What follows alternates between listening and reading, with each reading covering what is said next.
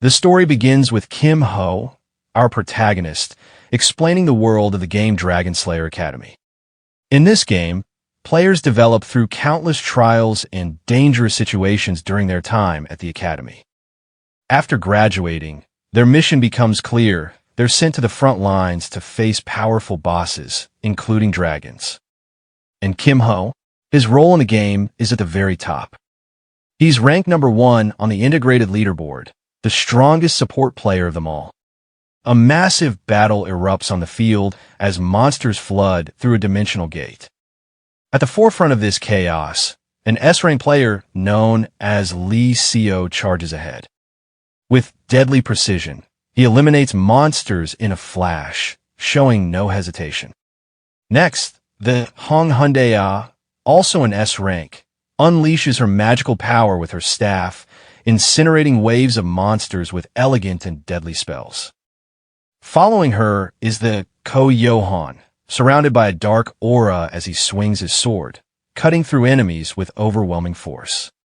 As the dust settles and the battlefield clears, Kim Ho and his team walk away from the scene. In that quiet moment, Kim Ho reflects on what he loves most about the game, not just the action, but something deeper. Later on, Kim Ho finds himself inside a dungeon, where he discovers a glowing red crystal. His eyes light up as he quietly acknowledges his find. A system notification immediately appears, revealing that this is a true bloodstone, a rare item that can increase a character's class by 1 rank within the Empire class category. Without hesitation, Kim Ho calls out for Carmilla. A girl emerges from the shadows behind him, a vampire NPC he's been training. Kim Ho thinks back on the game's unique mechanic, the Raise a Hero system. It allows players to take a clueless first-year NPC from the academy and develop them into an S-rank hero. He hands the bloodstone to Carmilla, and right before his eyes, she undergoes a stunning transformation. No longer a simple NPC, she becomes the vampire queen Carmilla, a newly minted S-rank. Kim Ho smiles to himself. He's just raised his 1000th S-rank hero. Suddenly, the scene cuts to the real world. Kim Ho is back at his computer, sitting comfortably as he yawns. Everything up until now, the game world, the battles, the transformations, all of it happened inside the game. He removes his headset, a faint smile playing on his lips, quietly acknowledging that there's nothing left for him to do. He's reached S-rank in every class. His inventory is overflowing with duplicates. He wonders if maybe he should try something different, like raising some of the more average characters just for fun. But then, a new notification pops up unexpectedly. Kim Ho frowns. A system alert at this hour? Curious, he clicks it open. The message congratulates him. He's achieved a feat no one else has, 1000 S-rank graduates. Because of this, a special quest is now available. He's surprised. This is a quest he's never heard of before. Then, another message appears, one that stuns him. The objective: prevent the destruction of the world. The difficulty: EX rank. Kim Ho is speechless. Up until now, S rank was considered the highest possible tier in the game. But now, there are EX rank items, skills, and even EX rank heroes. His mind races with possibilities. Without a second thought, he clicks accept. There's no way he's passing up brand new content like this. Another notification confirms the beginning of the quest. But just as he starts to process it, something strange happens. Kim Ho finds himself no longer at his desk, but standing in the middle of a forest. He rubs his head in disbelief. He's inside the Dragon Slayer Academy game. It hits him. The reincarnation quest didn't just give him a mission. It actually transported him inside the game world. He glances around. Trees tower over him. Sweat forms on his brow. He recognizes this place instantly. It's the tutorial forest. Which means he's starting from scratch. Opening the system menu, Kim Ho quickly checks his status window. What he sees frustrates him. His progress is gone. It's a full reset. No perks, no bonuses for being reincarnated. But then, just as he's about to complain, a new set of notifications appears. The system grants him reincarnation perks, traits like Copy and Monarch F, along with skills such as Copy and Amplification. His eyes widen. These weren't part of the normal game. Reincarnation perks? That changes everything. Crossing his arms, Kim Ho examines the system. Even if he's back to level 1, he's confident he can grind his way back. And honestly, if he's going to start fresh, a few advantages are only fair. Then another message appears. It's the first quest in the tutorial. The objective? Survive for 10 minutes. The reward? A new student character from Dragon Slayer Academy. Time remaining, 9 minutes and 56 seconds. Kim Ho instantly recalls what this tutorial used to be like. It should be simple, just avoid low-level monsters until time runs out. But then, he hears footsteps. Heavy ones, too loud for any weak mobs. Something's not right. Suddenly, Kim Ho notices something in the sky, 2 massive dragons locked in combat, soaring above the forest. The sight of them makes his heart skip a beat. Dragons? Here? Panic hits him as he begins to run. 2 S-rank bosses showing up in the tutorial zone. That had to be the result of the EX quest. Nothing else could explain something this absurd. As he sprints, a chilling thought crosses his mind. If even one of those attacks hits him, he's dead. Before he can even begin his new journey, it'll be over. But then, another idea sparks. Maybe this chaos is the perfect opportunity. Kim Ho slows down and focuses his eyes on the dragons. He remembers the mechanics behind one of his reincarnation perks.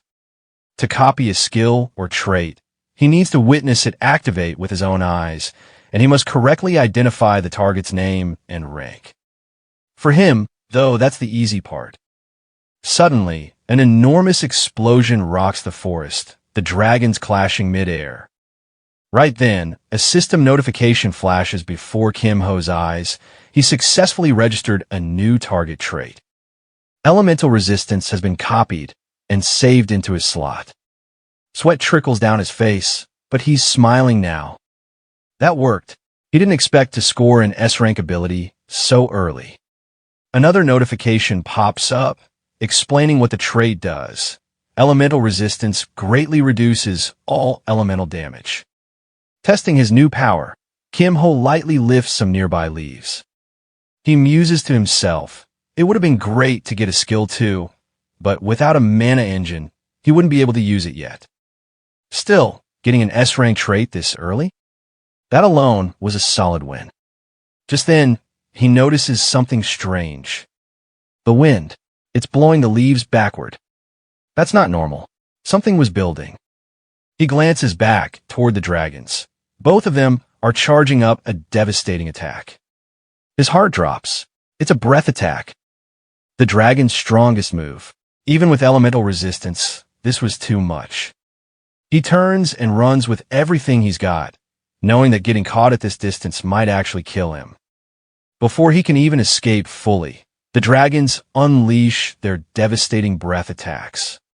But just as the energy surges toward him, the system intervenes. A notification appears right in time. The first tutorial is complete. The reward list scrolls by Dragon Slayer Academy uniform, a student ID, and a train ticket. Immediately, another notification follows. Tutorial 2 has begun. The objective is simple: board the train to Dragon Slayer Academy. The scene shifts. Inside the train, a boy looks down at a sleeping girl beside him. Seeing there are no empty seats, he tries to politely get her attention. He asks her if she wouldn't mind sharing the seat. When she doesn't respond, he asks again, unsure if she's asleep.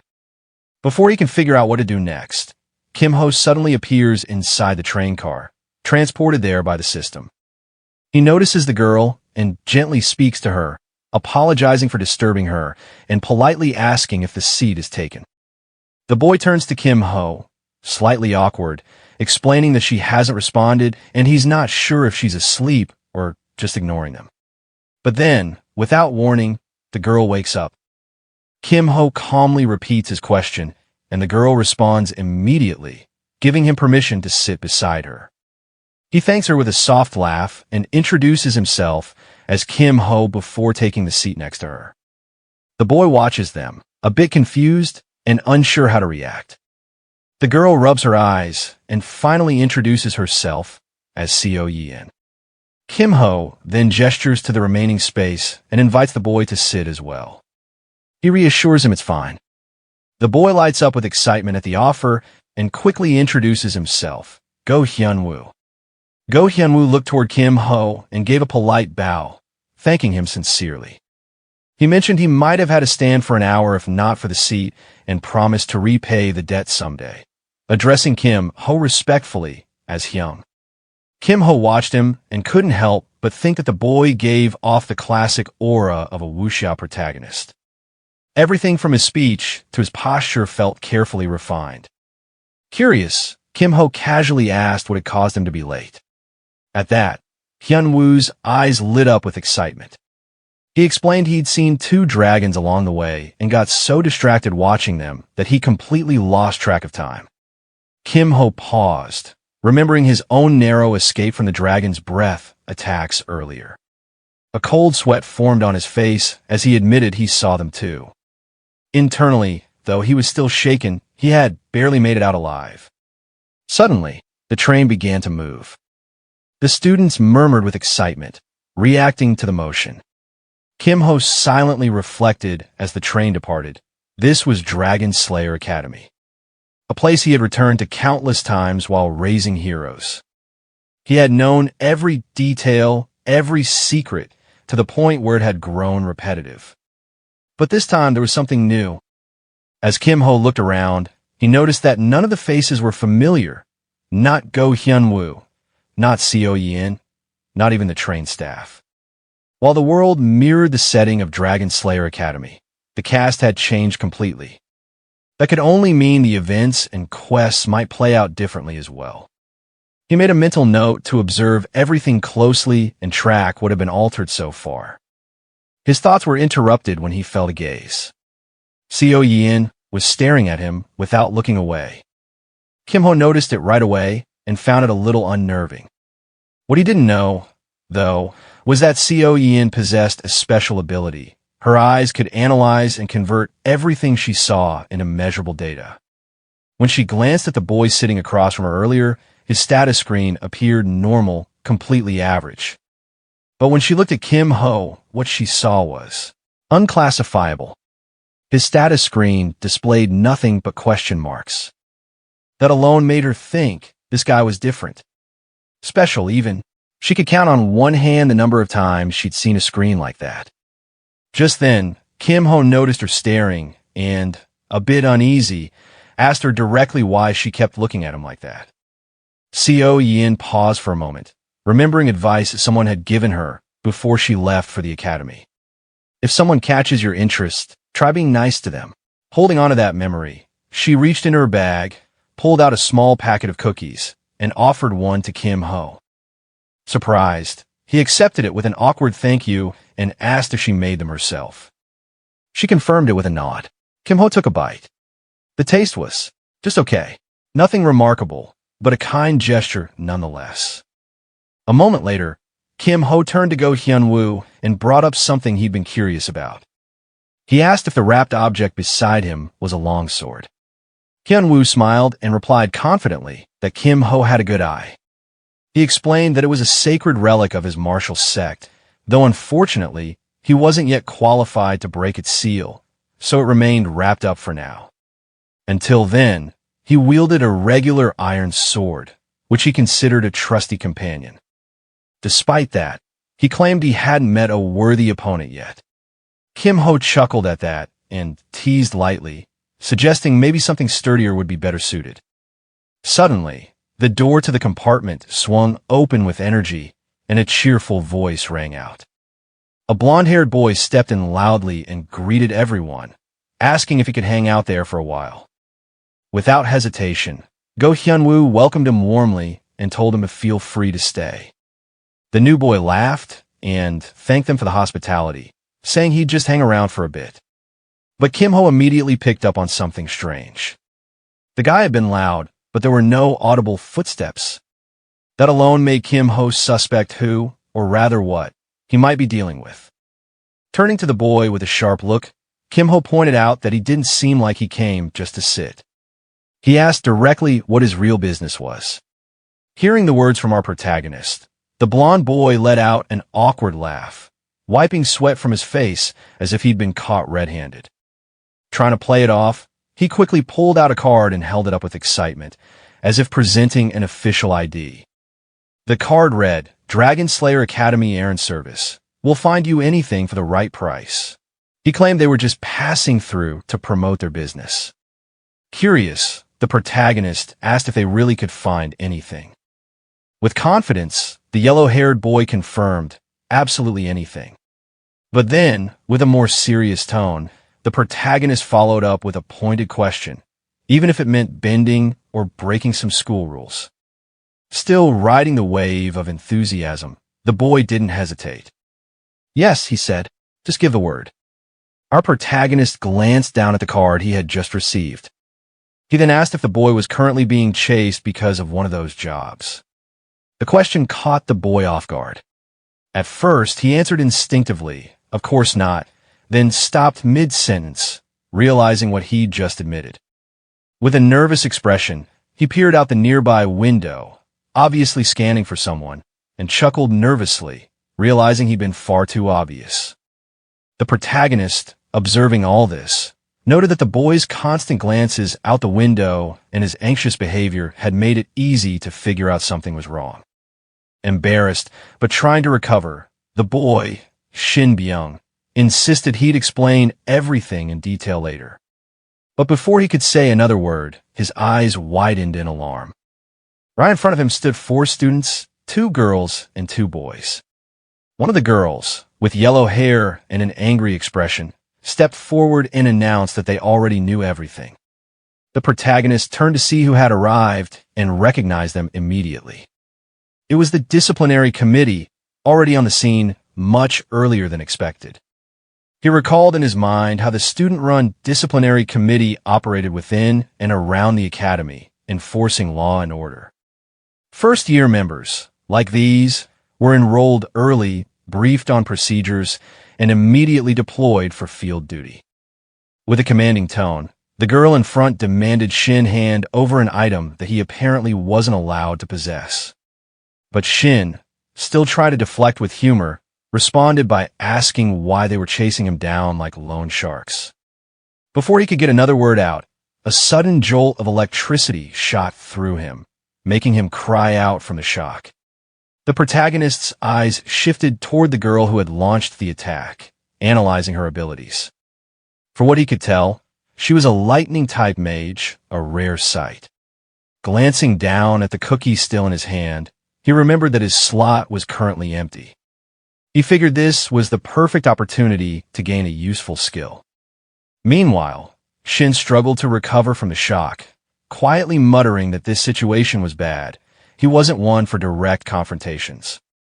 At that moment, the protagonist casually dropped the cookie onto the floor, almost like he had done it by accident. The disciplinary committee girl, now putting on gloves, warned that if Shin wasn't planning to cooperate, she'd have no choice but to subdue him. Without hesitation, she activated her skills. A brilliant flash erupted as a lightning-formed bird, shaped like a hummingbird, launched straight toward Shin with intense speed. But before the magical bird could land its blow, the protagonist stepped in and caught it mid-air with precision. The girl's eyes widened in disbelief. She demanded to know if Shin had brought along an accomplice. But the protagonist stepped forward with confidence, clarifying that he wasn't here as anyone's ally. Then, pointing firmly at the cookie lying on the floor, he claimed that she was the one who made him drop it. The accusation caught her completely off guard. With a bewildered and slightly embarrassed expression, she repeated the word, cookies, almost as if she couldn't believe that was the issue. And in that very moment, a notification popped up for the protagonist. He had successfully acquired a lightning attribute magic skill, Hummingbird. Kim Ho doubled down on his earlier complaint, pointing out that she really did make him drop his cookie. Anyone would be annoyed if their snack got ruined like that, he argued. The disciplinary committee's long-haired boy scoffed, calling it a pathetic excuse to start a fight and warning Kim Ho to step aside unless he wanted to get burned. Go Hyun-woo, unwilling to let things escalate against his new companions, put a hand near his sword and told them to be careful. If weapons were drawn, he wouldn't stay out of it. Tension thickened in the train car. Shin Byung-chul froze, clearly panicking as the situation threatened to spiral. Then the lightning mage girl from the disciplinary committee raised a hand and cut him before things exploded. She offered to send Kim Ho a dessert coupon for the student cafeteria as compensation. That settled them immediately. He laughed and accepted. Shin, still recovering from the earlier electric hit and now feeling left out, anxiously asked what would happen to him. Kim, teasing, told him that sounded like a personal problem. Privately, Kim Ho was pleased. He'd successfully intercepted her lightning spell and now had the chance to make good use of the skill he'd copied. A system update appeared in front of him. Copy, skill, hummingbird copy, trait elemental resistance. Once the committee retrieved the contraband they were after, the yellow-haired girl exposed what Shin had actually done. He'd stolen the station attendant's wig as a prank, and it had gone too far. Kim Ho silently agreed. Yeah, that one deserved getting zapped. As she passed him, the lightning mage gave cold advice. Stay away from Shin Byung-chul. Kim Ho just laughed and waved it off. He'd make his own decisions. The long-haired boy from the group pointed at Kim on the way out, saying he'd remember him. After the disciplinary committee left, Go Hyun-woo confirmed what they suspected. Those students really were from the committee, right? Shin nodded and explained that only top-tier elites were selected. The lightning caster who hit him was Song Chun-hai, granddaughter of Thunder Lord Song Jung-yoon of the Topaz Mage Tower. Hyun-woo asked about the others. Shin broke them down. Jo Byok was a disciple of the Fist King. Han Saman had been trained by the Sword Empress, and Jim Yohan was the sole heir of the Golden Lotus Pavilion. Serious backgrounds, every one of them. With that warning delivered, Shin grabbed the door, announced it had been nice meeting everyone, and told them not to forget to say hi next time before ducking out. Hyun-woo watched him go and chuckled about how lively that bunch was. Then, turning to Kim, he asked if he really stepped in just because of snacks. Kim Ho laughed lightly and admitted the truth. He mostly wanted a closer look at that rare lightning magic. Hyun-woo was puzzled. All Kim had done was deflect one of Song's spells. How much could he have learned from that? Kim asked how familiar Hyun-woo was with the spell called Hummingbird. Hyun-woo thought about it. That was actually his first time seeing it. It moved so fast his eyes could barely follow. It didn't seem designed to crush targets. It looked more like a control spell, something that could immobilize or paralyze. Kim told him he was half right. When pressed, he activated the copied magic to demonstrate. The spell got its name because it mimicked a hummingbird's flight, darting, precise, highly reactive. Its performance varied dramatically depending on the caster's skill, which meant Song Chun-hai's control was impressive based on how cleanly she sent it. After catching the lightning bird with ease, Kim Ho took a moment to explain the situation to Go Hyun-woo. He laid out his analysis with clarity. If Song Chun-hai, the lightning mage who cast the spell, had been an experienced magician, then the spell's behavior would have changed the instant he had interfered. But instead, the spell had flown directly into his hand without deviation. This revealed something important. She lacked either refined control or real-world combat experience. Go Hyun-woo was stunned at how much could be deduced from such a small moment. The idea that a single spell could reveal so much about someone's abilities fascinated him. But Kim Ho wasn't finished thinking. Internally, he considered the bigger picture. Chun-hai had used an E-rank skill, but pushed it with power resembling a D-rank's output. That could only mean two things. Either she had a particularly strong trait amplifying her abilities, or her mana reserves were naturally vast. In either case, she certainly lived up to being the granddaughter of the famed Thunder Lord, Song Jung-yoon. Later, outside the room, the two of them walked and talked casually. Go Hyun-woo, still deep in thought, remarked that it felt like fate. They'd just met, and already he was learning so much from Kim Ho. But Kim Ho brushed it off, joking that it wasn't a big deal. It was just the kind of knowledge he'd share with anyone. Appreciating the humility, Go Hyun-woo clasped his hands together in a respectful gesture, promising to return the favor. If Kim Ho ever needed help, he only had to ask. Kim Ho, with a sly grin, decided to take him up on the offer right away. But first, he asked to borrow a single silver coin. Go Hyunwoo blinked in confusion, not sure where this was going. A short time later, they found themselves sitting in front of a broken-looking slot machine labeled out of order. Kim Ho sat down, eyes fixed on it, and explained without turning to his companion. This train car had once been a sightseeing attraction, and this room was once a casino. It was clear the restoration process wasn't yet complete. Go Hyunwoo glanced at the machine skeptically and asked why they were using it, given the out-of-order sign. Kim Ho's reply was vague, something like, "Who knows?" and he placed the silver coin into the machine. Go Hyunwoo protested loudly, insisting it was clearly broken, but Kim Ho ignored him and pulled the lever. Inwardly, Kim Ho was focused. This wasn't just random gambling. He believed this was a hidden event, a concealed game mechanic. In his mind, this slot machine was one of those rare must-pick events hidden behind misdirection. When a machine only spat out a plain water bottle, both of them stared in quiet disappointment. Neither had expected much, but the result was still underwhelming. That's when Go Hyunwoo, still watching Kim Ho intently, asked why he had come along in the first place.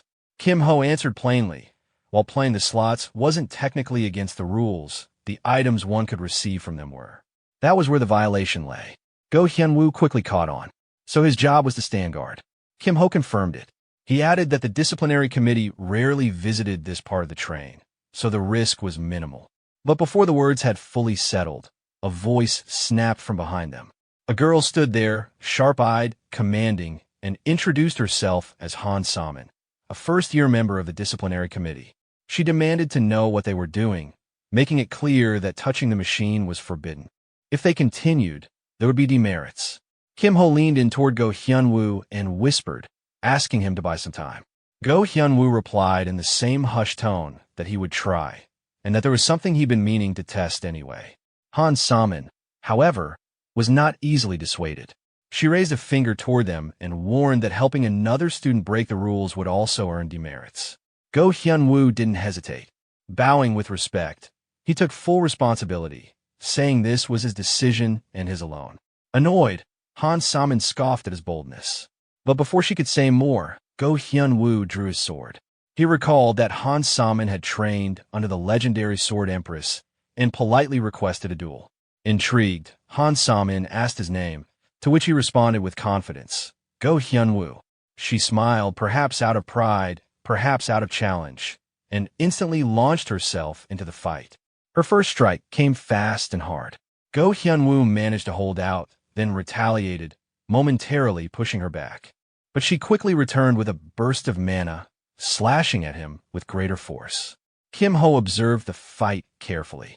He could tell Go Hyunwoo was struggling. The difference in internal energy was evident.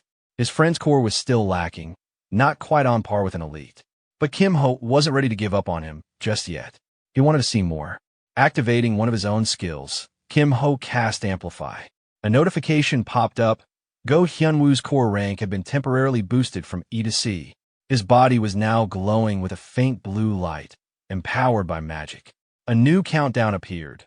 Duration, 58 seconds cooldown. 59 minutes and 58 seconds. Kim Ho gave quiet encouragement. Just hold out for one more minute. Go Hyunwoo responded with resolve. The duel turned more balanced as he fought with renewed strength, pushing back with each second that ticked down. 19 seconds, 15 seconds, 14 seconds. Meanwhile, Kim Ho returned his focus to the slot machine. He thought to himself about how slot machines were iconic symbols of casinos, often dismissed by players due to their reliance on luck. But what most didn't realize was that some had hidden mechanics. This one, in particular, had a secret pity system. He recalled the logic. Players were given just 5 silver coins. Now, this was his 5th spin. One more remained. With deliberate care, he inserted the 6th coin, the silver he had borrowed. The machine whirred once more. A different item appeared this time, not another water bottle, but something more ominous. A notification appeared in front of him. Dark ice crystal taste. Bitter cold used with extreme caution warning. You could die. Kim Ho stared at it, eyes calm and calculating. He had hit the jackpot. Kim Ho, Holding the vial, Kim Ho didn't hesitate. He had what he came for. Just as Han Saman prepared to turn her attention to Kim Ho and attack, Shin stepped in to block the blow, his weapon shattering from the impact. He stood firm, insisting the fight wasn't over yet. Meanwhile, the timer on Amplify ran out. Without waiting for the duel's result, Kim Ho consumed the contents of the dark vial. Pain hit him instantly. He grabbed his throat, the cold flooding through his body. Notifications flashed, frozen status effect applied, then removed and applied again, repeatedly. Go Hyun cried out in alarm, fearing the worst. Han Saman panicked too, warning that the vial was dangerous and could easily kill a student. But moments later, Kim Ho stood, breathing normally, and calmly said he was fine. Both of them stared at him in disbelief. Later, seated in a quiet room, Kim Ho explained with a smile that the vial was basically a kind of elixir that rapidly replenished mana. But internally, he admitted the truth. Dark Ice Crystal was a deadly substance, normally fatal even in small doses.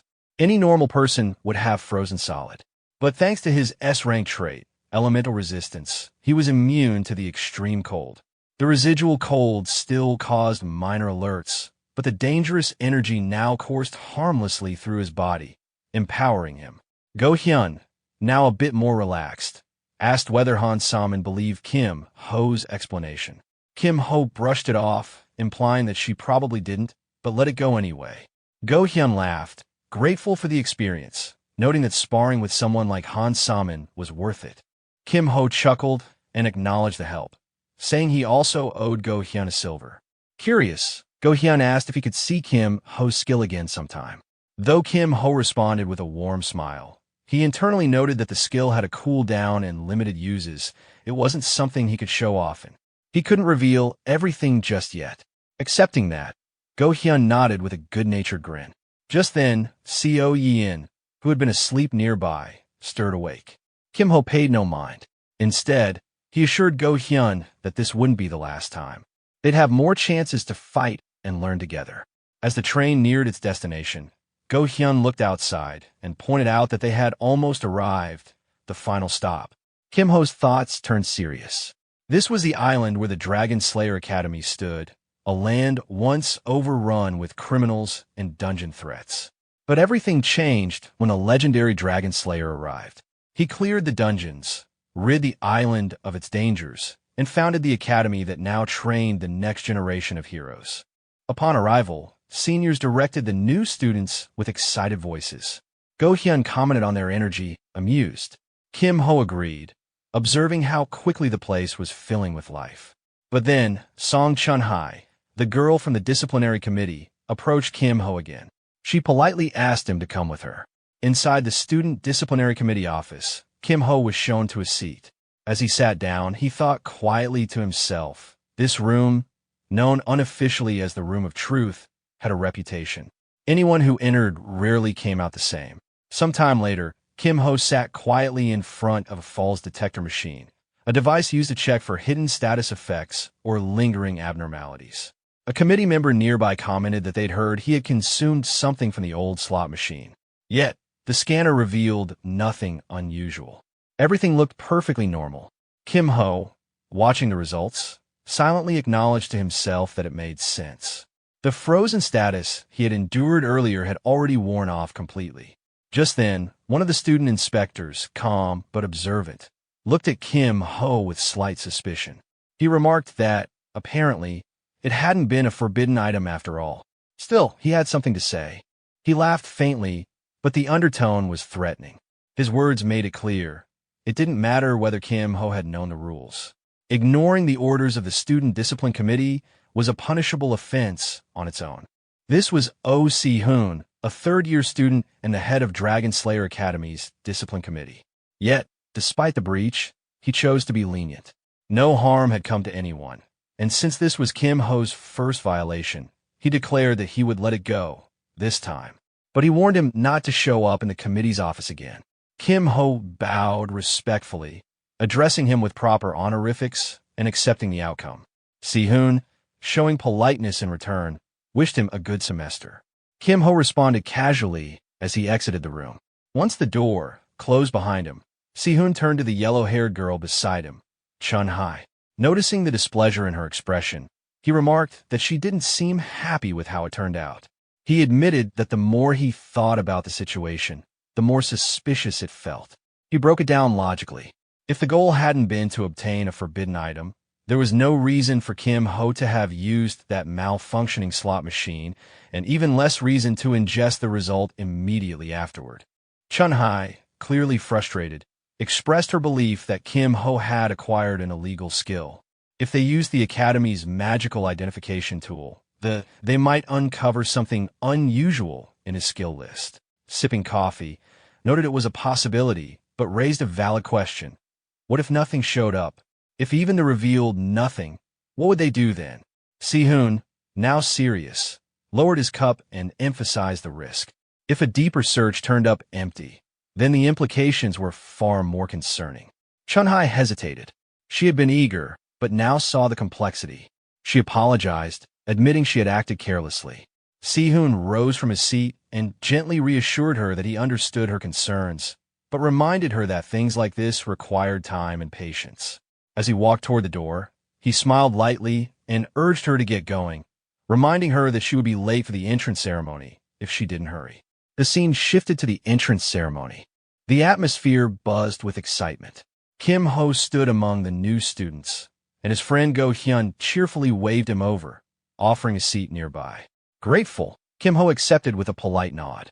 At that moment, a new system notification appeared before him. You attended the entrance ceremony on time. Reward: E-rank weapon selection ticket, 5 silver. Reading it, Kim Ho couldn't help but smile to himself. Even an E-rank weapon was better than nothing, and, amusingly, he had just earned back the money he'd spent on the slot machine.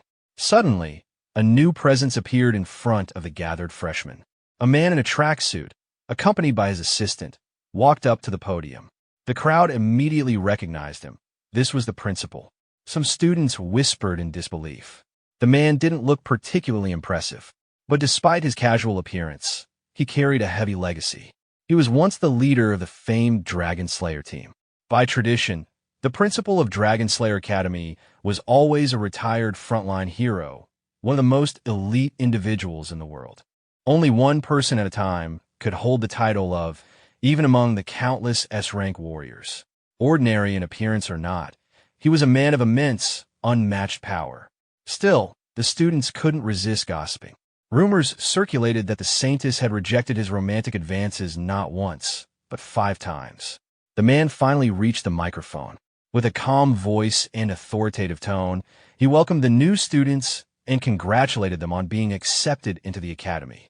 He began his formal speech, recounting the history and purpose of the institution. Dragon Slayer Academy had been founded long ago, with the clear mission of preparing for battle against dragons, and of training those worthy of the title Dragon Slayer. The first hero, he explained, had deliberately chosen the word slay to be part of the Academy's name. It was meant to be a reminder, a challenge. To slay something, after all, means to face it, fight it, and overcome it. You weren't truly an ogre slayer unless you had slain an ogre. And you weren't a dragon slayer until you had slain a dragon. As the principal continued his lengthy speech, both our protagonist and Co Yin exchanged awkward glances, clearly wondering when it would end. In the middle of his serious monologue, the principal himself paused and muttered to the audience about how unexpectedly long it had become. He then returned to his somber tone, emphasizing the brutal nature of being a slayer. Taking lives, he said, was an inescapable part of their path, but he urged them not to turn a blind eye to this reality. Instead, he encouraged each student to question their own purpose. Why do they want to slay? And what are they fighting for? He hoped each of them would find their answer in time. Just as he was about to wrap up with a final message, his assistant rushed in from behind him, seemingly in a panic. At the same time, a student somewhere in the crowd whimpered about a headache, cutting the solemn mood. With a somewhat flustered expression, the principal delivered his final line, wishing all the students success in becoming true heroes during their time at the Dragon Slayer Academy, and officially ended the ceremony. After the speech, Go Hyun, full of energy and excitement, commented about how meaningful the whole experience had been. This surprised the protagonist, who had clearly been bored the entire time. But Go-hyun explained, laughing, that every word of the principal's speech had felt valuable to him because he was used to hearing similar lectures from his master every day. This revelation left the protagonist slightly dumbfounded, sweating and awkwardly staring at his friend. Then the assistant stepped up to the mic again to issue some important announcements. First, she reminded everyone that the list of forbidden items had been updated. Possessing any of these would not only result in confiscation, but also harsher penalties beyond just losing points. She also informed them that for now, new students would be restricted to the ground floor for any practical evaluations. Entering the lower levels without permission could harm not just the individual, but also their associated sect, magic tower, or guild. This warning caused visible anxiety among some of the students, who were now nervously sweating in their seats. The assistant gave a final stern reminder. One reckless decision out of curiosity could bring consequences for everyone. She urged everyone to follow the rules strictly to avoid disadvantages. With that, the entrance ceremony was officially over, and students were dismissed for dinner, reminded to return to their dorms on time. Right after, Shin Byung suddenly appeared in front of the group, calling out enthusiastically and inviting them to go eat. Go-hyun immediately noticed a wound on Shin Byung's face and asked how he got it. Shin Byung, trying to brush it off, claimed it was just a small incident and told them they should eat well that night. This confused Go-hyun, who pressed for an explanation, to which Shin Byung vaguely replied that tomorrow was the first day of classes, a big day awaited them. That night, back at the boys' dormitory, Go-hyun discovered that he and the protagonist were neighbors.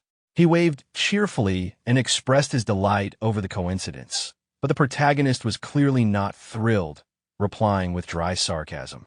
Go-hyun, still cheerful, told him to rest well. After entering his room, the protagonist removed his jacket and hung it on the door. But instead of going to bed, he made up his mind.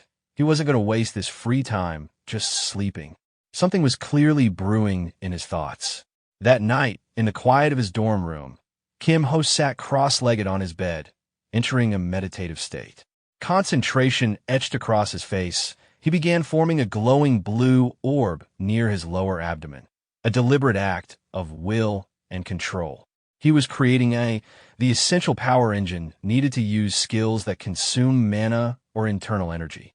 Though he had never done this before in real life, he relied on instinct and theory, his mind filled with a clear understanding of the process. With the dark ice crystal he had consumed earlier, his body was brimming with mana, almost overflowing. As he opened his eyes, a steely determination burned within them. He was confident this would work. Meanwhile, just across the hall, Go-hyun-woo was also sitting in quiet meditation within his own room. His thoughts lingered on the battle with Han So-mi, the first real opponent he had encountered since descending the mountain. Both of them had held back somewhat during the match, but he knew that even at full strength, the outcome would have been uncertain. Had Kim Ho not intervened at the precise moment his iron sword broke, he likely would have lost. Since that moment, one word kept echoing in his mind when he thought of Kim Ho, master. Kim Ho carried the kind of calmness that only truly powerful people possessed, and his gaze seemed to pierce through everything. Go-hyun-woo glanced at his sword leaning in the corner of his room, pondering whether he should ask Kim Ho for guidance. But after a moment's hesitation, he shook his head. No, he told himself. Kim Ho was the first true friend he'd made. He didn't want to impose.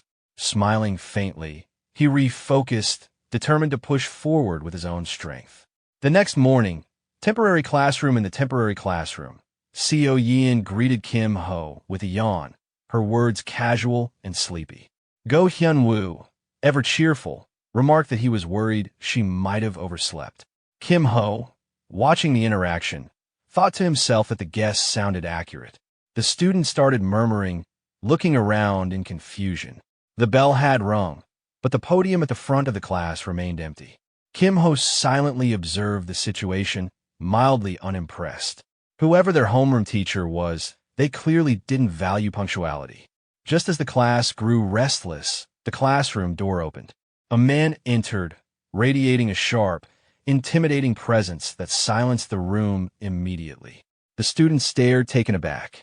He scanned the classroom with a piercing glare before introducing himself bluntly. Lee Soo-dok, their homeroom teacher. To test the students, he pointed to one and demanded to know his nickname. Nervously, the student stammered out a few options until finally blurting the correct one. The Human Butcher. Kim Ho processed the name silently. In a world filled with superhumans who had surpassed the boundaries of ordinary strength, there were those who strayed, villains who used their power selfishly and cruelly.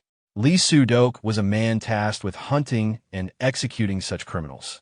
His nickname, while grim, was well-earned. It reflected a career in which he'd killed far more villains than he had spared. Now standing before the class, Lee Soo-dok made it clear. He hadn't been thrilled about becoming a teacher. But the principal had asked, and he was a professional. He didn't take any assignment lightly, and this would be no exception. His intensity hung heavy in the air. The message was clear. He would not tolerate failure. The students could feel it too. Some averted their eyes. Lee Soo-dok began writing on the board and continued with the course outline. Grading would be tough. Written exams would account for 30% of their final grade. Attitude and behavior made up another 10%, points that could be lost with poor discipline and could even drag down other grades. That part, he warned, would be under his strict watch. And then came the biggest component, practical exams. These were divided into two categories: Dungeon Conquest, which involved navigating and clearing dangerous dungeons, and PvP matches, where students would test themselves against one another. Each would make up 30% of the final grade, and all scores would be graded on a curve, meaning it wasn't enough to be good. You had to be better than the person beside you. When no one raised questions, Lee Soo-dok issued his final command. They were to head straight to the arena. In the arena, two students clashed in the ring, spells and strikes echoing through the air as the atmosphere pulsed with tension and anticipation. Among the spectators, Shin Byung's eyes lit up as he leaned over the railing with giddy enthusiasm. This was the moment he had been waiting for, the placement exam. 4 first years at Dragon Slayer Academy. This wasn't just another test. It was the event that would shape reputations, rankings, and futures. Beside him, Go Hyun-woo watched with wide eyes, recalling what Shin Byung had hinted at the previous day. Now it made sense. This was the grand-scale event he had spoken about, and it was even more intense than expected. The match structure was explained to the crowd as the next round prepared. In order to expose students to various combat situations, the Academy frequently altered the rules for PvP matches. This time, the format was a brutal setup where duels continued until one combatant's HP hit 0. They became completely incapacitated, or they clearly surrendered. To prevent matches from dragging indefinitely, a 5-minute time limit had been imposed. If no winner emerged by then, the match would be decided as a draw or left to the judge's discretion. Shin Byung was practically bouncing where he stood. He called out that each participant would face 3 random opponents from the first year, and points would be awarded based on victories. His energy made it clear he relished this challenge. Curious, Go Hyun-woo turned to Kim Ho and asked what happened in the event of a draw or a loss. Calmly, Kim Ho explained that in such cases, the result would be 0 points. There were no deductions, but no gains either. Just then, a notification appeared in front of Kim Ho. It hovered clearly in his vision. Goal: earn mid-tier or higher results in the placement exam. Achieve at least 1 win in the PvP placement exam. Place in the top 50% in the Dungeon Conquest exam reward. Slot +1. Kim Ho's thoughts sharpened as he reviewed the requirements. The subquest was straightforward. 1 win in the PvP match and a solid performance in the dungeon segment would be enough to clear it. But his focus wasn't on the reward just yet. What mattered more now was what the placement exam truly offered information.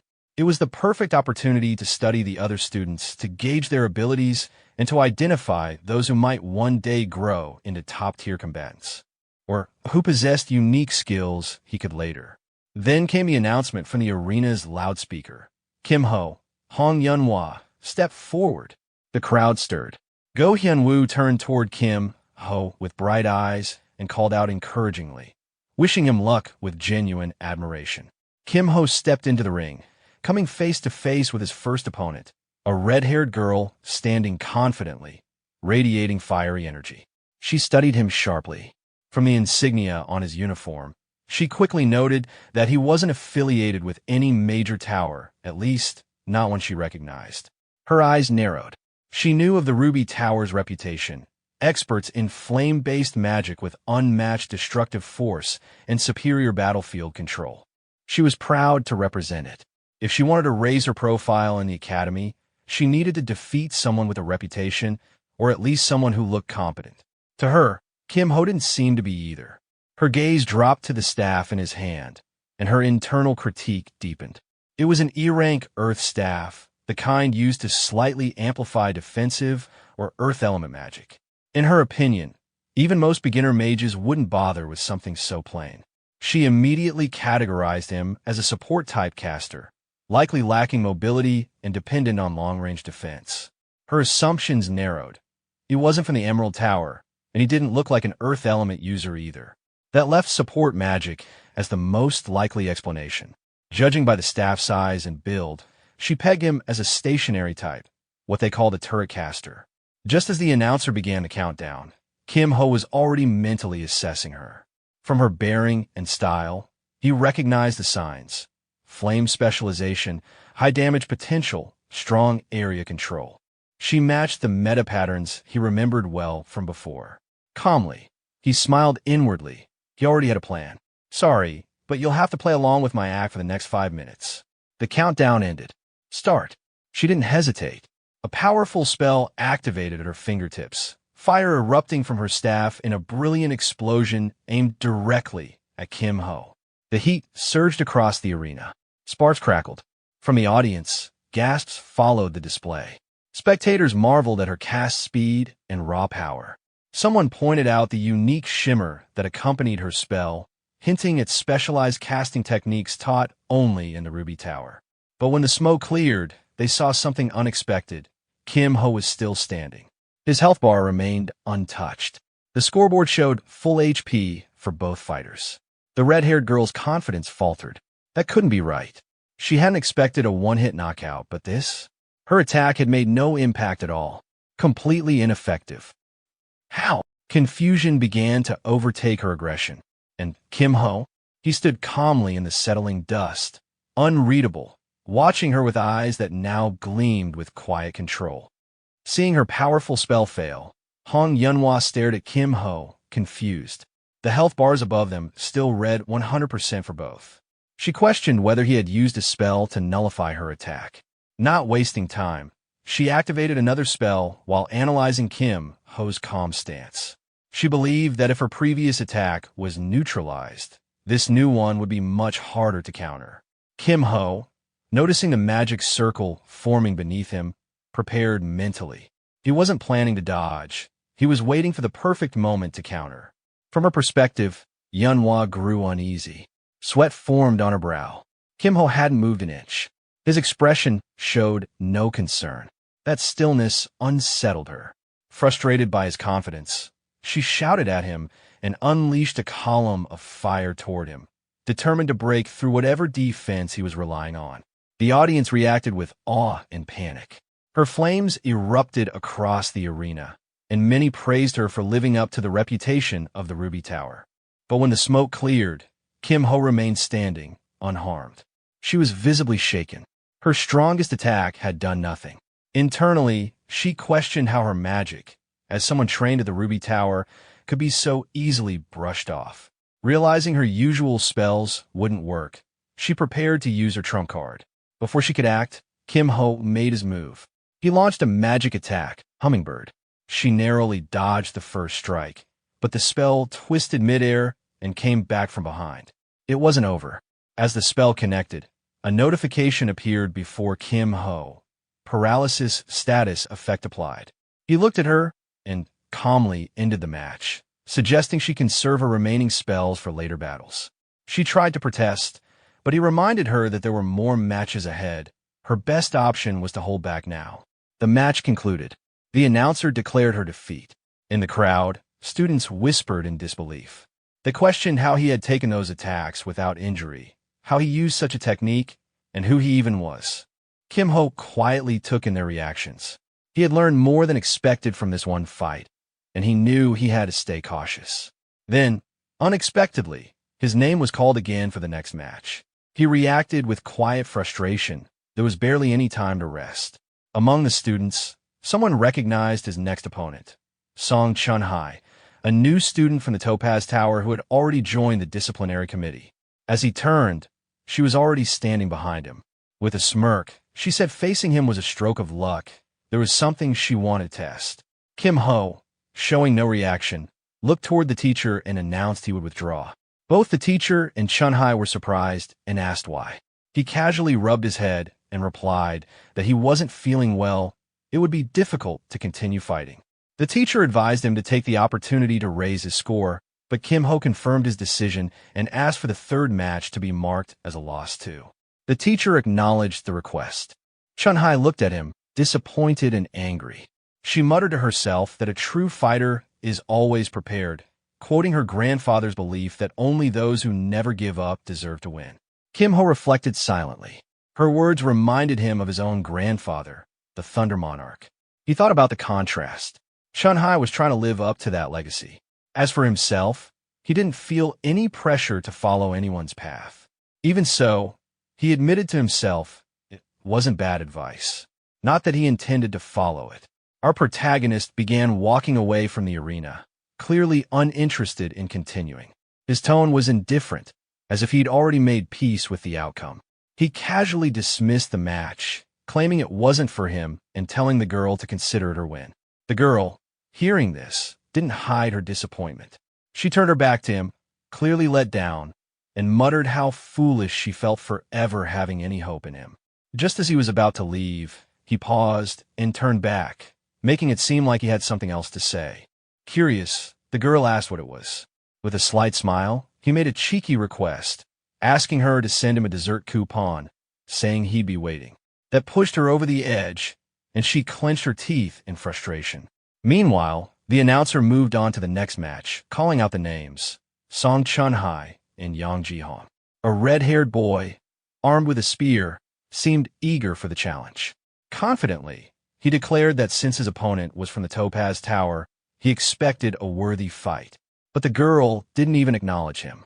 Trying to get her attention, he asked if she was ready, only to be cut off mid-sentence. Before the announcer could even fully say start, she struck instantly with lightning, overwhelming him in a single move. The scoreboard confirmed the result, Song Chun-hai 100%, Yang Ji-hong 0%. Watching from the stands, Shin Byung, sitting next to our protagonist, looked shocked. He commented on how badly the boy seemed to be burned. Our protagonist acknowledged it with a calm remark. Shin Byung, realizing how things could have gone, mentioned it was probably a smart move to have forfeited earlier.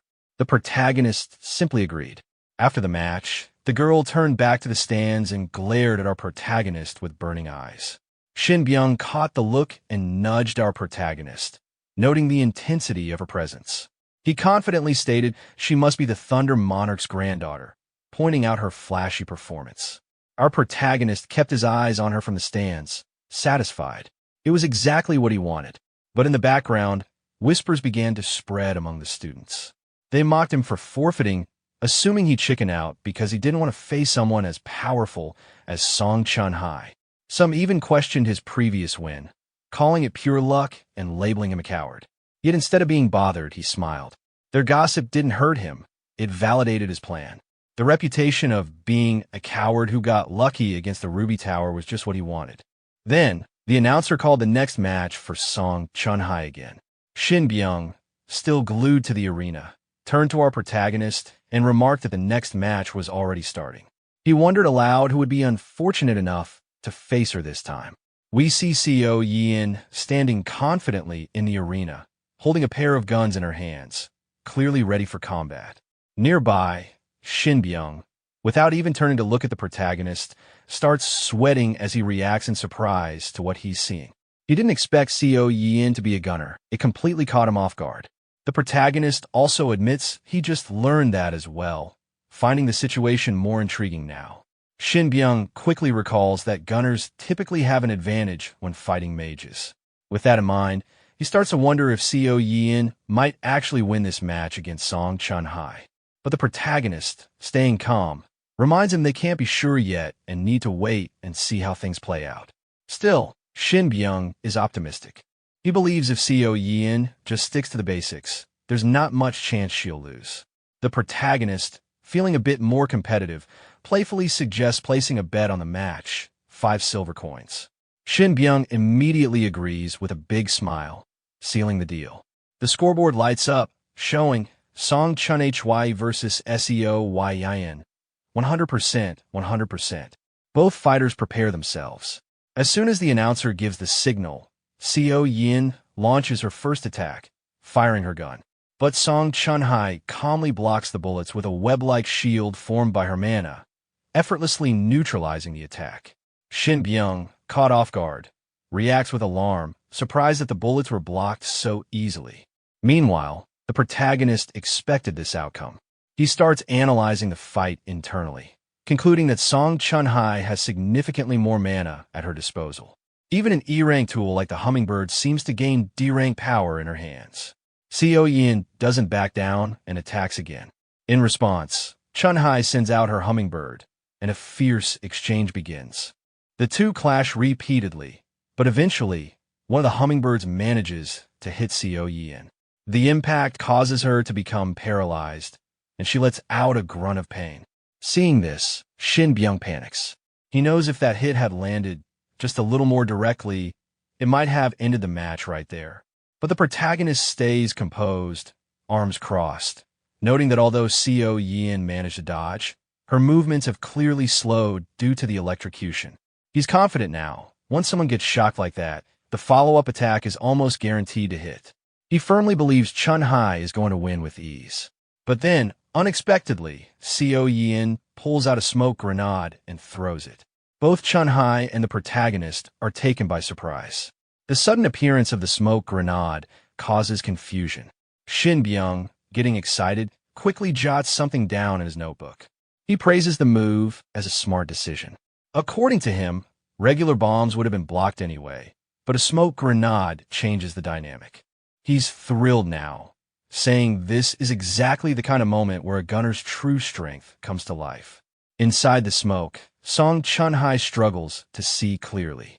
The confusion gives Seo Yin the opening she needs. A single bullet silently cuts through the smoke and lands a clean hit on Chun Hye's shoulder, catching her completely off guard. The girl glanced back at Seo Yi while being carried away, thinking to herself that although she had managed to avoid a direct hit using a magic barrier, the impact was still strong enough to knock her off balance. At that very moment, Seo Yi was right behind her, silently raising a gun.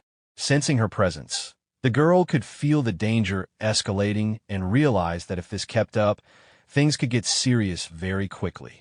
Watching from the sidelines, Shin Byung was surprised.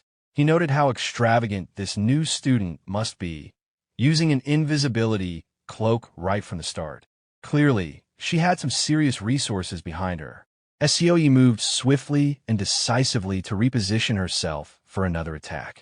Observing this, Shin Byung commented that switching to a rifle had also been a smart move. A bullet then zipped past the girl's neck, missing by mere strands of hair. The scoreboard displayed the current state of the match. Song Chun Hye at 85%, Seo Yin at 88%, with 2 minutes and 13 seconds left on the clock. As the girl looked toward the source of the shot, sweat formed on her face. She realized she couldn't just keep defending and needed to take action. Again, Seo Yi appeared behind her, ready to attack. The girl quickly threw up a barrier and tried to read the direction of the incoming magic bullets. The moment the bullet barely grazed the barrier, she spun around and activated a skill, deciding it was the perfect time to strike back. Seo Yi immediately jumped upward to evade, but the girl pointed at her midair and declared she had her. This time, Seo Yi couldn't avoid the incoming attack. A hummingbird materialized and struck her with an electric shock on contact. The scoreboard updated again. Song Chun Hye at 85%, Seo Yin dropped to 68%, and the match timer hit midnight. Watching the conclusion, the protagonist nodded to himself, thinking it went just as he expected. He turned his attention to the yellow-haired girl and acknowledged that she clearly had no equals among the freshmen. Still, Seo Yin holding her off until the time ran out was impressive in itself. Shin Byung, accepting his loss, handed over 5 silver coins with a sigh. But before letting go, he grabbed the protagonist's arm and, sweating nervously, suggested another bet under the same terms. The protagonist, looking serious, asked him plainly if he was addicted to gambling and why he couldn't stop. Shin Byung pointed at the arena, insisting the next match would change the protagonist's mind. Go Hyun-woo's opponent, he explained with excitement, was none other than the first king's disciple, Jo Byok. With a grin, he asked who the protagonist would bet on this time. The protagonist replied matter-of-factly that the first king's disciple would likely win. Shin Byung, eager for a chance, said he'd bet on the other side and teased that the protagonist was being tough on his own friend. Crossing his arms and watching the arena, the protagonist clarified that he never said Go Hyun-woo would lose. Confused, Shin Byung asked what he meant by that. The protagonist just smiled confidently and told him he'd find out soon enough. From inside the arena, Go Hyun-woo glanced toward the stands, catching sight of the protagonist. A thought passed through his mind. Kim Hyung is watching. With that in mind, he unsheathed his sword, stepping forward with determination. He wanted to show a clear victory, something meaningful, but he knew it wouldn't come easily. Facing Jo Byok, Go Hyun-woo urged him to draw the sword on his back. But Jo Byok calmly responded that it wasn't yet time to use it. Go Hyun-woo acknowledged this with understanding, but warned him that he wouldn't be going easy regardless. The two squared off, their swords at the ready. The scoreboard displayed Go Hyun-woo versus Jo Byok, 100%, 100%. The announcer called for the match to begin. In a blink, Jo Byok launched himself forward and was suddenly right in front of Go Hyun-woo. With smooth precision, he followed up with a palm strike. Go Hyun-woo reacted in time, blocking with both hands on his sword, but the sheer force sent him sliding several meters backward. Go Hyun-woo glanced at his trembling sword and realized that even though he'd managed to reduce the impact, the force behind the strike was overwhelming. Basic attacks won't be enough, he concluded. As Jo Byok came charging again, Go Hyun-woo made up his mind. I'll end this in a single blow with this technique. He activated a refined move, the blue sword technique. The two closed in once more, clashing with all they had. Their powers met in a brief but intense moment of force. The result, Go Hyun-woo's sword shattered from the impact. Without facing his opponent directly, he quietly admitted defeat, saying he could no longer continue. At the same time, a wound opened on Jo Byok's shoulder. He acknowledged it calmly and said he'd look forward to their next match.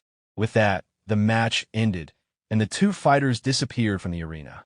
Watching from above, the protagonist thought to himself. As expected, the iron sword couldn't withstand it. He recalled seeing Go Hyun-woo's swordsmanship on the train earlier and had briefly hoped otherwise. But reality affirmed what he suspected. Go Hyun-woo treated severing swords like disposable tools. Beside him, Shin Byung held his head in disbelief. Sweating nervously, he asked how the protagonist had predicted the outcome so accurately. In response, the protagonist quietly grabbed his shoulder and lightly scolded him for talking too much. Then, with a smile, he held out his hand, requesting the agreed-upon 5 silver coins. Shin Byung, flustered, admitted he didn't have the money. But the protagonist calmly offered an alternative. He didn't necessarily need cash. Shin Byung asked with a bit of hope what he could offer instead. The protagonist simply pointed to his notebook and told him he could pay with information. Just then, the announcer's voice echoed. The raid placement exam will continue after lunch. Everyone, gather at the dungeon building, and don't be late. All right, dismissed. Sometime later, the two sat on a grass field outside, eating lunch. The air was calm, and Shin Byung took a bite of his sandwich before looking over at the protagonist. Who will win at the end? He asked casually. Without missing a beat, the protagonist replied, let's talk after you finish eating. Shin Byung chuckled and then leaned forward. Sorry. So what information do you need? With a curious but thoughtful look, the protagonist replied, just tell me about the promising talents from the 4 great factions. Shin Byung, grinning playfully, replied, well, all right. I'm overflowing with top-tier information. Then, turning a bit more serious, he began explaining, to your information, the 4 great factions at Dragon Slayer Academy, besides official groups like the Disciplinary Committee, are major powerhouses. He listed them one by one. Miram Alliance Guild, Union Magic Tower Society, Knight Order, among them, if we're talking about the real promising talents. He started going through his notebook. Grandson of the Sword Saint, Moyong Hyeonsong, Miram Alliance. Moyong Jun, also Miram Alliance. Hong Yunhua, the likely next head of the Ruby Magic Tower, Magic Tower Society. Park Nari, the druid who walks around with a cat on her shoulder, Guild Union. And one more, someone who doesn't stand out because he's hiding his skills, Lee Song-hyun, the son of the Swordmaster, Night Order. Finishing his list, Shin Byung tapped his notebook and said, "Well, these are about the only ones to call uniquely strong." The protagonist simply responded, "They are definitely a stacked lineup." Shin then looked up again and asked, "Hey, by the way, where did Hyenwoo go?" But then he paused, suddenly feeling something in his pocket. His face changed. "All right, the club presentation," he exclaimed in panic. "I completely forgot." He jumped up, waving as he ran off. "I have to go first." "Sorry," the protagonist, wiping a bit of sweat from his brow, replied. "Yeah, see you later." Now alone with Co Yin in the field, he glanced at her quietly. She seemed downcast. Maybe it's because this is the first bond I've made in this world, he thought, but it bothers me seeing her like that. Then, trying to break the silence, he said, "Hey, about the cookie I dropped on the train yesterday." Checking something in the system, he continued, "Song Cheon-hai sent me a dessert coupon. Since it was your cookie, you have a share in this too." He summoned a cake and set it in front of her. "Here, let's eat together." Co Yin accepted it with a simple thanks. Then, after a pause, she suddenly asked, "Huh?" Looking at him curiously, she asked, "Why do you think?" "I lost to Song Cheon-hai." The protagonist answered evenly. It's hard to break through a magic barrier with a magic bullet at this level. With such superior magic power, it's normal for her to be that strong. Then he held something up, adding, "But if you strengthen the magic bullet through mana training, it becomes a different story." Co Yin looked puzzled. "Mana training? Why is that necessary?" The protagonist looked surprised. "What? No way. You've never done it before?" She shook her head. "Yeah." Stunned, he asked again, "Then how did you even create a magic bullet?" "I never learned the skill," she answered casually. The protagonist was momentarily speechless. Genius, he thought. The magic bullet skill is supposed to be basic for a gunner. Has she been landing shots just by instinct? She's causing trouble without even knowing mana training. In that case, with renewed energy, he offered, "If you're okay with it, I can make some time to help you out." She gave a small nod. "Okay." Smiling, he said, "Once you train your mana and learn the skill, things will get a bit easier." "Well, you scored well. Let's go. Time for the placement exam." Then suddenly, the scene shifts to the dungeon wing. In front of the dungeon portal, the teacher gathers all the students and begins addressing them with a serious tone. He informs everyone that the conquest exam is about to begin. The exam will take place inside the dungeon portal behind him, and it will follow 2 specific rules. As he speaks, a panel appears displaying the first rule. Students will earn points based on the number of monsters they defeat within a 10-minute time limit. The more monsters they defeat, and the higher their quality, the more points they will get. The second rule is that it's a rank-locked zone. Everyone's abilities will be equalized to F rank. This includes their equipment, skills, and traits. The teacher emphasizes that even their score will be locked at F rank, meaning they'll have to put in real effort to climb out of it. He warns them not to get sloppy with mana usage. Poor management could cost them the entire exam. After giving the instructions, the teacher starts calling students one by one to enter the dungeon. A bit later, as some students begin to return from their turns, the teacher watches their exhausted faces and weak performance. Disappointed, he quietly scoffs at their complaints, finding them pathetic. Internally, he notes how terrible their results are and struggles to believe how low the standard is. Out of all the participants, only 2 students manage to stand out. Han Somi, who earns 928 points and ranks first, and Choi Jong-pil, who manages to hit the top 20%. Even with those 2 performing well, the teacher already feels the headache coming on. He knows it's going to be tough figuring out how to train the rest. He then awkwardly announces the next 2 students, Co Yin and Kim Ho. As they walk toward the gate, our protagonist calmly advises Co Yin to use a rifle for the test.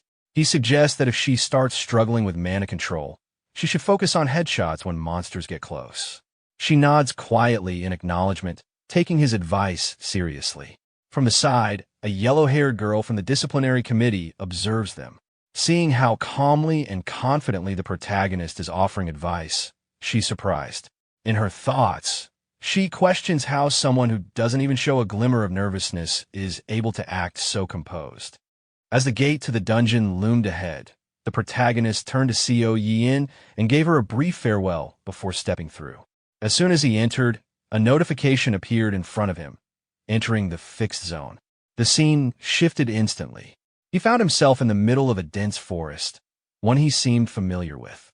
He noted to himself that it had been a while since he last visited this place.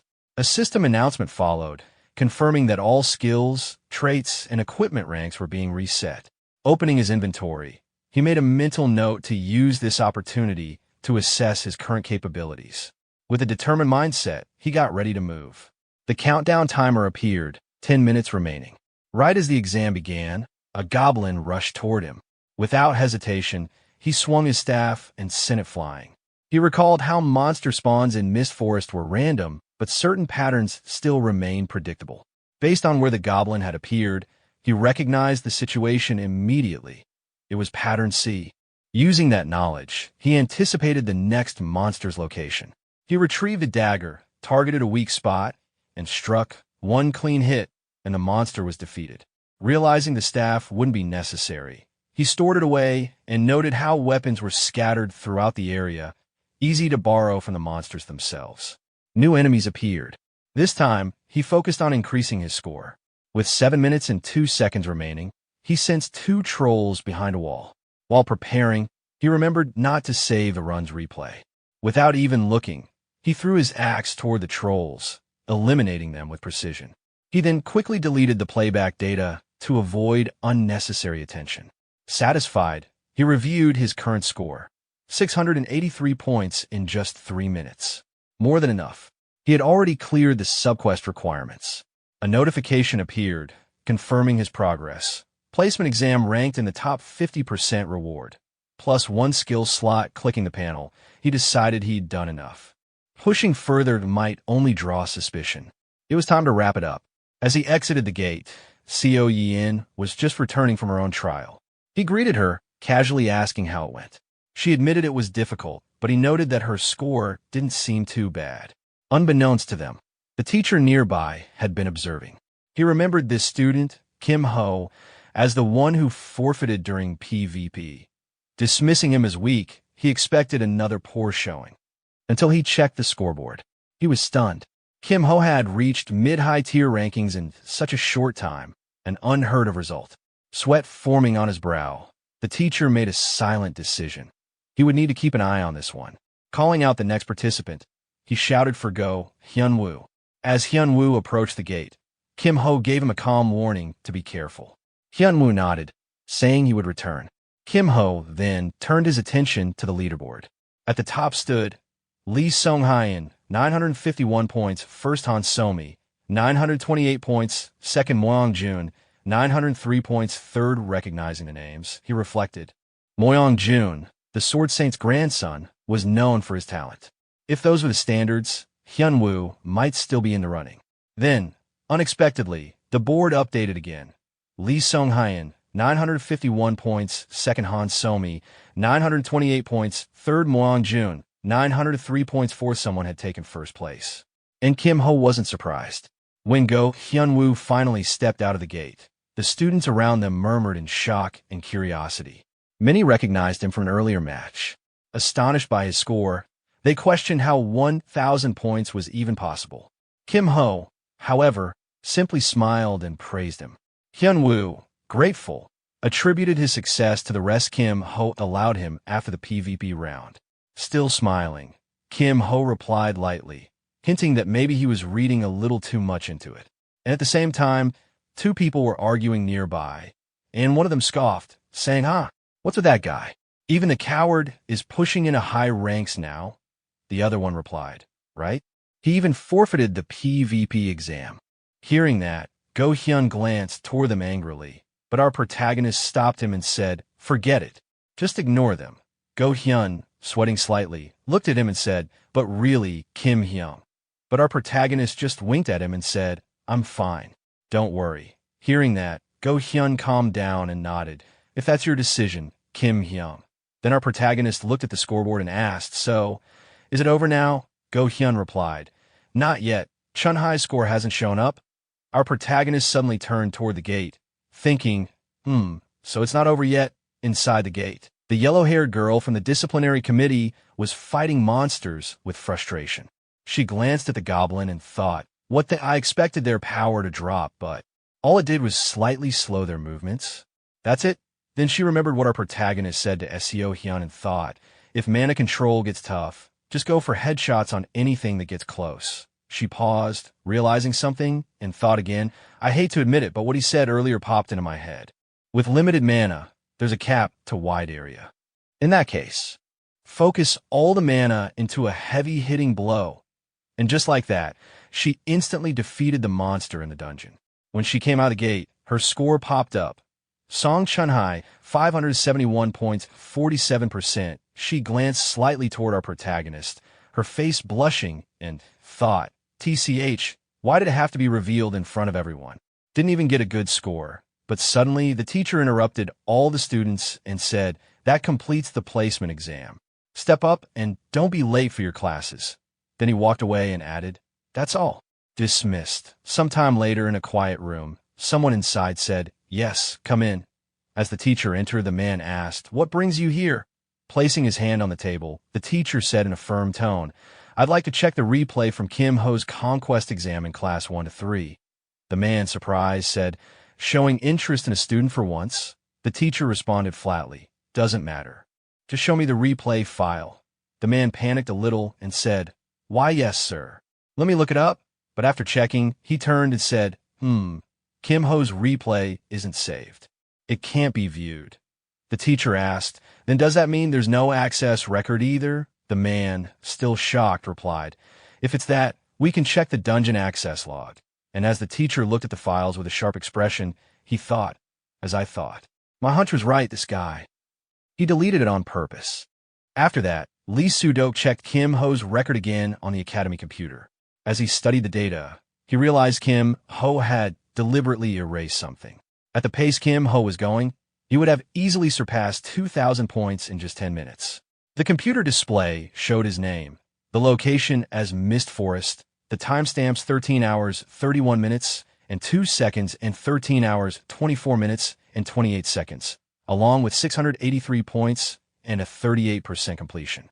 Lee Soo-dok stared at the screen again, questioning why Kim Ho was hiding his abilities. He wondered if there was a deeper reason.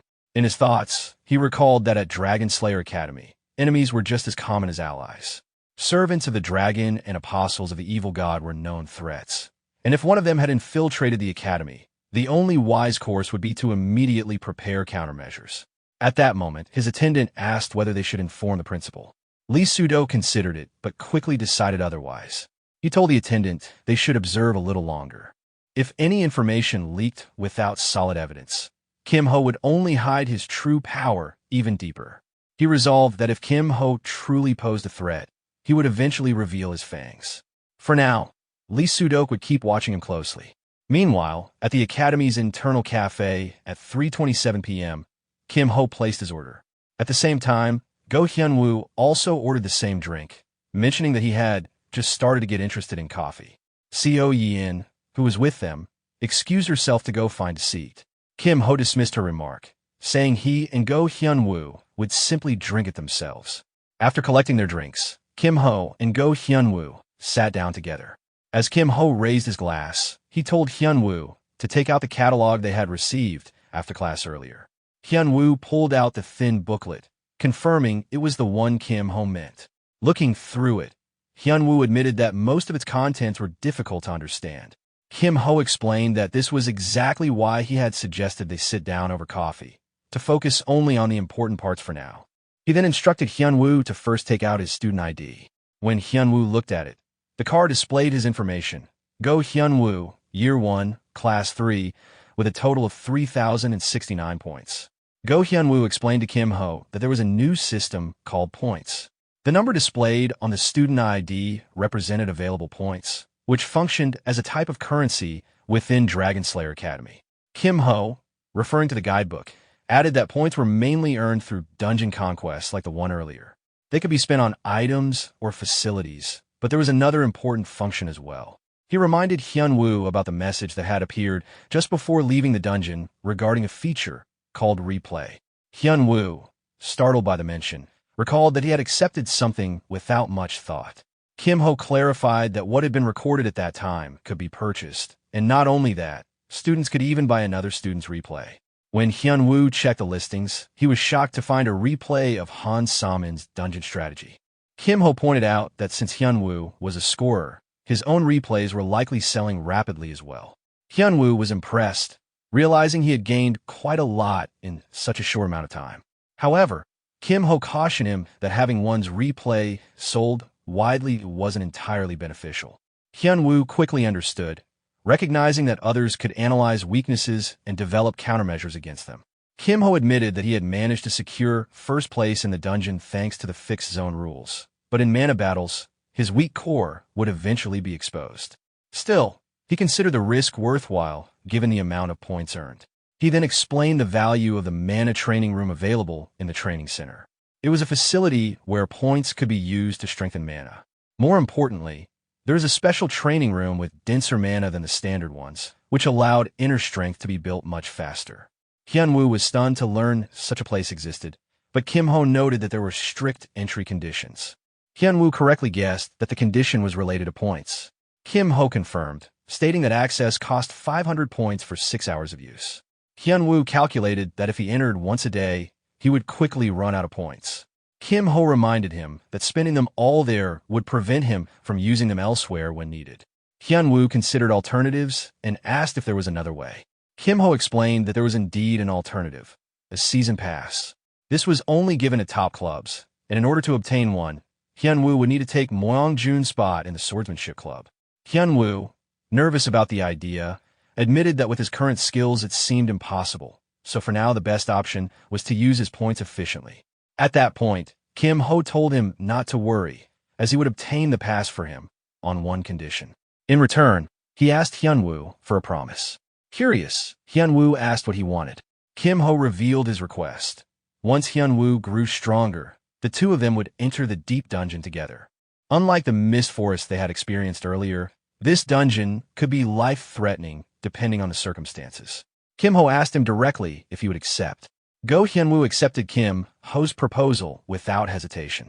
As a warrior, he had always longed for strength, and if Kim Ho was willing to show him the path, he could not refuse. He declared that he was ready to stake his life on it and wholeheartedly accepted the proposal, addressing Kim Ho as his elder. Kim Ho told him to focus on training inside the special training room for now, instructing him not to hesitate. He promised to secure the season pass within 2 weeks. Hyunwoo agreed, finding 2 weeks to be a reasonable timeline, and said he would wait with that in mind. Kim Ho then raised his voice, stating that while Hyunwoo grew stronger, he himself would go make a deal. Shortly after, Kim Ho arrived at Workshop 4. He greeted the senior working there, introducing himself and expressing interest in a magical engineering club. The senior, busy with his work, asked who he was and dismissed him, telling him that Workshop 1 handled such matters. When Kim Ho explained that he had already visited Workshop 1 and was directed here, the senior reluctantly told him to just take a quick look without disturbing him, since he was busy. Kim Ho politely agreed and promised not to be a bother. Observing Kim Ho's demeanor, the senior quickly evaluated him, estimating his magical engineering skills to be around B rank. Kim Ho then activated his skill, Copy, targeting the senior. A system notification confirmed his success. His first goal was achieved, and the target skill was registered into his slot. Magical engineering at rank B was successfully copied, filling the second of his 2 available slots alongside Hummingbird at rank E. With that secured, Kim Ho turned his attention to his next goal within Workshop. Searching around, he eventually found what he was looking for, a 10 by 10 by 10 cube blueprint. Showing it to the senior, he asked if it seemed valuable. The senior dismissed it, explaining that although it had high specifications, no one was capable of making it, so it was useless. Kim Ho, feigning casual interest, asked if he could have it since it looked interesting, offering to trade instead of taking it for free. He presented a purchase notification, a heat catalyst reagent worth 1,000 points. He suggested exchanging it for the blueprint.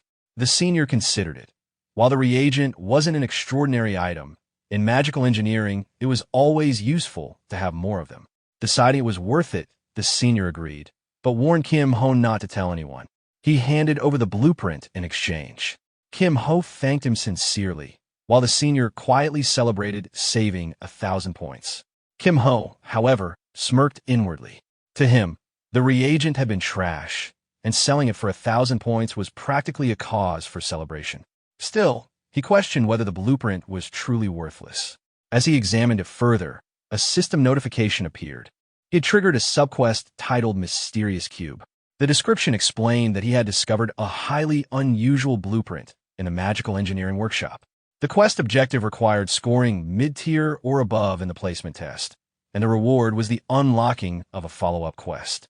Kim Ho scoffed at the task, thinking the quest was practically trash since no one would go through such hassle. But then he noticed the final reward, an S-rank item called the Cube of Life. For someone like him, who had raised countless S-rank heroes, the prize was more than worthwhile. Later, at the training center's mana training room, Kim Ho reflected on the blueprint. He realized that he could construct the item without even following the entire quest chain. He activated his amplification ability, temporarily boosting his magical engineering rank from B to S for a duration of 59 seconds, with a cooldown of 58 minutes and 58 seconds. With this power active, he began working on the mysterious cube. The system displayed the countdown of his boosted duration as he carefully manipulated the design. As he continued, he calculated that, at his current pace, it would take approximately 3 days to finish the construction. After another round of work on the cube, Kim Ho saw his amplification effect expire. The duration dropped to 0. His magical engineering rank decreased from S back to B, and the cooldown timer showed 58 minutes and 54 seconds remaining. He realized again how tight the 1-minute time frame was. Without the boost, his lowered rank meant he couldn't manipulate the cube at all. Acknowledging this, he decided to alternate between training and crafting. Until the cooldown ended, he would refine his core through meditation, then return to working on the cube when amplification was available again. This became his cycle, 1 hour of meditation followed by 1 minute of cube work, repeating over and over. Each time he activated amplification, his magical engineering rank temporarily rose from B to S, allowing him to continue progress. Determined, he reminded himself that he had to finish the Cube of Life before Friday, as an important event was scheduled to occur on that day. Working through the night, he eventually noticed morning had already arrived. Accepting that, he prepared for the school day. Upon arriving at class, he greeted Co Yin, noting she was there early. She explained she had simply woken up early. He asked if Go Hyunwoo had arrived yet, but before an answer came, Co Yin handed him a pack of cookies. Surprised but appreciative, he thanked her. The dinosaur-shaped cookies caught his attention, and he commented that they were cool. Shortly after, Go Hyunwoo entered the classroom, greeting both Kim Ho and Co Yin. Kim Ho turned and remarked that Hyunwoo was a bit late before asking how the special training room had been. Hyunwoo explained that it was the first time he had felt his inner strength grow so quickly. With just a little more effort, he believed he could break through a wall. Kim Ho was satisfied with this answer and assured him that he would provide the season pass as soon as possible. Hyunwoo expressed his thanks. At that moment, Lee Sudok entered the classroom and called for silence. He instructed everyone to take their seats and then made an announcement. From that day onward, battles would be held in the arena. The time limit for each battle had been increased to 10 minutes, so students would need to manage their movements carefully. Furthermore, all first years were required to complete at least 3 matches that week. Any student who failed to participate would see their score reduced. With that, he ended the announcement. Hearing this, Kim Ho thought to himself that the moment he had been waiting for had finally arrived. He was determined to win his upcoming battles without fail. As he checked the match listings, a system notification appeared before him. A subquest titled Week 1 PvP Matches was issued. The objective was to complete 3 PvP matches, with 0 of 3 currently recorded. The deadline was set until midnight on the final day of the week, and the reward would be scaled depending on the number of victories achieved. Kim Ho felt a surge of excitement as the matches approached. He was certain he would win this time.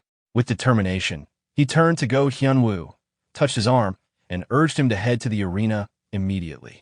He reasoned that the replays from the first day of matches would sell the most, so this was the perfect time. At that moment, Seo Yin placed her hand on his, saying she had time today and would join. Her words shook Kim Ho, leaving him momentarily caught off guard. The other students nearby overheard her, and whispers spread through the classroom, many questioning if they had just heard the voice of a future champion. Nervously, Kim Ho asked if she meant the magic bullet training they had spoken about earlier, and whether she wanted to do it that day. She confirmed without hesitation. Kim Ho accepted and told her they would meet later, and she agreed. That afternoon, Kim Ho and Go Hyunwoo entered the arena. As they stepped into the stadium, voices from the crowd recognized them. Some students whispered about Kim Ho, recalling that he was the one who had forfeited against Song Chun-hai. Another added mockingly that this must be the coward they had heard of. Outraged, Go Hyunwoo shouted back, demanding to know how they could speak so carelessly in front of the person himself, calling it disgraceful. He then turned to Kim Ho with intensity, showing his support. Kim Ho, however, calmly redirected the conversation. He asked Hyunwoo about his placement test results, mentioning that he had scored 300 points himself. Hyunwoo revealed he had earned the same score. This revelation drew laughter and provocation from the same student, a girl named Yang Jihong, who taunted that having the same score as a so-called coward meant nothing. She claimed that if she hadn't faced Song Chun-hai in her second match, she would have achieved more. Kim Ho recognized the name. He remembered Song Chun-hai as the student who had been struck by lightning and carried off the field. Realizing that Jihong was the one who had suffered that defeat, he pointed it out bluntly. Jihong froze at his words, startled, but insisted that at least their scores matched. Then, stepping forward, she challenged Kim Ho directly, declaring she would show him the wall between them. A system notification appeared, displaying the score matchup: Yang Jihong versus Kim Ho. Both sides 100%. Jihong swore she would finish the battle in a single strike. Kim Ho answered confidently, telling her to end it quickly if she could. The match officially began. Kim Ho immediately taunted her, remarking on how foolish she was for falling for the same trick again. At that instant, a system notification appeared: status effect applied, paralysis. Shocked, Jihong felt her body seize and panicked, wondering what was happening to her. Kim Ho stepped closer, apologizing insincerely, explaining that unlike Song Chun-hai, he would not be able to finish things cleanly. Desperate, Jihong tried to plead, but before she could finish her words, her scream echoed through the arena. A system notification appeared, declaring the result of the match. Yang Jihong had lost, while Kim Ho had won. Yang Jihong, lying on the ground, muttered that she had only been caught off guard. She insisted that if they fought again, she would win. Kim Ho smiled faintly and suggested they try again. The system reset, showing both competitors at full strength. Yang Jihong declared that this time it would not be easy, but once more, she was defeated. The notification confirmed the result: another loss for Yang Jihong, another win for Kim Ho. Kim Ho looked at her with mild disappointment, remarking that she had not improved at all. Frustrated, Yang Jihong swore that she would win the next time, but Kim Ho cut her off, saying he was tired and suggesting they wrap it up for the day. She clicked her tongue in frustration. Internally, Kim Ho reasoned that he still had to complete 3 matches, so he would act as though he did not want to continue. He then offered to teach her if she truly wanted to learn, but only if she paid tuition. Yang Jihong reluctantly agreed, calling him cold-blooded, and handed over a spiritual pill made by her family. Kim Ho accepted it, acknowledging that it wasn't a bad form of payment, but added one more condition: she must not record or speak about their matches. She agreed quickly, reasoning that it would bring her no benefit if word got out anyway. Satisfied, Kim Ho announced that since he had been paid, he would spar with her until she was content. The system once again displayed the results after multiple rounds. Yang Jihong lost repeatedly, while Kim Ho continued to win. Eventually, Kim Ho told her that was enough and praised her for her effort. Yang Jihong stopped him, saying she wanted to apologize. She admitted she had judged him too quickly based on appearances and conceded that he was not a coward. Kim Ho, however, replied that it was better to continue pretending he was one. Yang Jihong seemed puzzled, but accepted his words, realizing there must be a reason behind them. She noted that she couldn't be the only one to suffer and chose not to press the matter further. Afterward, Kim Ho walked over to Go Hyunwoo and asked if he had finished his own match. Go Hyunwoo told Kim Ho that he had already won 2 matches and would finish his third soon, so Kim Ho should go ahead. Kim Ho wished him good luck and left for the Manhwa training room. Inside, he greeted Co Yin, apologizing for the wait and inviting her to sit. She acknowledged, and he began what he called the first special lecture on magic bullets. Co Yin reacted with interest, and he instructed her to start by forming a basic magic bullet. As he watched, Kim Ho noted to himself that her skill was remarkable, though he still wondered how she had lost to Song Chun-hai with such strong control over mana. Co Yin explained that their lesson would begin with distribution, the idea that each shot should use the proper amount of mana. Kim Ho asked what the second step was, but before she could answer, the system displayed a live match result. Co Yin versus Kwok Ji-cheol, with the scores nearly even, 99% to 98%. On the battlefield, Kwok Ji-cheol thought to himself that he could hide within the environment, believing there was no way she could monitor every hill. But Co Yin's eyes detected the unnatural flow of mana between the hills, exposing his position. Confident in his barrier, Kwok Ji-cheol assumed she could not break through, thinking he had nothing to fear from a gunner who had once failed against Song Chun-hai's shield. Yet moments later, he was caught off guard, exclaiming in shock and frustration. The system confirmed the outcome. Co Yin had won, and Kwok Ji-cheol had lost. That night, Lee Sudok reflected on Co Yin's battles. He analyzed her movements, noting that they were precise and at their peak. In her second match, she had completely dominated her opponent. But what stood out most to him was the contrast between her placement exam and now. Back then, her bullet had been a crude lump of mana. Now, in just 2 days, she had shaped it into a perfectly refined magic bullet. He questioned whether such rapid improvement was truly possible.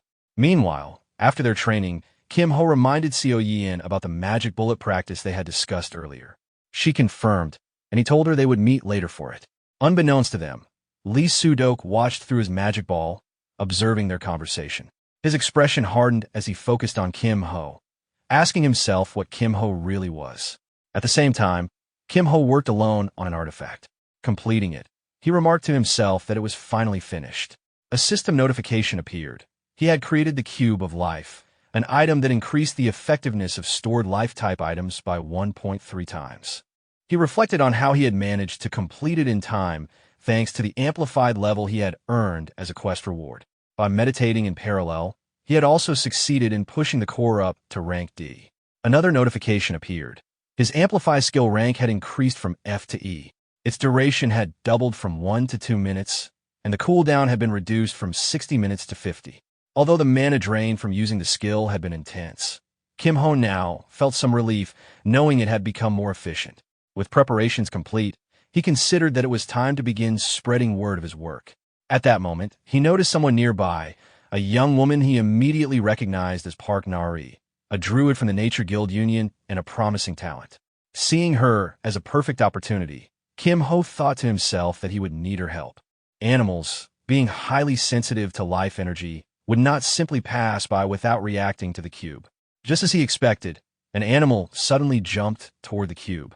Startled, Nari quickly turned and called out in alarm, asking what was wrong with it. Observing her reaction, Kim Ho silently confirmed that his plan was working. Nari, flustered, apologized and tried to pull the animal away, insisting that it leave immediately. Kim Ho noted to himself that, as expected of a druid, she had sensed the life energy radiating from a cube. Teasing her slightly, he asked if she could take the animal away quickly since he was in a rush. Embarrassed, she apologized again, remarking that she didn't understand why the animal was acting so strangely today. After finally pulling it back, Nari smiled politely and asked if Kim Ho was in Class 3. He answered simply that he was. Nari apologized once more, telling Kim Ho to take care before leaving with her animal. Watching her go, Kim Ho thought to himself that this encounter would be enough to spread word of his artifact to the Nature Club, which in turn would help him secure a season pass. With that part handled, he shifted his thoughts toward the main event he had been waiting for. Later, in class, the instructor guided the students through their lesson. She spoke about combat scenarios, instructing them to study the clash between the Goblin Champion and the Swordmaster, directing them to the appropriate page in their texts. While the lecture continued, Kim Ho kept track of the time. With 1 minute left until lunch, he silently counted down the seconds. The teacher concluded the class, leaving 32 seconds. Finally, 0, time for the break. As soon as the bell rang, a brown-haired student stretched in relief, glad class was over, but quickly froze in confusion. Something strange had appeared. He stammered, unsure of what he was seeing, and then the classroom erupted in screams as students shouted in alarm. The boy, panicked, questioned what had just happened. He wondered about the orb that had appeared, asking himself if it had been a barrier. Other students quickly noticed numbers glowing on their foreheads and pointed it out to one another in disbelief. At that moment, the school announced the event. A surprise possession inspection had begun. Known as the Bandwave, it was a special magnetic field designed to detect forbidden items and list them on the official ban list. The inspection specifically targeted students carrying restricted goods. Kim Ho realized the process had already started. From a noise nearby, he recognized the voice of Jo Byok, who was being caught up in the wave. Go Hyun-woo, watching the scene unfold, remarked that it was interesting. Kim Ho, however, was already analyzing the situation. While some students were unaffected from the beginning, one particular boy, the same brown-haired student, was clearly in trouble. The student cursed loudly, panicking over the sudden inspection. Kim Ho approached him and asked if his club president hadn't already warned him about the inspection. The boy admitted he had been told, but claimed he hadn't expected anything this severe. Now frantic, he muttered that he would be in serious trouble if caught with everything he had. Kim Ho offered help, but when the boy hesitated, he told him to forget it. That only made the boy more desperate, begging Kim Ho to save him and swearing he would do anything in return. Kim Ho made him confirm the promise, then told him he owed him one. The boy nervously agreed. Kim Ho instructed him to place any banned items into a container, prioritizing smaller and more valuable ones. The boy hesitated again, asking what would happen to them once placed inside. Kim Ho cut him off, telling him they didn't have time to waste. Whether he trusted him or not was up to him, but the inspectors would arrive any moment. Convinced, the boy hurriedly placed his items inside, addressing Kim Ho respectfully as he did so. Right then, senior students entered the classroom and ordered everyone to freeze. One of them singled out Kim Ho and his companion, demanding to know what they were hiding. Kim Ho stood up and casually replied that they were just taking a break. The senior mocked the excuse, clearly unconvinced. Kim Ho's friend spoke up in his defense, insisting that it was true, he had only been resting. The senior, ignoring the protest, ordered them to hand over their banned items quietly, accusing them of somehow evading the ban wave, but warning that they couldn't hide from it. He explained that the crystal in his possession would expose any cheating. Then, turning his eyes on Kim Ho, he trailed off in disbelief, clearly stunned by what he saw. The crystal inspection showed no reaction. Kim Ho calmly addressed the senior, pointing out that it hadn't responded and asked if he could leave. The senior dismissed him, telling him to return to his seat. As he walked back, Kim Ho reflected on the situation. This was exactly why he had wanted everything finished before Friday, an item capable of bypassing the ban wave. Its true value was immeasurable, and anyone who understood what it was would stop at nothing to obtain it. For him, it was time to put it to use through trade. After the inspection ended, one of his classmates, the boy he had helped earlier, approached him in relief. He thanked Kim Ho earnestly, admitting that without his help, he would have lost all his possessions and possibly faced death or enslavement. Kim Ho reminded him that he would collect payment later and to consider it a debt. The boy promised he wouldn't try to escape the obligation. With that settled, Kim Ho suggested they head to the club room to unlock the forbidden items. His classmate agreed eagerly, adding that the president of his club had been waiting to meet Kim Ho in person. As they walked, the boy explained where they were headed. The club was infamous within Dragon Slayer Academy, dealing in illegal trades of banned items and thriving in chaos. It was the Thieves' Club. They arrived, and the boy called out to his sister with a laugh. She immediately scolded him, striking him as she reminded him that she had told him not to slack off and that this was important. He yelped and begged her to stop. Kim Ho introduced himself politely, addressing her as senior. She introduced herself as Dang Yu-young. The boy then added proudly that she was not only his sister, but also the president of the club.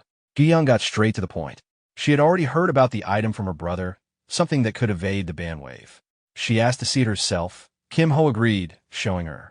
When she confirmed it was real, she admitted she hadn't fully believed until that moment. An item that could fool the bandwave was so valuable it almost tempted her to steal it on the spot.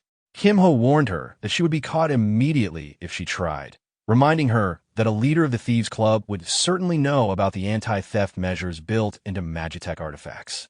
Surprised, she asked if it truly was Magitech. Then she shifted the conversation, recognizing that Kim-ho must have come with a request. She pointed out that the club was strapped for resources and didn't have much to offer in return.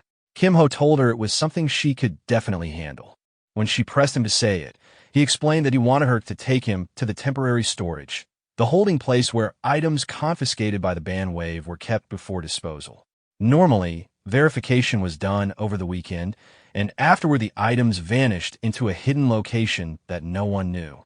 Gi-young studied him carefully, then asked bluntly if he had been sent by the disciplinary committee. Kim-ho denied it, saying he wasn't on good terms with them. He admitted simply that there was something in temporary storage that he needed. She warned him not to expect a free ride. The club had invested significant effort in planning their move. He couldn't just show up and claim part of the reward. Kim-ho countered by pointing out that the storage was guarded by the disciplinary committee. Getting in was difficult enough, but escaping afterward would be even more dangerous. Then he added his proposal, if he could handle the letter for her, that should earn him a place on the job. That made her pause. She considered aloud that if they could load the most important contraband into his cube, they could guarantee it would be smuggled out safely. Kim-ho thought to himself that she wouldn't refuse such an offer. Finally, he asked her directly whether she was in. A little later, all of them stood on a cliff, looking down toward the entrance of the storage room. The leader of the club addressed the group, confirming that everyone had arrived. One of the members asked who the unfamiliar person was, prompting the leader to introduce Kim-ho to the team. She explained that she had added one more person to assist with the operation and instructed everyone to introduce themselves. Another member expressed concern, wondering aloud if it was really wise to bring a rookie on such an important mission. Kim-ho's friends responded in a light-hearted manner, greeting him enthusiastically and telling him to ignore the doubts, encouraging teamwork. At that moment, one of the members, focused on her device, informed the leader that only 1 minute remained. The leader nodded and assigned tasks. She instructed Davin to handle support from outside, while everyone else was to prepare. Then, turning to Kim-ho, she warned him not to stand out and to be careful. She advised him that once inside, they should prioritize stealing rare and small items first. Without further discussion, she activated her power and ordered everyone to move. The team sprang into action, heading toward the storage room as the leader shouted for them to go. Watching them, Kim-ho observed the skills she used and thought to himself that it was a B-rank ability called Silent Steps. With the life cube now complete, he realized he wouldn't need Magitech items for a while. Kim-ho extended his hand toward the leader in an attempt to copy her ability. A notification appeared before him, confirming that he was using the copy function. It showed that the target skill, Silent Steps, had been successfully copied to his skill slot. The message displayed his current skills, Hummingbird and Silent Steps, along with the description that this ability made his footsteps quick and silent. The scene then shifted to the entrance of the storage room. A guard stood before the door, keeping watch. Suddenly, a butterfly fluttered toward him and perched on his shoulder. He looked at it in surprise, reacting with a shocked expression as he muttered to himself about the butterfly. Suddenly, the butterfly exploded into a burst of dark, shadowy tendrils that spread out from where it had landed. The guard, now even more terrified, stared at the sudden appearance of the tentacles and panicked, struggling to speak but only managing muffled sounds of alarm. The scene then shifted to the 3rd floor of an old building. Kim-ho's friend was running through the hallway, mentally frustrated by how many layers of security spells had been placed throughout the area. At that moment, a boy guarding the corridor noticed him and shouted, demanding to know who was there. Kim-ho's friend responded with annoyance, irritated by the poor timing of being spotted. Seeing the intruder, the guard immediately panicked and activated his powers, shouting that there was an intruder. Before he could finish, 2 other boys appeared and quickly overpowered him, binding him tightly. The guard struggled, making choking sounds, but was left helpless. Without waiting, Kim Ho and his team moved past the tied-up guard. Kim Ho's friend told him that it was better to handle the situation easily, explaining that struggling would only make things worse for everyone involved. Meanwhile, the club leader gathered the team and informed them that the temporary storage room was just around the corner. She instructed everyone to pause briefly, assess the situation, and then breach the room. Holding a mirror in her hand, she focused on the guard stationed at the storage door. Annoyed, she muttered that of all people, it had to be that goblin-looking guard on duty, adding that handling him alone would be too much for her. Kim Ho, observing the situation, looked toward the club leader and thought to himself. He realized that the guard was a third-year student wielding an A-rank axe called Hell Cleaver, and that this wouldn't be an easy challenge for Deng Young. He also noted that his attempt to sneak in quietly might not work, so he decided it would be best to assist in the operation. Suddenly, the protagonist turned toward the club leader and quietly asked if she knew how to use the skill Shadow Dream. The club leader's eyes widened in surprise as she asked how he knew about it. Without hesitation, the protagonist responded that there was no time to explain and asked if she could use it. She admitted that she had only learned the basics and that it was still a C-rank skill. The protagonist, sounding confident, replied that it was perfect and good enough for their needs. At that moment, a notification appeared in front of the protagonist, showing that he was using the Amplify skill, which increased the rank of Shadow Dream from C to A, extending its duration and slightly reducing its cooldown. Feeling something surge through her body, the club leader, sweating, asked how he had done that. The protagonist ignored the question and told her there was no time to explain, urging her to proceed. The club leader, unable to respond, glanced at him with suspicion, wondering who he really was. A second later, she activated Shadow Dream. A swarm of dark butterflies appeared, flying straight toward the axe-wielding guard in front of the storage door. The guard, startled, realized it was a suction-type attack and panicked, swinging his axe and cutting some butterflies, but an explosion suddenly erupted from where he stood. The protagonist and the club leader quickly hid behind a nearby wall. The scene showed the guard being enveloped by numerous black threads formed from Shadow Dream's power. Observing this, the club leader, sweating, thought to herself that the axe-wielding guard, capable of A-rank firepower, had been taken out in a single blow. She then turned back to the protagonist and told him that they would need to talk later. The protagonist replied that finishing the mission came first. The club leader, now composed, loudly instructed the team to grab everything they needed and move quickly. The team members responded affirmatively. Meanwhile, the protagonist took out his life cube and thought about using it to shop for items. He reminded himself that the banned item list at the academy only restricted items based on their side effects. Anything that harmed the body or mind was banned. As he searched through the storage room, he considered that what he was looking for was a banned item with an elemental penalty. A notification identified the item as Shockstone, which carried the penalty of paralysis. The protagonist reasoned that with his S-rank elemental resistance, he could nullify that penalty, making a safe choice. He concluded that this was enough for now and decided to search for skill books next, knowing that skills with elemental penalties were often powerful. The protagonist examined several books and thought to himself that there should be something useful among them. As he continued searching, he found one that seemed particularly lucky. Realizing he didn't have a combat skill yet, he decided it would be wise to learn this skill immediately.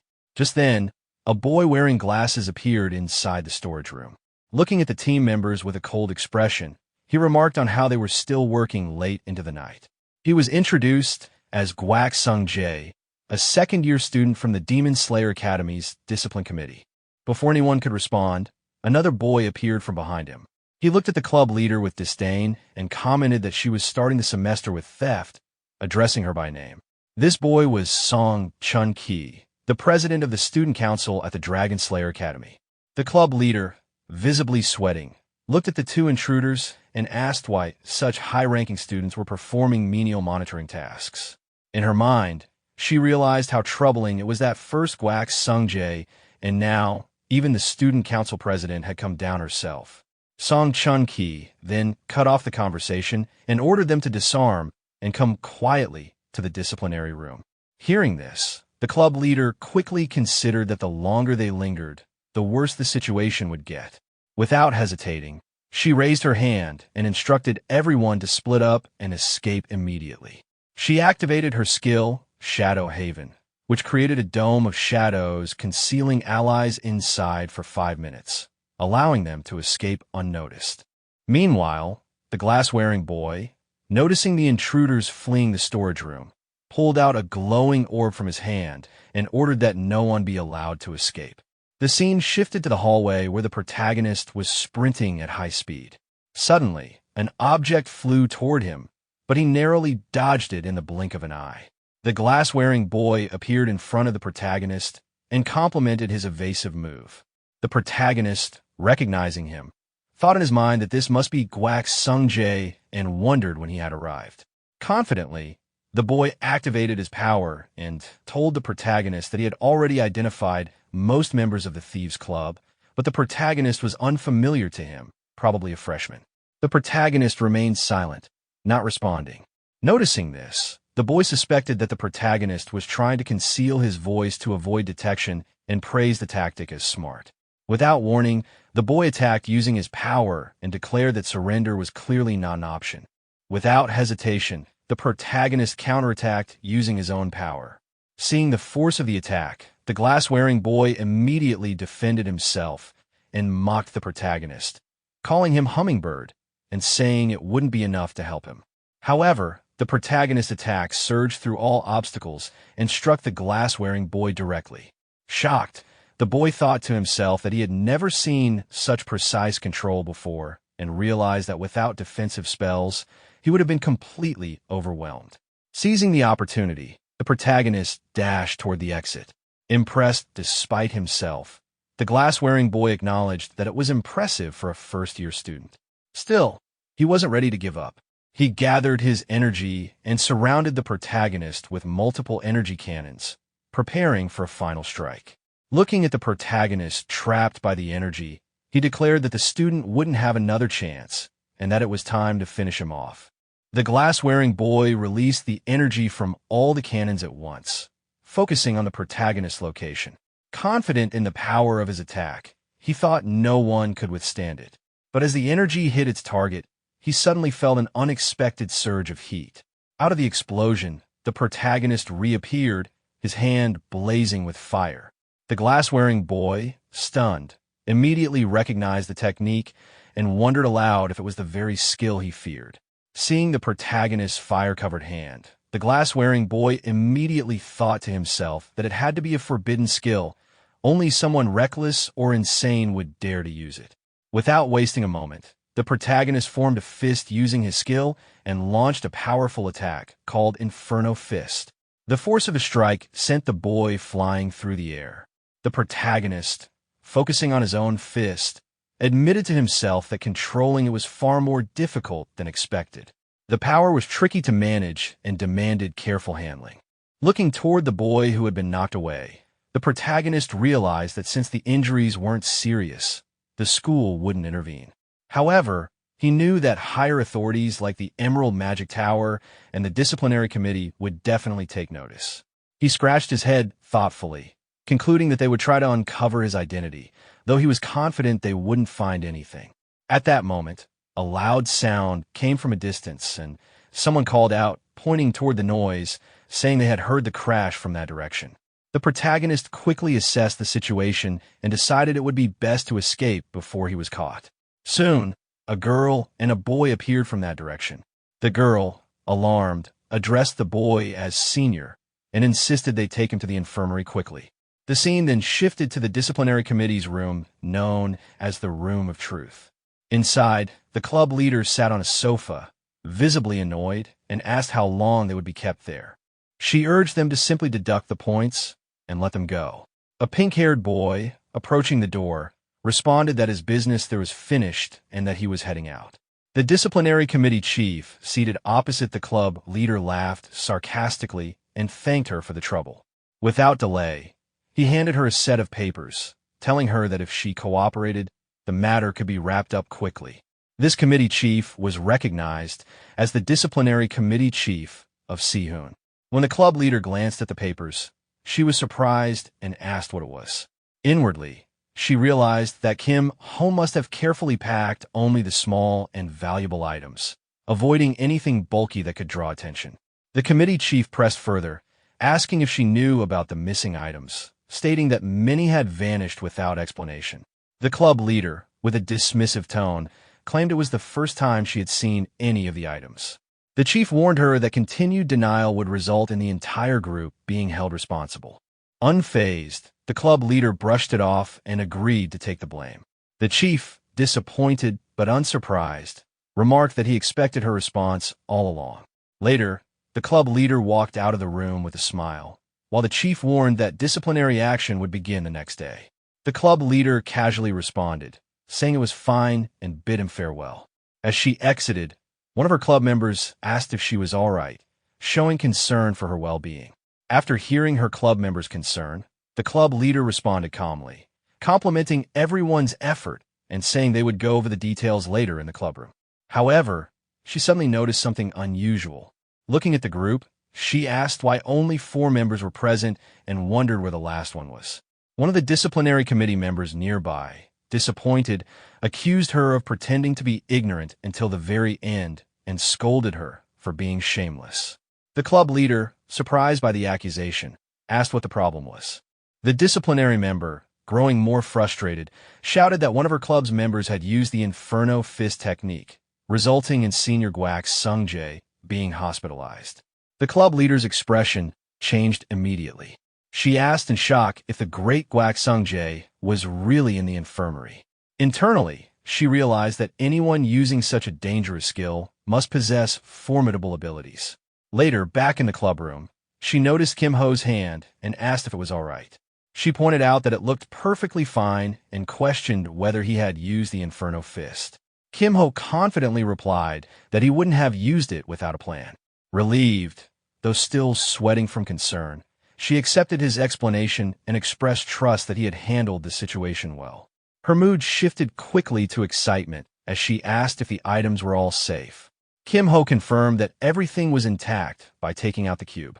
Seeing the cube and its contents, she beamed with delight. She marveled at how pretty the items were, especially their colors. Kim Ho then placed the items on the table and stated that the deal was complete. Pleased, the club leader congratulated him, saying it was an excellent deal. Kim Ho began to leave, saying he would be on his way.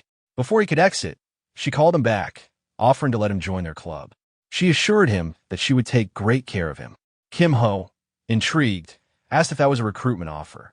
When Kim Ho asked if the offer was a recruitment invitation, the club leader responded playfully, saying she had been watching him. She joked that he was arrogant and greedy, calling him a thief in every possible way. Kim Ho, taken aback and sweating slightly, replied that her words sounded more like an insult than an actual offer to join the club. Either way, he declined. Annoyed by his response, the club leader grew irritated and urged him to reconsider. Kim Ho, unfazed, showed her the cube again and bluntly asked if she wanted him for the life cube, because he intended to sell it. Her eyes widened in shock as she asked what he meant. Without changing his tone, Kim Ho explained that he wanted the special practice room season pass, 4 of them. The club leader was stunned and nervously asked if he planned to acquire 4 passes just to avoid the ban wave. Kim Ho clarified that avoiding the ban wave was only a bonus, and the real advantage came from the core ability. She asked what the core ability was, confused. Kim Ho responded that he would first show her the item description, but wanted a small favor before that. Curious, she asked what kind of favor he needed. Kim Ho smiled gently and said she only needed to pass a message to the head of the Magitech Club, that a freshman had completed a 101,010 cube.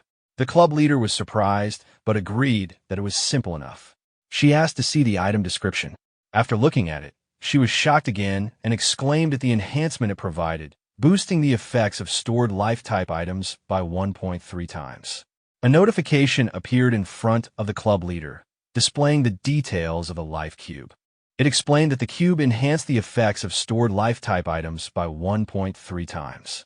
Seeing this, she was stunned and exclaimed in disbelief, questioning how such an item could even exist. She immediately recognized its value, saying it was completely worth the price. Kim Ho, handing the cube to her, calmly asked if she was satisfied and added that he would be on his way. As he began to leave, she called after him from behind, reminding him that even without the cube, her offer still stood and urging him to think it over carefully. Kim Ho smiled and replied respectfully, acknowledging her offer without committing. A few days later, on the campus of Dragon Slayer Academy, Kim Ho and his friend Seo Yin walked toward their classroom. Kim Ho casually asked if she had a good weekend. She replied shortly, confirming she did. Kim Ho, noticing how tired she looked, pressed further, asking if she was sure she was okay. She didn't deny it, but remained quiet. At the same time, Kim Ho noticed two people following them. Observing them carefully, he thought to himself that they seemed to be making a move, likely from either the Emerald Magic Tower or the Nature Club. He wasn't particularly concerned, but found it annoying and considered handling the situation right away. Turning to Seo Yin, he told her to go ahead without him, saying something urgent had come up and he would take care of it quickly. She noticed the tailing figures and agreed without hesitation. Once Seo Yin left, Kim Ho faced the two followers and asked them directly why they kept following him. He told them to speak up if they had something to say. One of them looked at him arrogantly and claimed that Kim Ho had walked right into them, saving them the trouble. He then revealed that they were from the Emerald Magic Tower and asked if that cleared things up. The other follower, a girl, awkwardly explained that their leader had asked them to bring Kim Ho in and inquired if he would mind coming with them. Kim Ho, unfazed, replied confidently that he wasn't part of their tower and told them that if they needed anything, their leader could come in person. When Kim Ho made it clear that he wasn't going to cooperate, the boy's eyes lit up with excitement. He pulled out a pair of gloves, eager for a fight, and told Kim Ho that some people only understand a lesson after receiving a solid blow. Kim Ho agreed without hesitation and immediately launched an attack. The boy was struck instantly and electrified, writhing in pain as sparks shot through him. The girl with him looked on in shock, staring at her companion lying on the ground. She exclaimed in disbelief, recognizing the attack as the hummingbird's skill and struggling to speak. Without missing a beat, Kim Ho turned toward her, preparing to attack again. He told her that if she wanted a fight, she should come at him immediately, since he was short on time. Terrified, the girl raised both hands in surrender, apologizing profusely and asking to be spared. Inside her mind, she realized that the hummingbird's movements were far from ordinary. It was obvious this was a highly skilled fighter, and it was best not to get involved. She quickly told Kim Ho that she would take her companion back and that he should go ahead without worry. Kim Ho, unimpressed, walked away, remarking that at least one of them knew when to quit. The girl lifted her companion and, half joking, wondered aloud if the rumors about Kim Ho being a coward weren't true after all. The boy, still arrogant despite his defeat, dismissed it. He claimed Kim Ho had just gotten lucky with one hit and vowed to make him pay next time. Before he could finish, a magic bullet suddenly struck him in the head out of nowhere. Shocked, the girl's eyes widened as she exclaimed, "A sniper? From where?" Before she could process it further, another bullet hit her as well, and she groaned in frustration, asking, "Why me too?" Both of them collapsed to the ground, stunned, in the middle of the crowd. Later, the scene shifted to their classroom, where the teacher was explaining to all the students that dungeons are designed to drain one's resources before reaching the core. If supplies run out before achieving the goal, the entire run is considered a failure. Kim Ho sat among the students, listening. Just then, his friend approached and sat beside him. Noticing this, Kim Ho asked why she showed up late when she had left first that morning. The teacher continued explaining to the students, emphasizing that this time's dungeon raid would be a time attack. Students could attempt surface-level dungeons multiple times in practice mode, but scoring would only be allowed once. They needed to reach the target and destroy the totem within 5 minutes to clear the challenge. The teacher advised everyone to practice and find the most efficient route before going live, and then concluded the class for the day. After the class ended, a pink-haired boy approached Go Hyun-woo, playfully calling out to him and asking if he wanted to team up for a 2-player dungeon run. Go Hyun-woo hesitated for a moment, but seemed open to the idea. Meanwhile, Kim Ho extended his hand toward his friend, reassuring him not to worry about him and telling him to go ahead with the others. His friend agreed without much thought, saying that if Kim Ho said so, he'd try syncing with another teammate. Kim Ho, sweating slightly, glanced at the other students and silently realized that his friend had already made up his mind. Just then, Seo Yin, his friend, innocently tugged at his clothes and told him to come with her. Sometime later, the boy who had been following Kim Ho was seen pinned against a wall by someone. Frustrated, he protested, complaining about the unfairness of the situation. A short-haired boy, wearing an angry and demanding expression, scolded him harshly. He explained that his older brother, who was supposedly from the disciplinary committee, had been defeated by a thief. He lashed out, saying that the two brothers were tarnishing his family's reputation. Nearby, the girl who had also been following Kim Ho was kneeling on the ground, one hand raised toward the sky. The short-haired boy, still enraged, mocked the idea that a famous coward could not be defeated even by a large group of people. After releasing the pinned boy from the wall, the short-haired boy walked away, calling him pathetic, sighing heavily in disappointment. Later, the same short-haired boy sat down on a wooden chair, admitting that he had a bad feeling from the beginning. Standing beside him was a blue-haired girl who suggested they should meet Kim Ho in person. She was introduced as Ha Soo-yeon, the leader of the Nature Club, part of the Guild Alliance. The short-haired boy, Mak Jonghwa, who led the Emerald Magic Tower, agreed with a more relaxed expression that they should meet him. He added grimly that the prestige of the Emerald Magic Tower had fallen to the ground. He believed that the mysterious box Kim Ho possessed wasn't enough to restore their status, and that Kim Ho must be made to pay for ignoring their organization. Meanwhile, the green-haired boy who had been following Kim Ho struggled to stand up from the ground.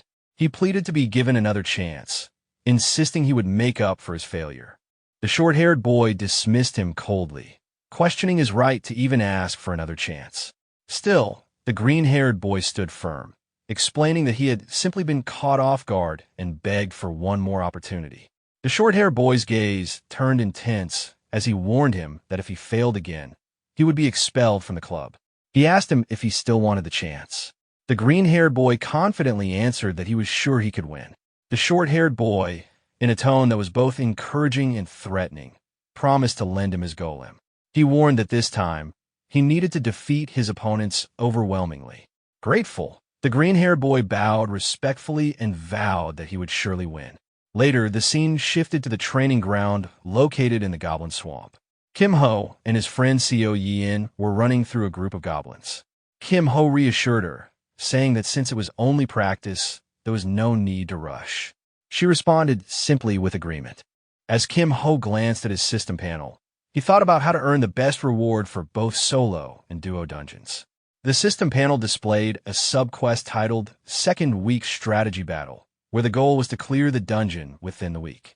Rewards would vary depending on how much time remained, with specific targets for solo and duo runs.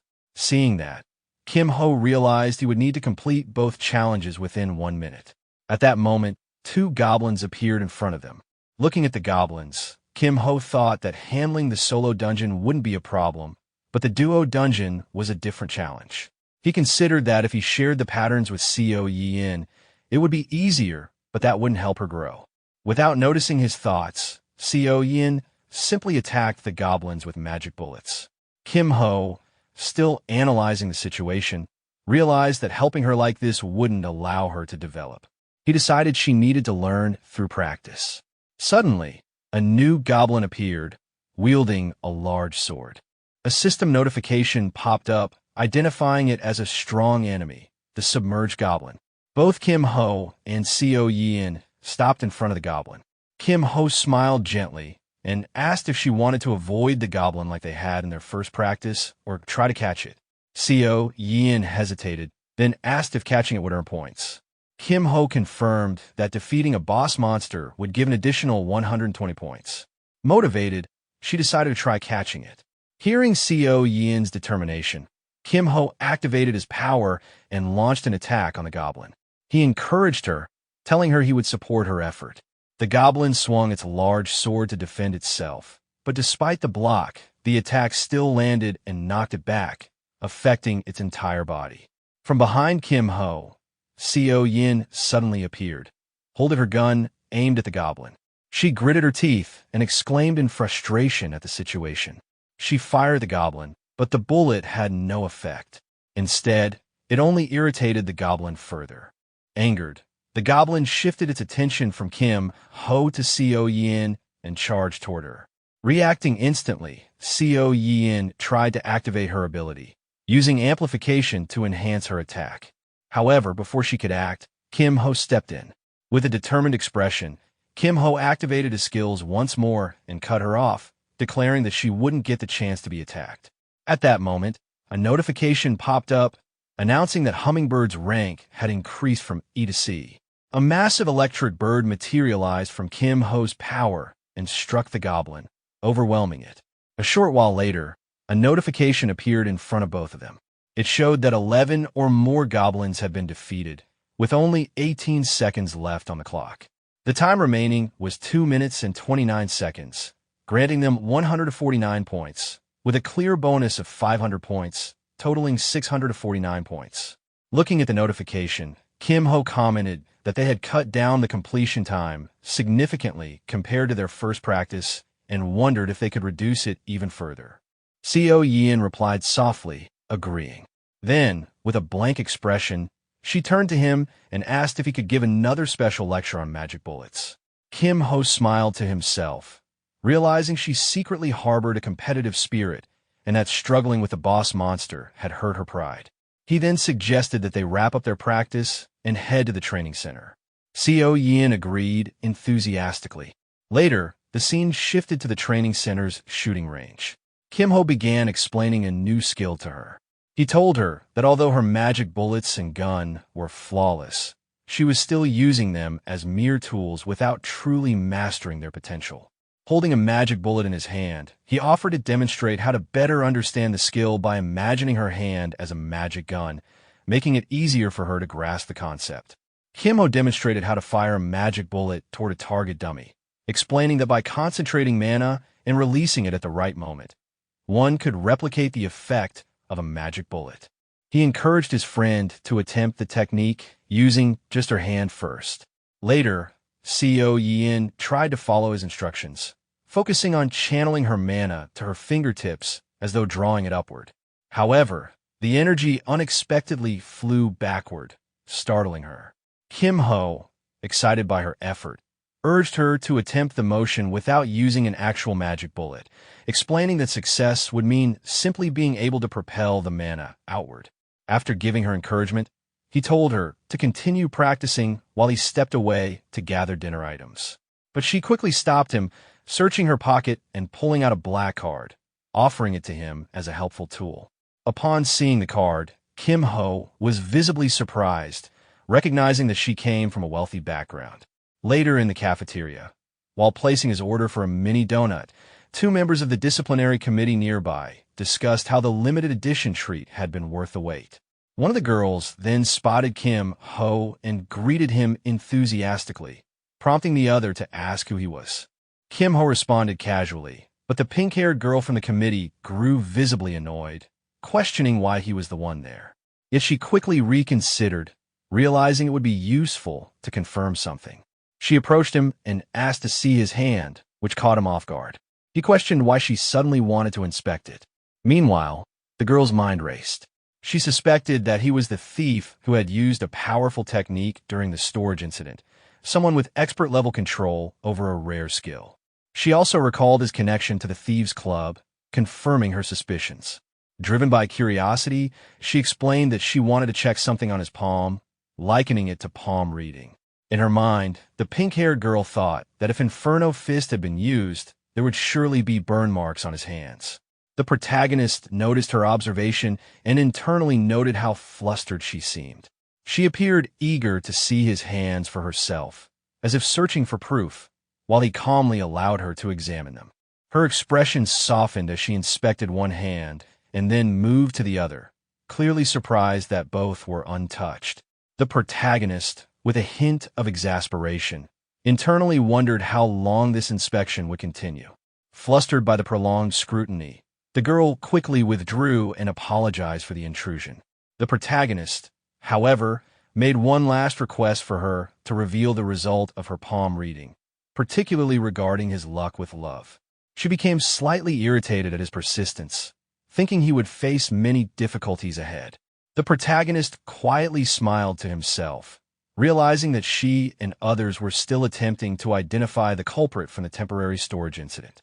He felt reassured that by dodging her question just enough, he should be safe for now. The next day, the protagonist and his friend Seo Yin were at the training ground, running toward the forest as usual. They moved in sync, following the routine they had practiced the day before. Seo Yin immediately began targeting goblins with her magic bullets, though the shots caused little damage. The protagonist, meanwhile, unleashed his own attacks using his scales, obliterating the goblins instantly. After a short while, a notification appeared before them, detailing their progress, the remaining time, the number of goblins defeated, and the score from defeating a strong enemy. The total score reflected their efficiency and teamwork, a tangible result of their practice. The protagonist glanced at Seo Yin and felt a sense of satisfaction. The battle had gone flawlessly, a perfect demonstration of their combined efforts. He quietly acknowledged in his mind that the success was a direct outcome of their hard work the previous day. Observing her gentle smile in response, he noted the subtle acknowledgement of their achievement, feeling a quiet sense of contentment.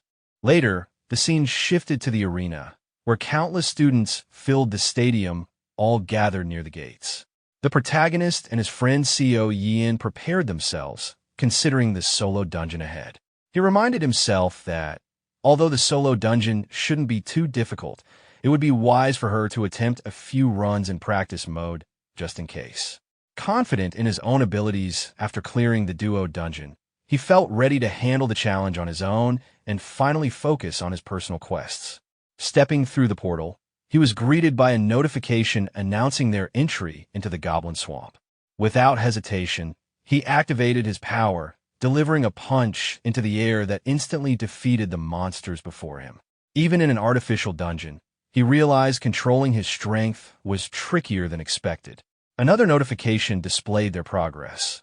The number of goblins defeated, the strong enemies taken down, remaining time, and the total score, including bonuses. Satisfaction washed over him as he noted the impressive results and silently decided to delete the replay before leaving. A final notification confirmed the completion of the subquest for the second week strategy, showing both solo and duo dungeon times along with enhanced rewards. Examining the details, he realized the reward had been confirmed at the highest grade, leaving no need for further thought.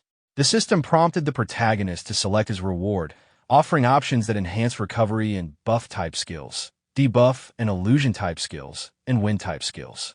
From the start, he had aimed for the trait that aligned perfectly with his chosen path. A green bowl of wind materialized in front of him, representing the versatile support role he now embodied.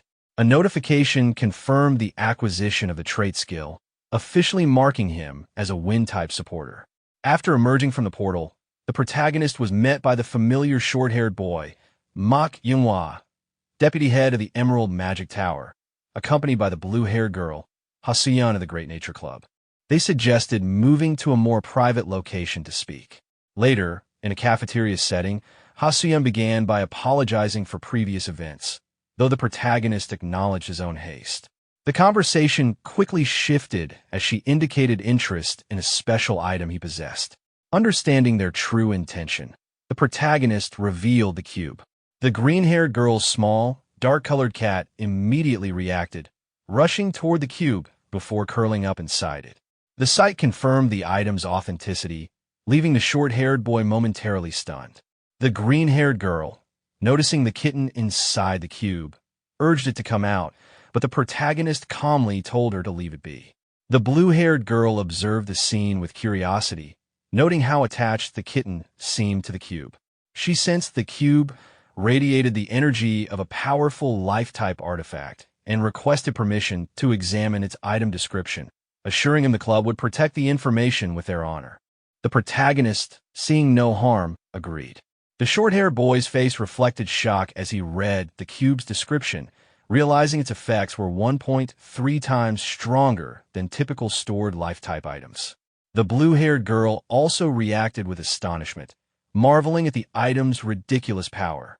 She then inquired if he was willing to sell it, but the protagonist remained non-committal, acknowledging the cube's value.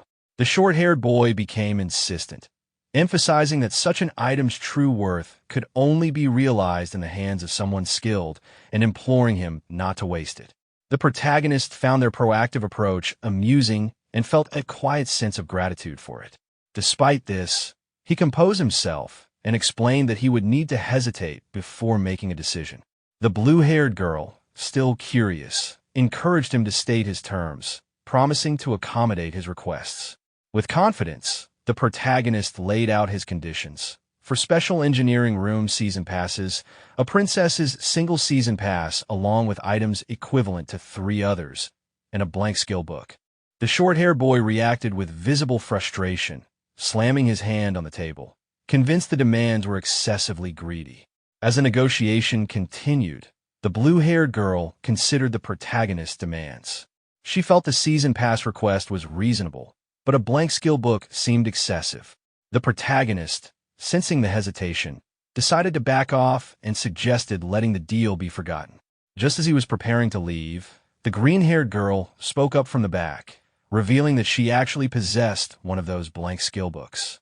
She admitted she hadn't used it yet, having no suitable skills to imprint, and would likely keep it in her inventory indefinitely. Glancing at her beloved kitten, she smiled, noting how much it enjoyed the cube. The blue-haired girl allowed her to go ahead, and the green-haired girl gratefully offered the blank skill book. Without delay, they handed the item over, swiftly completing the trade. The protagonist appreciated the efficiency of the transaction, took the item, and reflected on the success of the deal. The calm was broken when a green-haired boy suddenly stood up, expressing anger and demanding a duel. The protagonist, maintaining composure, declined, dismissing the idea as unnecessary. The boy was shocked, insisting that duels were honorable, but the protagonist pointed out the irony of someone who valued honor ganging up on him with another person. Frustrated, the boy struggled to respond, but the protagonist simply walked away, stating that he had no intention of wasting time on frivolous challenges and suggested the boy could boast however he wished. Seeing an opportunity to escalate, the short-haired boy produced a card, announcing a prize for the match, signaling that the confrontation was far from over. The card turned out to be a production VIP ticket, which immediately raised the stakes. The short-haired boy questioned whether the duel was truly worth the protagonist's time, and the protagonist, smiling, accepted the challenge. The green-haired boy deferred the choice of date to him, and the protagonist decided that 2 days later would be suitable, explaining that he needed that time to master something first. The short-haired boy, confident in his judgment, remarked on the limited time to design and learn a skill, challenging the protagonist to do his best. The protagonist, filled with excitement, assured them they could look forward to the outcome. 2 days later, the arena was filled with spectators. The protagonist's friend sat among the audience, while the Thief Club leader appeared, concerned about the duel. She questioned why the protagonist had accepted, noting that Manhwa was likely full of tricks. Her brother replied, reasoning that the protagonist must have believed he could win and had his own strategy. Despite this, a sense of unease lingered, prompting the Thief Club leader to watch carefully for any unexpected tactics. Meanwhile, in the arena, the green-haired boy prepared for the duel, putting on his gloves and acknowledging the protagonist's courage for not backing down. The stage was set, tension building as the duel was about to commence. The protagonist acknowledged the stakes with a simple thought, noting that a VIP ticket was on the line and there was no reason to refuse. From the audience, the short-haired boy reminded both sides that the duel would be recorded as a replay, visible to anyone, and both the protagonist and the green-haired boy agreed. The announcement to begin came, directing both duelists to enter the arena. Immediately, a system notification appeared. The map was set to the Dark Zone. The rule was deathmatch, with a 10-minute limit, and the score was displayed at 100% for both Kim Ho and Kwak Ji-cheol. In an instant, they were transported to a different location, and the battle officially began. The green-haired boy, fueled with excitement and determination, reminded himself of the difference in their levels, confident that he would prove himself this time. The protagonist, however, did not respond verbally, his focus entirely on activating his power. A faint light appeared at his fingertips, catching the green-haired boy off guard. The sudden appearance of the attack shocked him, and before he could react, the protagonist's assault landed, sending him sprawling to the ground. When the green-haired boy struggled to stand, the protagonist remarked on the dirt floor, noting it shouldn't be difficult to endure, though the boy's dramatics suggested otherwise. Frustrated, the boy gathered rocks with his skill, readying a new attack called Earth Cluster, hurling them toward the protagonist.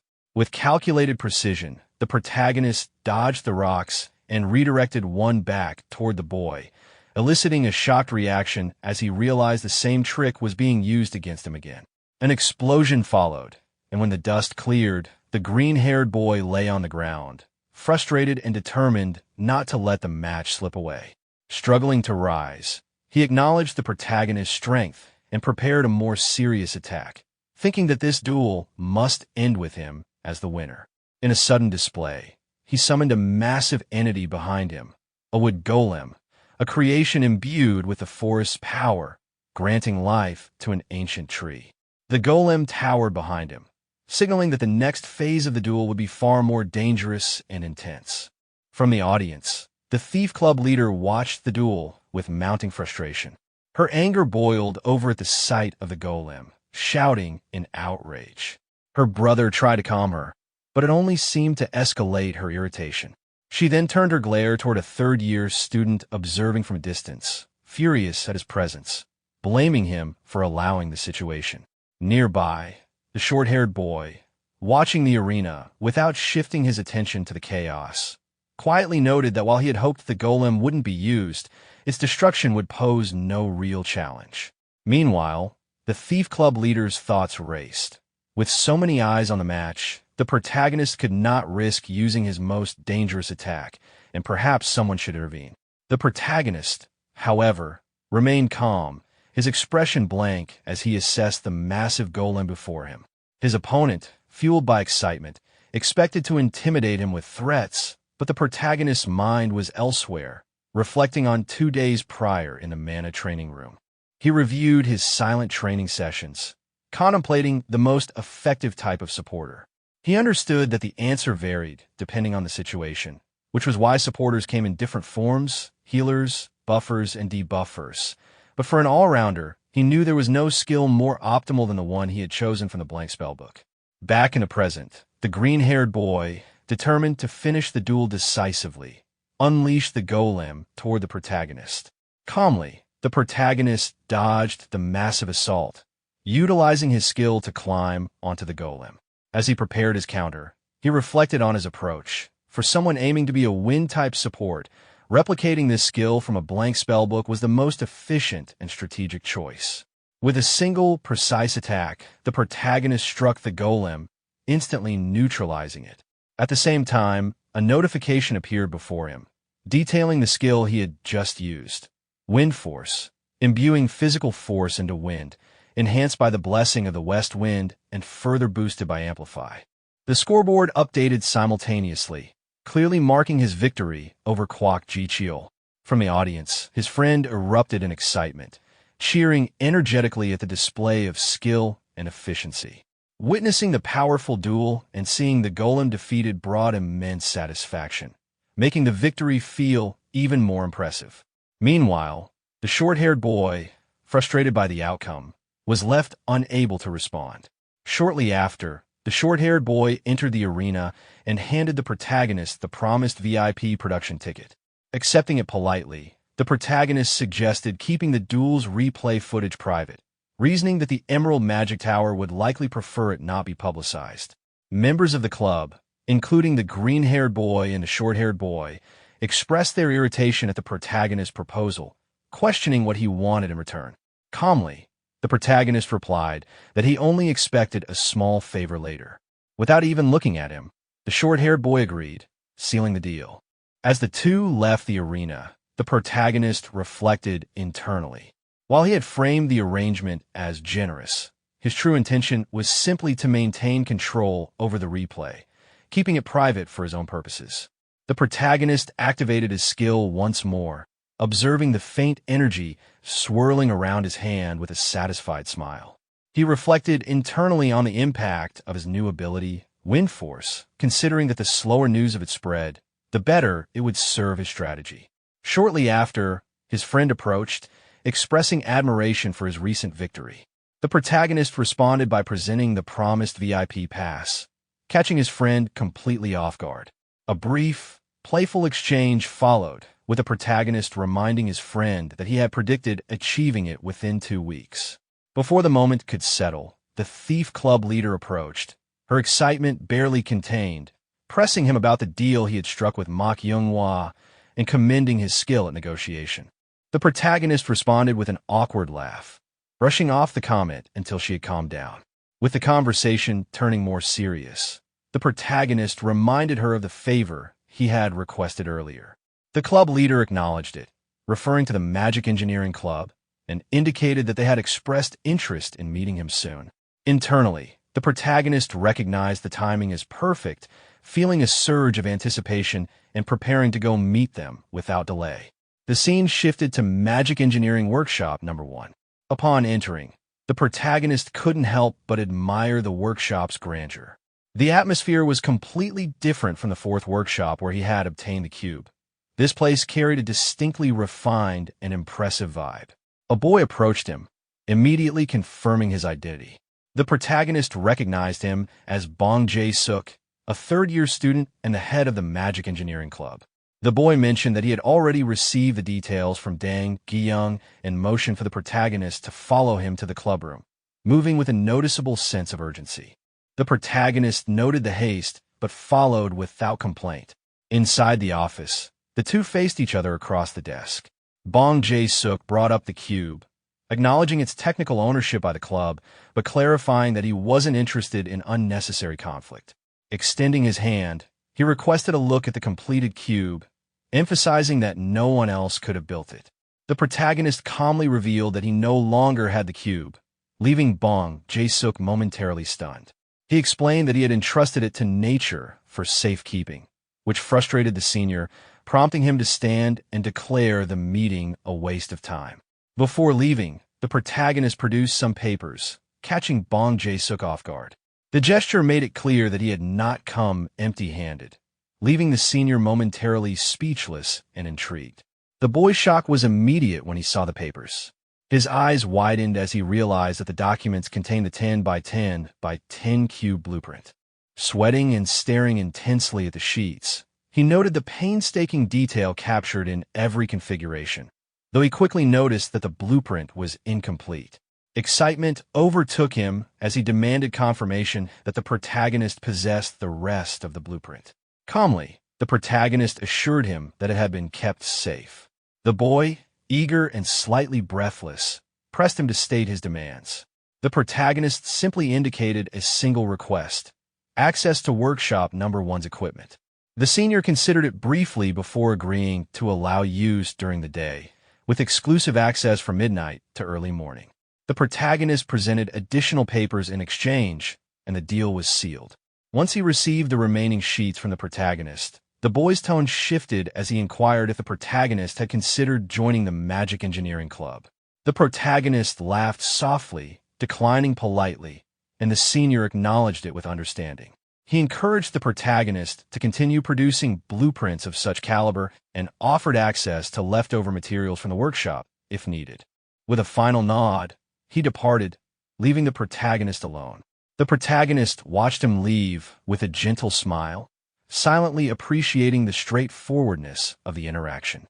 In his mind, he reflected that the groundwork was now complete, marking the true beginning of his preparations for crafting a terminal-grade weapon.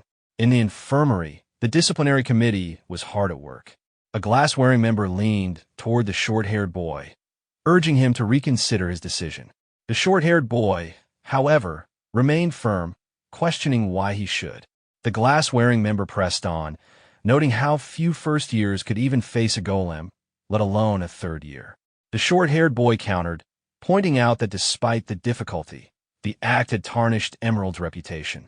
The other boy admitted that his own sibling had acted out of line, but he questioned whether the protagonist had acted alone.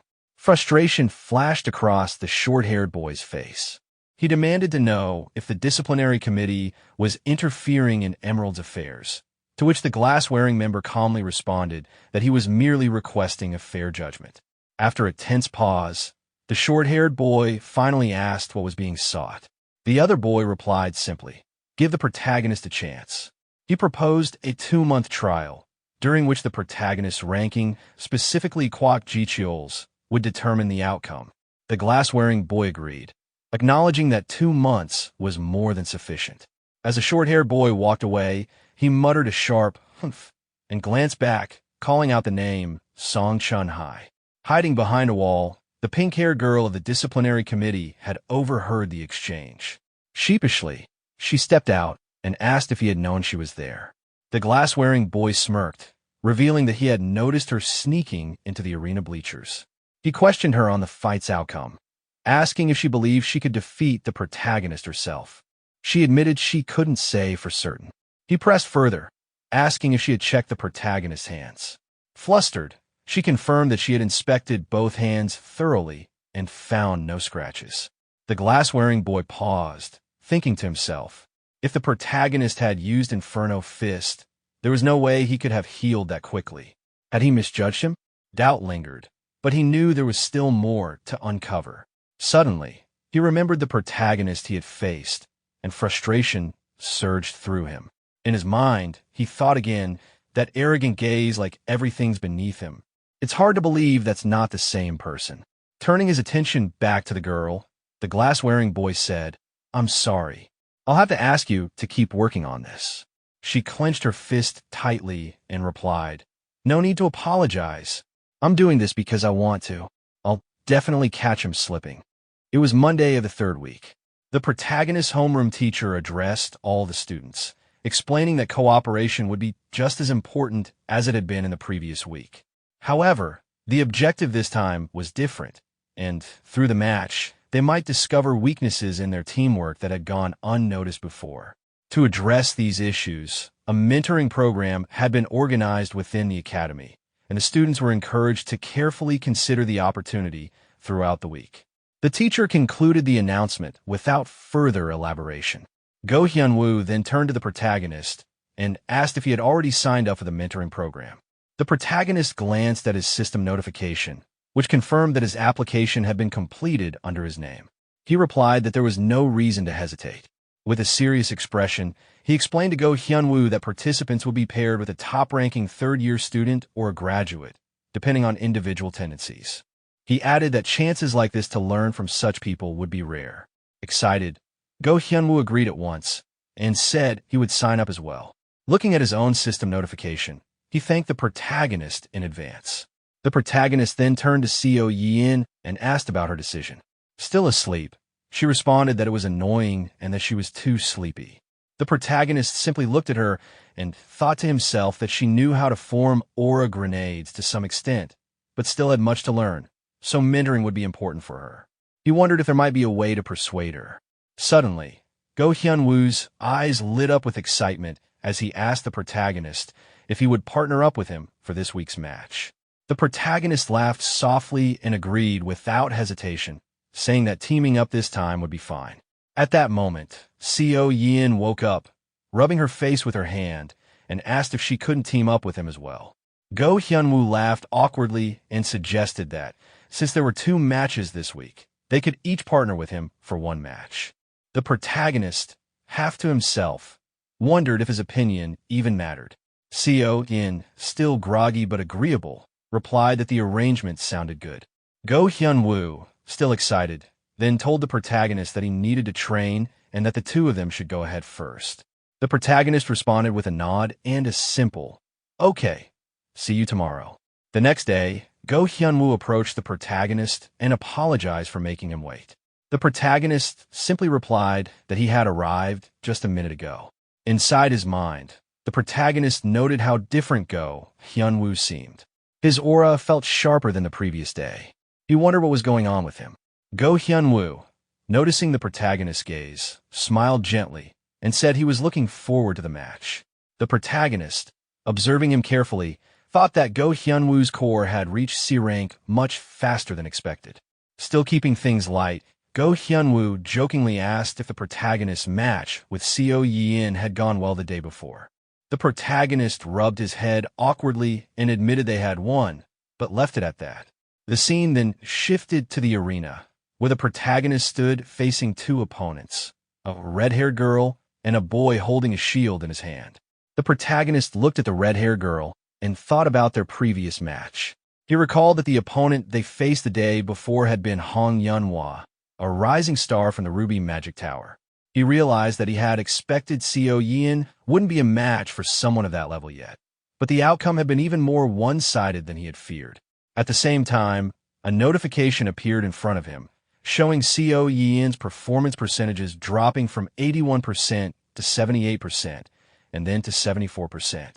Seeing this, he thought to himself that, in the end, his worst fears had come true.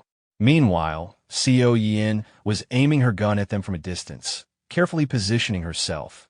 Observing this, the protagonist understood that she had no defensive abilities whatsoever. Without hesitation, the protagonist launched himself toward them, gripping his staff tightly. As he got close, he activated his skill, causing a surge of blue energy to gather in his hand. He struck the boy with the staff, sending him flying backward. The red-haired girl, seeing this, became visibly nervous and frightened. The protagonist stood firmly in front of her, staff aimed directly at her, ready to confront her. Later, while checking his system panel, the protagonist reflected on how he had managed to pull everything together somehow, even suggesting that Seo Yin join the mentoring program. But, despite his efforts, she hadn't shown any interest. Turning to Go Hyunwoo, he mentioned that fact, prompting Go Hyunwoo to laugh awkwardly. He admitted that a lot had happened, and that the kid probably needed to be beaten by someone at least once. However, when Go Hyunwoo's words came out a bit harshly, the protagonist was taken aback. Just then, the protagonist's system flashed with a new notification. A match had been found, and seeing it, Go Hyunwoo's eyes lit up with excitement as he eagerly announced that he would show off the results of his training. Without warning, both of them were transported to a new location. Looking around with a shocked expression, Go Hyunwoo asked what was happening and who their opponents were this time. The protagonist's eyes locked on the group standing across from them. It was Seo Yin and her team. At that exact moment, another notification appeared, displaying the team lineup. Jang Sam with 572 points, and Seo Yin with 741 points. Stunned, Go Hyunwoo whispered in disbelief that they were once again facing Seo Yin. Seeing the situation, the protagonist smiled and thought to himself that this was the perfect opportunity to make Seo Yin realize her own weaknesses in defense. Go Hyunwoo, looking at him with concern, asked if they would win. The protagonist smiled confidently and assured him that they would. Without wasting any time, Seo Yin launched an attack at the protagonist, determined to take him down herself. Go Hyunwoo, following behind, responded with determination that he would support him. As the two moved toward their opponents, Seo Yin immediately used a smoke bomb to obscure the area. The protagonist, seeing it, thought it was exactly what he expected her to do. He dismissed the attack as useless and pressed forward without slowing down. Seo Yin, not saying a word but sweating from the pressure, fired bullets at the protagonist. He calmly dodged each one without any trouble. When he finally reached her, she quickly prepared to fire again. However, before the shot could be taken, the protagonist struck her gun aside, readied his punch infused with skill, and threw it toward her. Yet, before the punch could land, he stopped it mid-air and flicked her forehead with his finger. Looking at her, he asked whether they should continue the fight.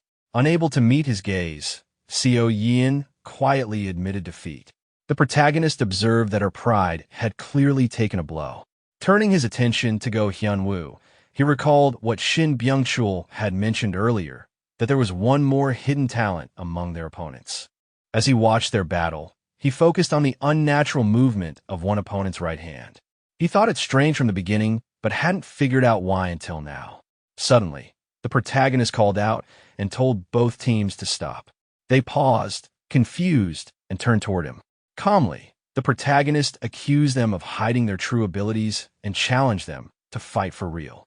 He stated that he was already fighting seriously and suggested that if they were concerned about the replay being public, they could make it private. To motivate them further, he offered them the reward of information about Yuryong-Yang, Ghostly Shadow, if they won. The name startled Yuryong-Yang, who turned to face the protagonist in shock. The protagonist thought to himself that he had struck a nerve. Still shaken, Yuryong-Yang declared that anyone valuing secrecy so much wouldn't want to miss this hidden detail. The protagonist, smiling confidently, responded that he had only promised to share the information if they won and asked how he could know that. Yuryong-Yang gripped his sword, preparing for another battle. He told Go Hyunwoo that if he was willing to go that far, then he would fight as desired. At the same time, Go Hyunwoo noticed how suddenly Yuryong's gaze had changed and vowed to give it his all. Without hesitation, both engaged in battle, fiercer than ever before. Notifications began flashing one after another as Go Hyunwoo attacked aggressively. Go HYONWO 87%. Go HYONWO 73%. Go HYONWO 68%. Despite the growing exhaustion, the protagonist, watching the fight, thought to himself that he would end it with a decisive strike. As the final attack neared Go Hyunwoo, he remained calm, steadying himself before the confrontation escalated further. In an instant, Go Hyunwoo expertly dodged his opponent's attack and immediately countered using a skill called Rapid Current. The sudden strike left his opponent stunned. Before either could recover, the force of their clashing swords caused both weapons to break apart. The protagonist then stepped forward and told them it was enough, signaling the end of the match. He activated his skill, causing a small energy to gather at his fingertips, and instructed both to rest. At that moment, the announcement board displayed the match results, showing that the protagonist and Go Hyunwoo had won, while Seo Yeon and Jang Sam had lost. The protagonist glanced at his friend, silently reflecting that although staying within the system technically counted as a win, in reality, it felt like a loss. The match had been decided the moment Jang Sam, unable to block the attack, revealed his true level. He admitted that his opponent was still just shy of reaching a promising rank, at least for now. Shortly after, Jang Sam regained consciousness and, upon seeing the result, quietly acknowledged his defeat. The protagonist confirmed it without elaboration. Jang Sam, without looking at the protagonist, remarked that although the outcome was unfortunate, it had still been a good match. The protagonist assured him that Go Hyunwoo would feel the same way. Before departing, Jang Sam adjusted his shoulder and asked the protagonist if his techniques had been too obvious. The protagonist smiled and explained that they had been a little noticeable, mentioning that his sword grip appeared awkward and overly ordinary, which made his moves easier to read. Surprised, Jang Sam asked if being too ordinary made it obvious. The protagonist clarified by asking him to consider the nature of the Dragon Slayer Academy, where the strongest individuals from around the world gathered. In such a competitive environment, anything ordinary stood out more than usual. Jang Sam reflected on this thoughtfully, agreeing that being ordinary would indeed attract attention in such a setting. He then respectfully bowed to the protagonist, expressing gratitude for the advice and asking about another skill, Ghost Shadow Step. The protagonist reminded him that he should only ask about it after a victory. Meanwhile, Go Hyunwoo remained unconscious on the ground, while Jang Sam, gathering himself, promised to challenge the protagonist again next time. The protagonist, without hesitation, agreed to face him whenever he was ready. Later, the protagonist and Go Hyunwoo were transported back to the arena. Go Hyunwoo, still embarrassed by his performance, confessed his shame and asked the protagonist for his opinion on the match. The protagonist gently reassured him, explaining that Go Hyunwoo had cleverly created openings through probing attacks and ended the fight smoothly with a clean finishing move. Go Hyunwoo glanced at his broken sword with worry, expressing concern that he couldn't keep avoiding the issue forever. The protagonist, sensing his anxiety, jokingly suggested that the solution was simple, he just needed a better sword. Go Hyunwoo, embarrassed, thought to himself that his financial situation wasn't great enough to afford such a luxury. Without hesitation, The protagonist pulled out a book from his inventory and handed it to Go Hyun-woo, explaining that weapons didn't necessarily have to be bought with money alone, and asked how many points he had saved. Go Hyun-woo quickly checked his points and revealed that he had about 5,000 saved. The protagonist assured him that this was more than enough and recommended purchasing both an E-rank and a D-rank longsword. Go Hyun-woo followed the suggestion and bought the items. The system notification confirmed the purchases, listing both swords and additional crafting materials called thermal catalyst reagents, which he also bought with his remaining points. The protagonist instructed him to first hand over the reagents, and when Go Hyun-woo asked what they were used for, the protagonist explained they were crafting materials and promised to help him create a useful item. He encouraged Go Hyun-woo to focus on recovering and assured him that they would work on it together. Grateful, Go Hyun-woo smiled gently and thanked the protagonist. That evening, the protagonist made his way to the fourth workshop, thinking about how the week's duels had already concluded and that he should prepare materials for an item to assist Go Hyun-woo. Upon entering, he greeted the room and was met by a boy working on something. The boy looked back briefly but quickly returned to his task, clearly uninterested in the protagonist's presence. The protagonist recalled how this boy had been scolded by Bong Jae-suk previously for meddling and assumed he wasn't fond of interruptions. Still, the protagonist approached him again, apologizing silently as he tried to replicate a skill he observed. His system registered the action, confirming that he successfully copied another skill, now filling his slots. Thinking ahead, the protagonist realized that with his new skill, he would no longer need another one and decided it was time to let it go. He smiled while surveying the abandoned equipment scattered around the room, considering it an ideal place to gather decent materials. These items were failed projects, discarded for some reason, but their crafted parts remained intact. He reasoned that dismantling such items was usually harder than acquiring new materials, but this time, it might work in his favor. He began working on dismantling the equipment, and the boy eventually noticed and asked what he was doing. Without looking up, the protagonist explained that he was trying to extract materials from it. Sweating nervously, the boy asked if he could watch, and the protagonist, smiling, agreed without hesitation. He handed the boy a glass tube filled with materials, which astonished him. The boy marveled at how clean the materials looked, almost brand new despite being dismantled. The protagonist, thinking a good opportunity, asked if the boy would be interested in trading some materials. The boy's eyes lit up with excitement, and he eagerly asked what the protagonist needed. The protagonist listed a few essential components. The boy then hesitated, worrying that Bong Jae-suk might scold him again for such dealings. The protagonist reassured him that trading a few materials shouldn't be a problem, and that if necessary, direct permission could be obtained.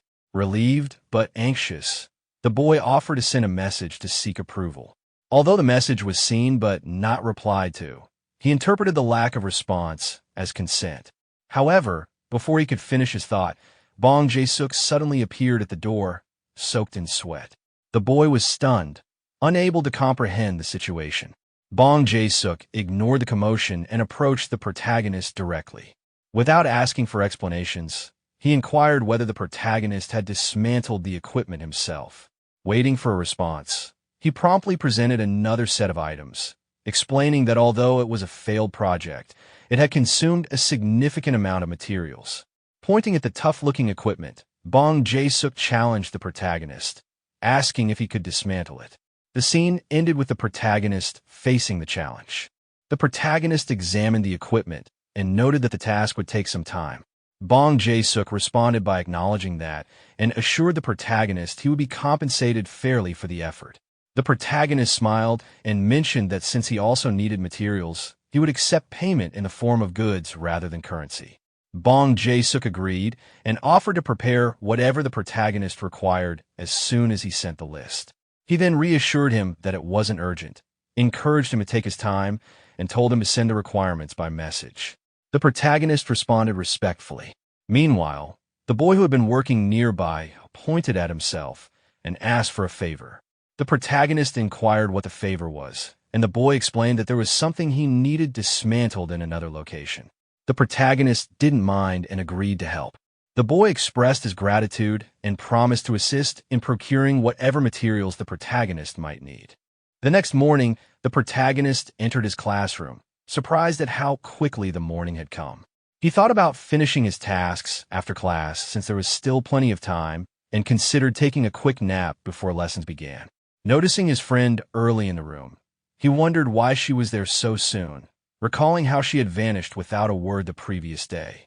He calmly approached her and asked why she was there so early, whether she had skipped breakfast, and if she wanted something to eat.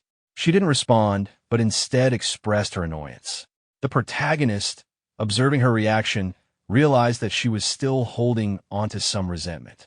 Trying to ease the tension, he explained that the match the day before had been one-sided and that his intention had only been to point out her weaknesses.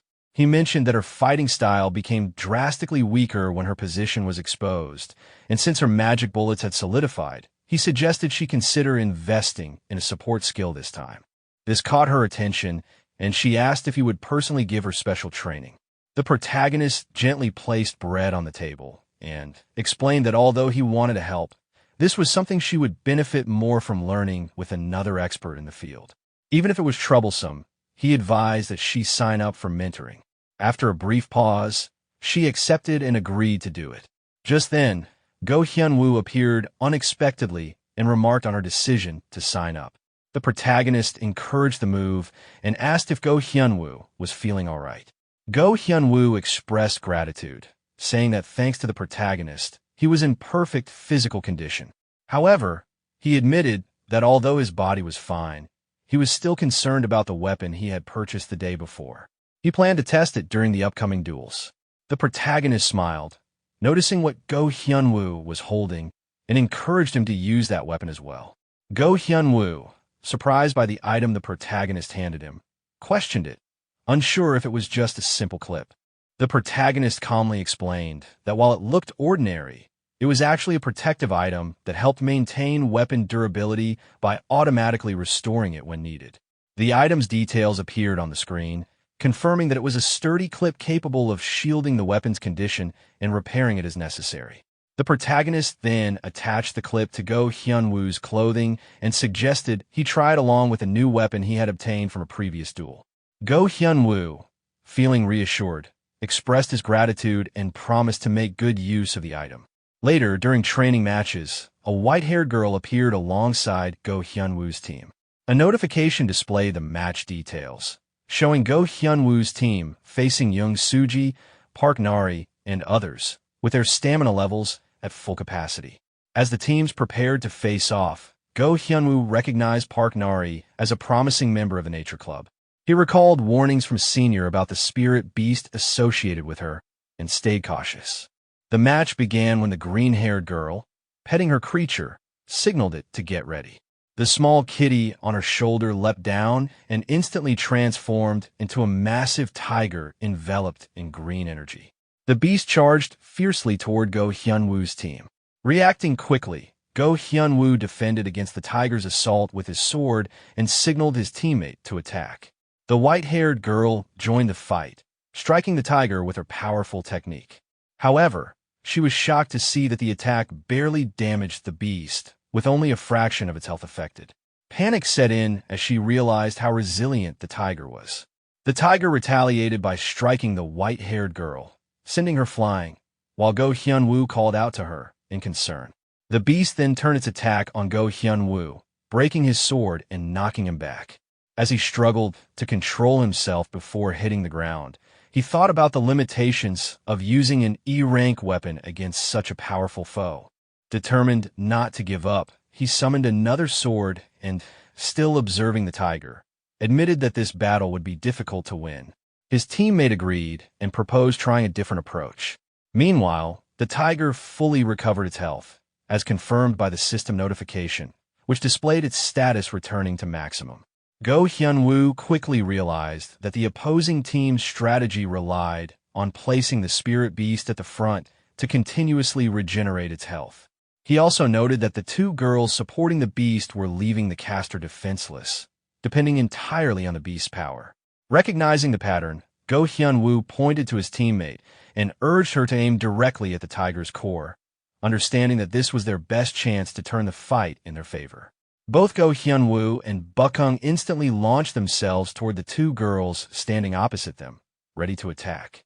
The blue-haired girl, holding a crystal in her hand, had anticipated this kind of assault and immediately activated a defensive skill. A barrier of trees appeared around her and her companion, shielding them from the incoming attacks.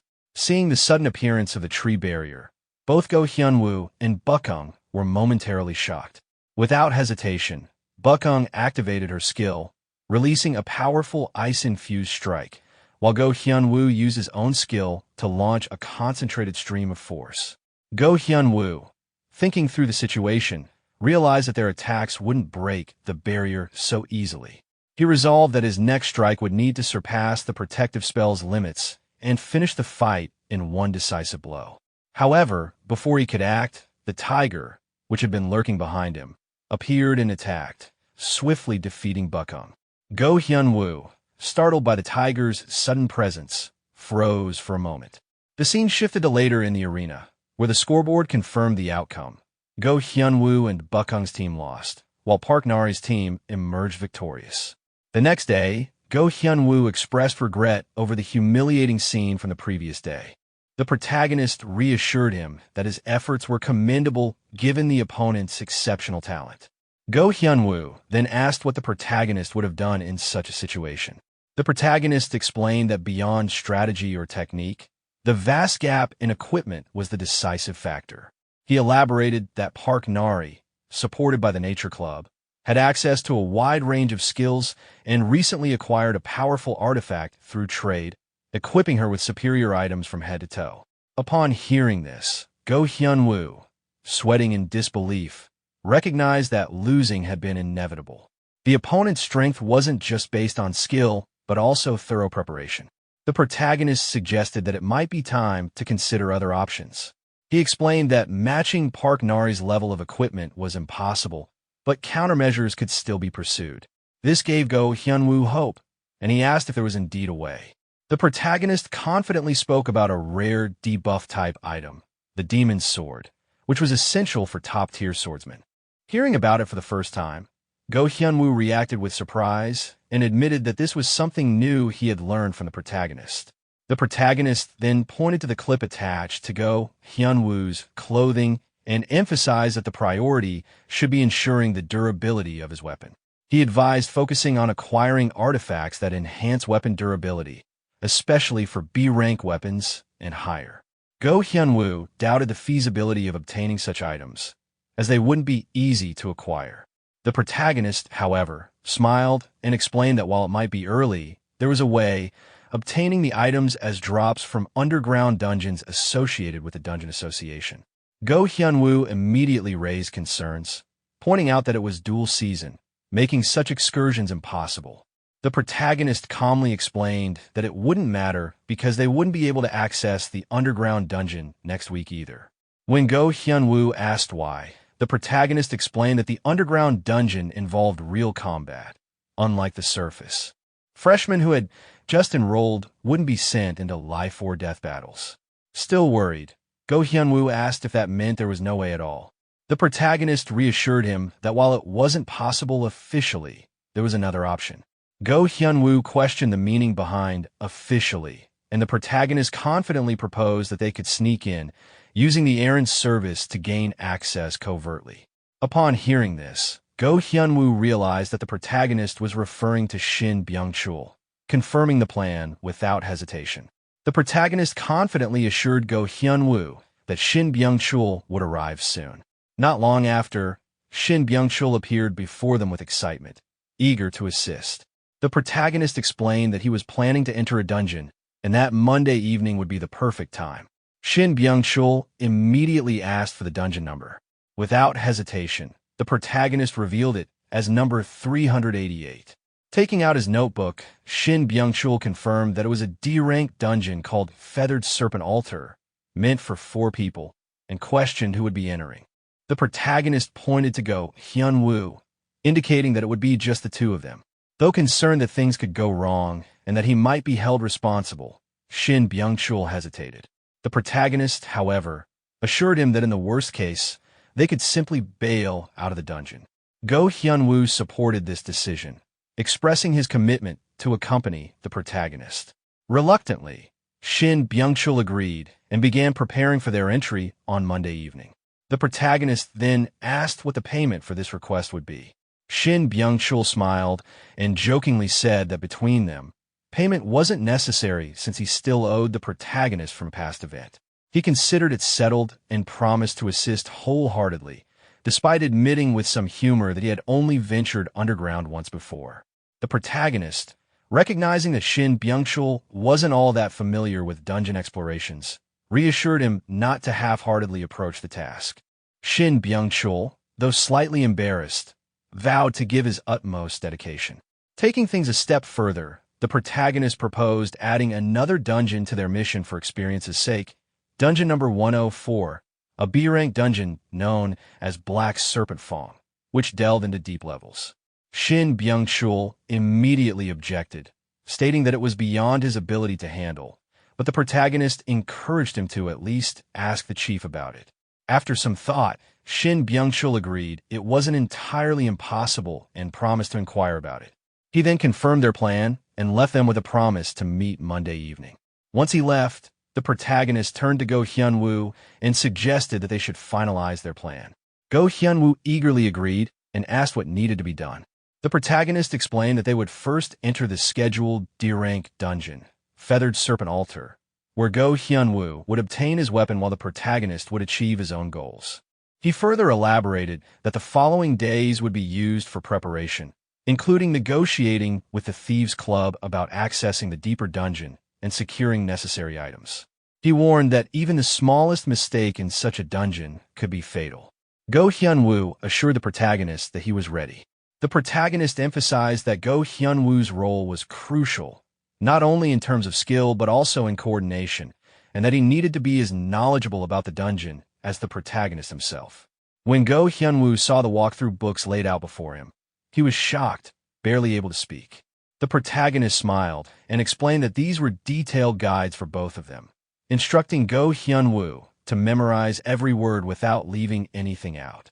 The scene shifted to workshop number 1, where the protagonist was working on something when Bong Jae-sok arrived.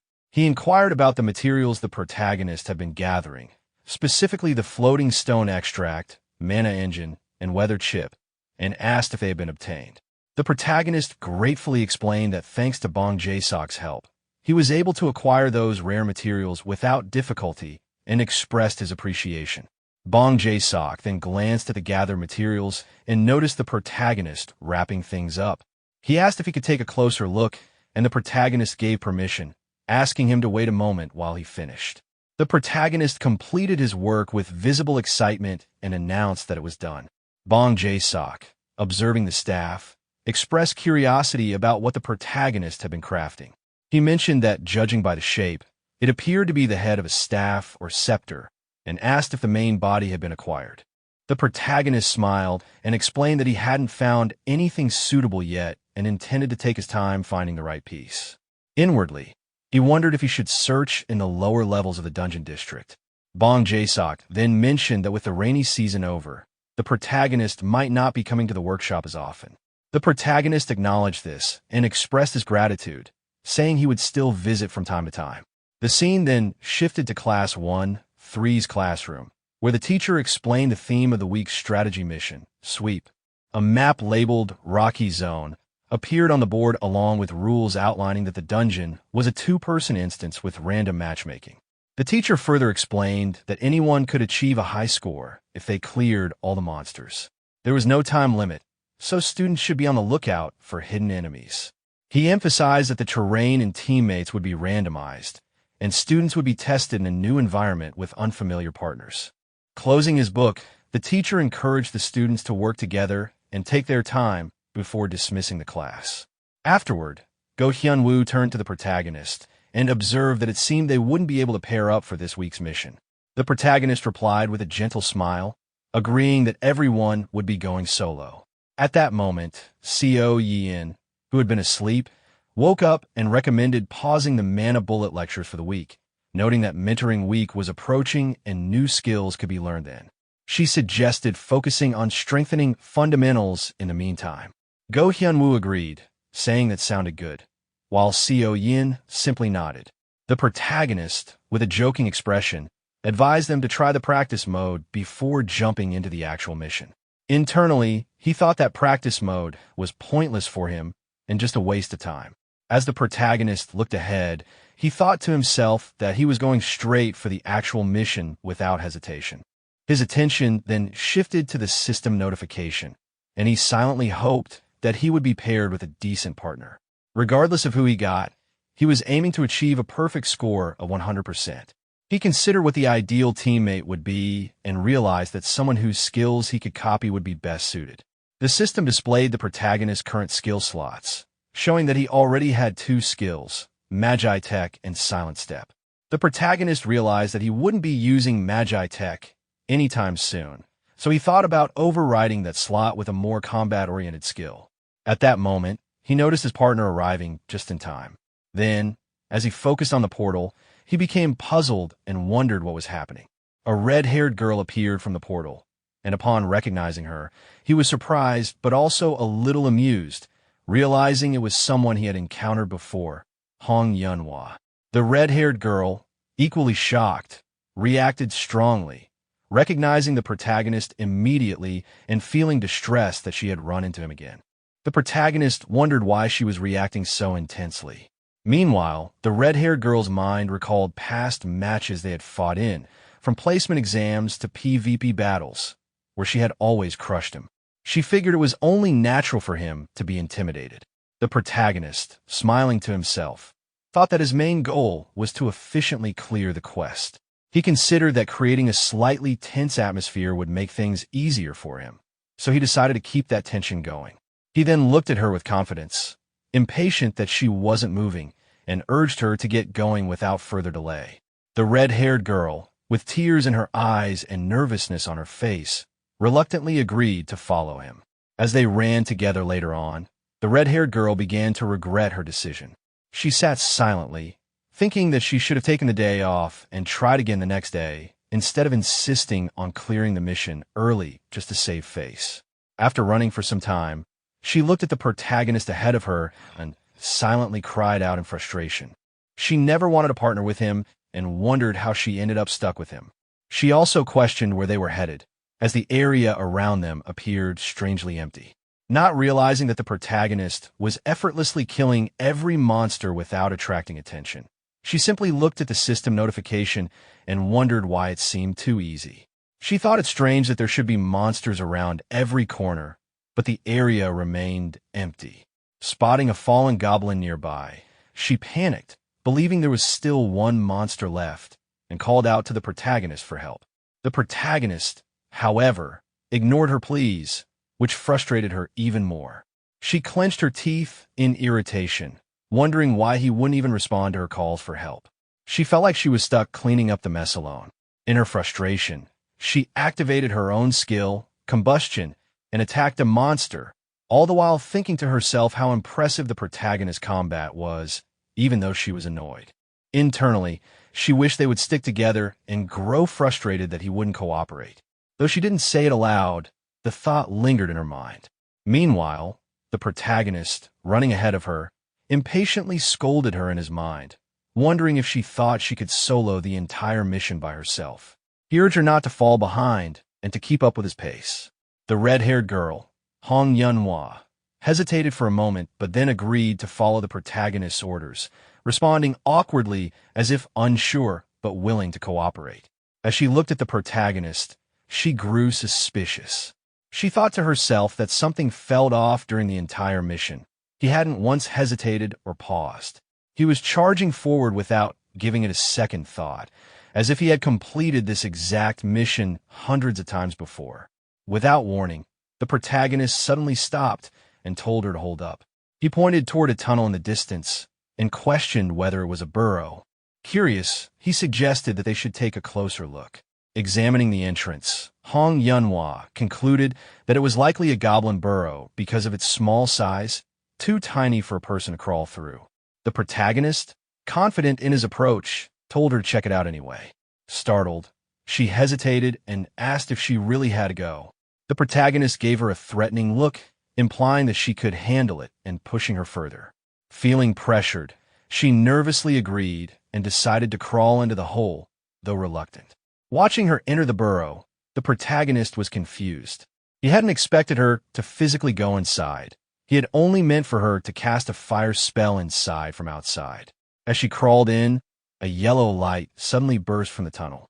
The protagonist noticed it and wondered aloud what that glow was. Before anyone could react, the tunnel exploded. The protagonist, unfazed, commented that such fiery explosions were typical in a dungeon like Ruby Tower. After the dust settled, Hong Yunhua crawled out of the burrow, rubbing her face in frustration. She complained about the ordeal, wondering why she was putting herself through this, yet resignedly admitted that dungeon crawling often led to such chaotic moments. Standing up, she expressed relief that they had found the goblin burrow in time and that they managed to eliminate the goblins before they could escape. Just then, the system notification informed them that only one monster remained. The protagonist noted this and said that they only needed to defeat the final boss to complete the mission. However, before they could react, a dangerous monster suddenly appeared from behind them. The protagonist quickly grabbed Hong Yunhua and warned her not to lose focus in a dungeon. Feeling awkward, she apologized, blaming the explosion for possibly alerting nearby monsters. The large boss monster now stood before them. The protagonist explained that this must be the dungeon's boss and reassured her that since they had to fight him anyway, it was a good opportunity. He encouraged her to stay sharp, promising that the battle would be manageable if they attacked together. Observing her, he thought to himself that she still seemed shaken and partially blamed himself for that. He resolved to help boost her confidence. With that in mind, he surprised her by telling her to take the boss on solo. The girl was shocked by this sudden challenge, unsure how she could face such a powerful opponent alone. The protagonist, however, confidently urged her on, insisting she could handle it and encouraging her not to back down. Motivated by his words, she bravely stepped forward and accepted the challenge, saying she'd give it a try. Inside, the protagonist smiled to himself, eager to see her true potential and silently cheering her on to prove her worth. The girl then positioned herself for an attack, gathering magical energy at the tip of her wand. The protagonist, watching closely, thought to himself that this was her moment to show her real strength. She activated her skill, Overheat, and launched the attack. The monster, instantly irritated by the sudden strike, charged toward her in anger. Seeing the monster's reaction, Hong Yunhua panicked, thinking about how fast it had retaliated. She questioned when it could have moved so quickly. As the monster raised its weapon to strike, she felt desperate not to lose. Fueled by determination, she jumped into the air, activating her next skill, Flame Orb, and launched an attack directly at the monster. Seeing the attack hit the monster perfectly, she felt a rush of excitement and satisfaction, believing that she had struck it dead on. But to her dismay, the monster barely flinched. It reappeared from the explosion, seemingly unharmed and ready to attack again. Hong Yun's attack barely affected the dungeon boss. As she watched the result, tension and frustration showed clearly on her face. She quickly realized that the boss had taken almost no damage, leading her to suspect that the dungeon was designed with a damage reduction trait. The thought only deepened her irritation at whoever had structured the dungeon this way. Before she could reassess her approach, the dungeon boss hurled its axe at her with immense force. She narrowly avoided the attack, knowing she was running out of time before the overheating effect wore off. Almost immediately, the boss followed up by throwing a second axe. The unexpected combination left her little room to maneuver. Lowering her stance instinctively, she realized it was already too late to dodge cleanly. With her options shrinking, she prepared to raise a barrier to protect herself. However, before she could act, the protagonist intervened, using magic to deflect both axes away from her. The sudden rescue left her momentarily stunned, but relieved to realize she had survived. The protagonist urged her to stop hesitating and use her remaining power. She understood what he meant and recalled the fire pillar technique she had been avoiding. Memories tied to that skill briefly surfaced, one she clearly wished to forget. Still, she acknowledged that while the ability was powerful, its effective range was limited. The protagonist made it clear that he would restrain the boss, allowing her to concentrate fully on unleashing its power. As he charged forward, she tried to stop him out of concern, but he moved too fast. With a simple motion, he uses magic to slam the dungeon boss into the ground, forcing it into a vulnerable position. Fighting back her hesitation, Hong Yun focused entirely on her role. The boss began to struggle violently, reacting to the magic circle forming beneath it. She noticed immediately that it had sensed the spell, but the protagonist insisted she continue without distraction. He maintained pressure on the boss, deliberately keeping it occupied and unable to escape.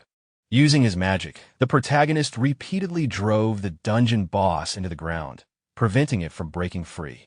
Once the magic circle was complete, Hong Yun moved closer and warned him to leave the area immediately. Despite the boss rising again in anger and attempting another attack, the protagonist calmly avoided the strike and repositioned himself just outside the range. After confirming the distance was sufficient, Hong Yun steadied herself.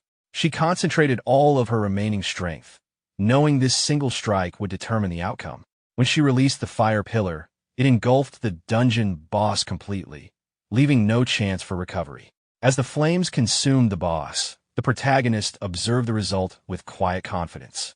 Once the fire faded, the dungeon was cleared entirely, and the system registered a perfect completion with a full score and bonus rewards. Exhausted, Hong Yun acknowledged that the fight was finally over.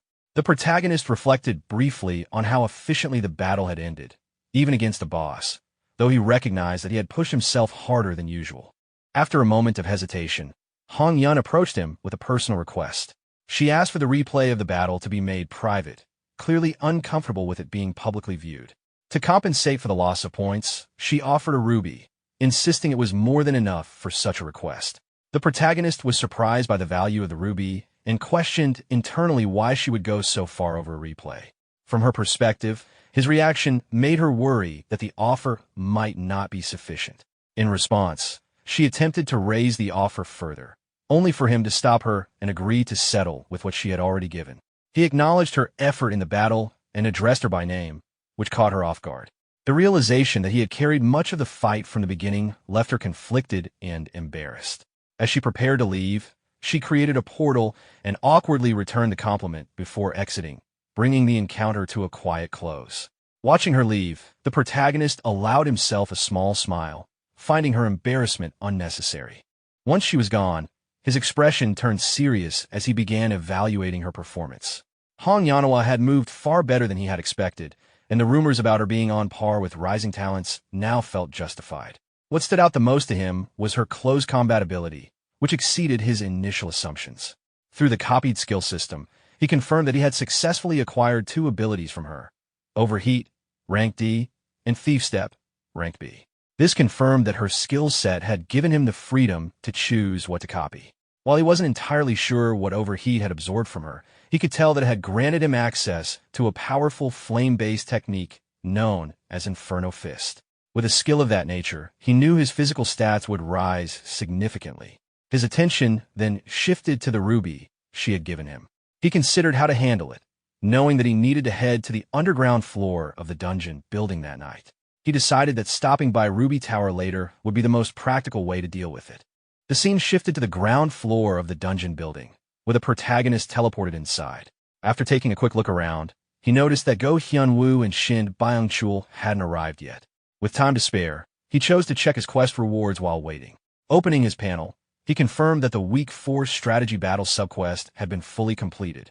The objective had been cleared with a perfect completion rate, and the reward granted him an additional copy trait slot. Seeing this, he felt relieved, as it finally allowed him to copy a new trait. He hoped to find something useful before entering the underground dungeon. At that moment, someone appeared behind him, complaining that he had gone ahead without saying anything. Turning around, the protagonist found 2 familiar faces. One of them urged the group to leave soon since it was already getting late, while Hyunwoo confidently expressed that he wouldn't disappoint. Before they moved out, the brown-haired boy mentioned that he had something to distribute. He handed both of them second-year tie pins and anonymous badges, instructing them to put the items on.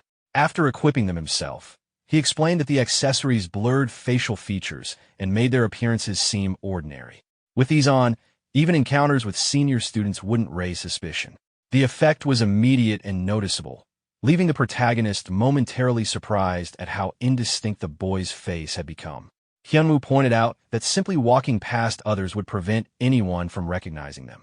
Internally, the brown-haired boy found the sensation strange but amusing. Satisfied, the protagonist signaled for them to proceed downward together. As they descended the stairs, Hyunwoo expressed confusion at how long the path seemed to be. The brown-haired boy reassured him that they were almost there. Hyunwoo then admitted that while he knew the dungeon building was large, he hadn't expected it to be this vast, especially considering how long it took just to reach the D-rank floors. He began imagining how deep the lower levels must go. Before he could dwell on it further, the protagonist explained that teleportation devices were normally used for travel, but since they had entered discreetly, those options weren't available. He added lightly that a skilled guide could still bypass those systems if necessary. The brown-haired boy agreed, laughing it off as they neared their destination. Upon arrival, the brown-haired boy formally guided them forward and announced the location. They had reached dungeon number 388, known as the Feathered Serpent Altar. The protagonist, Hyunwoo, and their guide stood quietly in front of the magical teleportation door, preparing for what lay ahead. Hyunwoo noted that they had arrived safely without being discovered. The protagonist acknowledged this with a relaxed smile, reminding the group that everyone had already memorized the strategy guide and that they should begin immediately. At that moment, loud voices echoed from behind them. A separate group emerged through a teleportation door, clearly frustrated and blaming a failed dungeon attempt on someone else's actions. Despite the commotion, the protagonist and his companions did not react or engage with them in any way. The irritated group soon realized that the protagonist team had also arrived to clear the dungeon. Observing them quietly, the protagonist confirmed inwardly that the anonymous badge was functioning exactly as intended, successfully concealing their identities. Hyunwoo suggested that they enter the dungeon quickly before attracting more attention. The brown-haired boy agreed, but paused to handle the surrounding security system first. He produced a magical device, placed it on the ground, and disabled all nearby security mechanisms. With the area temporarily secured, he decided to remain outside and keep watch while the others proceeded. The protagonist agreed, stating that they would clear the dungeon quickly and return without delay. With no time to waste, the group entered the teleportation door. Inside the dungeon, the protagonist pointed out a large monument ahead. He identified it as the Feathered Serpent Altar, the core of the dungeon that Hyunwoo would be responsible for handling. He warned that numerous barbarians guarded the area and advised caution. His companion recognized the information, recalling it from the strategy guide he had been given earlier. Before they could move further, a hidden barbarian suddenly launched a spear from behind. The protagonist and his companion narrowly avoided the attack. Turning back, the protagonist noted how the enemies appeared the moment they were mentioned. 3 barbarians quickly revealed themselves, one of them identifying the intruders as sacrifices and ordering that they be captured alive. Within moments, even more barbarians emerged, surrounding the protagonist and his companion from all sides. Their chants echoed through the area as they repeated the same command to capture them. Observing their behavior, the protagonist questioned the contradiction between their intent to capture and their use of lethal weapons. Before he could reflect further, the barbarians charged forward, rushing toward them in an aggressive attempt to overwhelm them. Hyunwoo asked whether they should proceed according to the original plan. The protagonist confirmed without hesitation, signaling the start of their operation. With a simple hand gesture, the protagonist used magic to knock away the attacking barbarians. At the same time, Hyunwoo drew his sword and moved swiftly, cutting down multiple enemies with precise strikes. After exchanging brief words of encouragement, the two prepared to separate. One of the barbarians, shocked by their strength, shouted in alarm and ordered the others to capture them at all costs. Hyunwoo stepped forward to face the remaining enemies, deliberately drawing their attention to himself. He made it clear that he would be their opponent and intended to end the fight quickly. As Hyunwoo engaged the barbarians, the protagonist sprinted ahead alone. Internally, he reaffirmed their plan. From that point onward, they would operate separately. Hyunwoo would advance along the main route toward the altar, while the protagonist would take a different path, moving through the rainforest instead of following the standard route.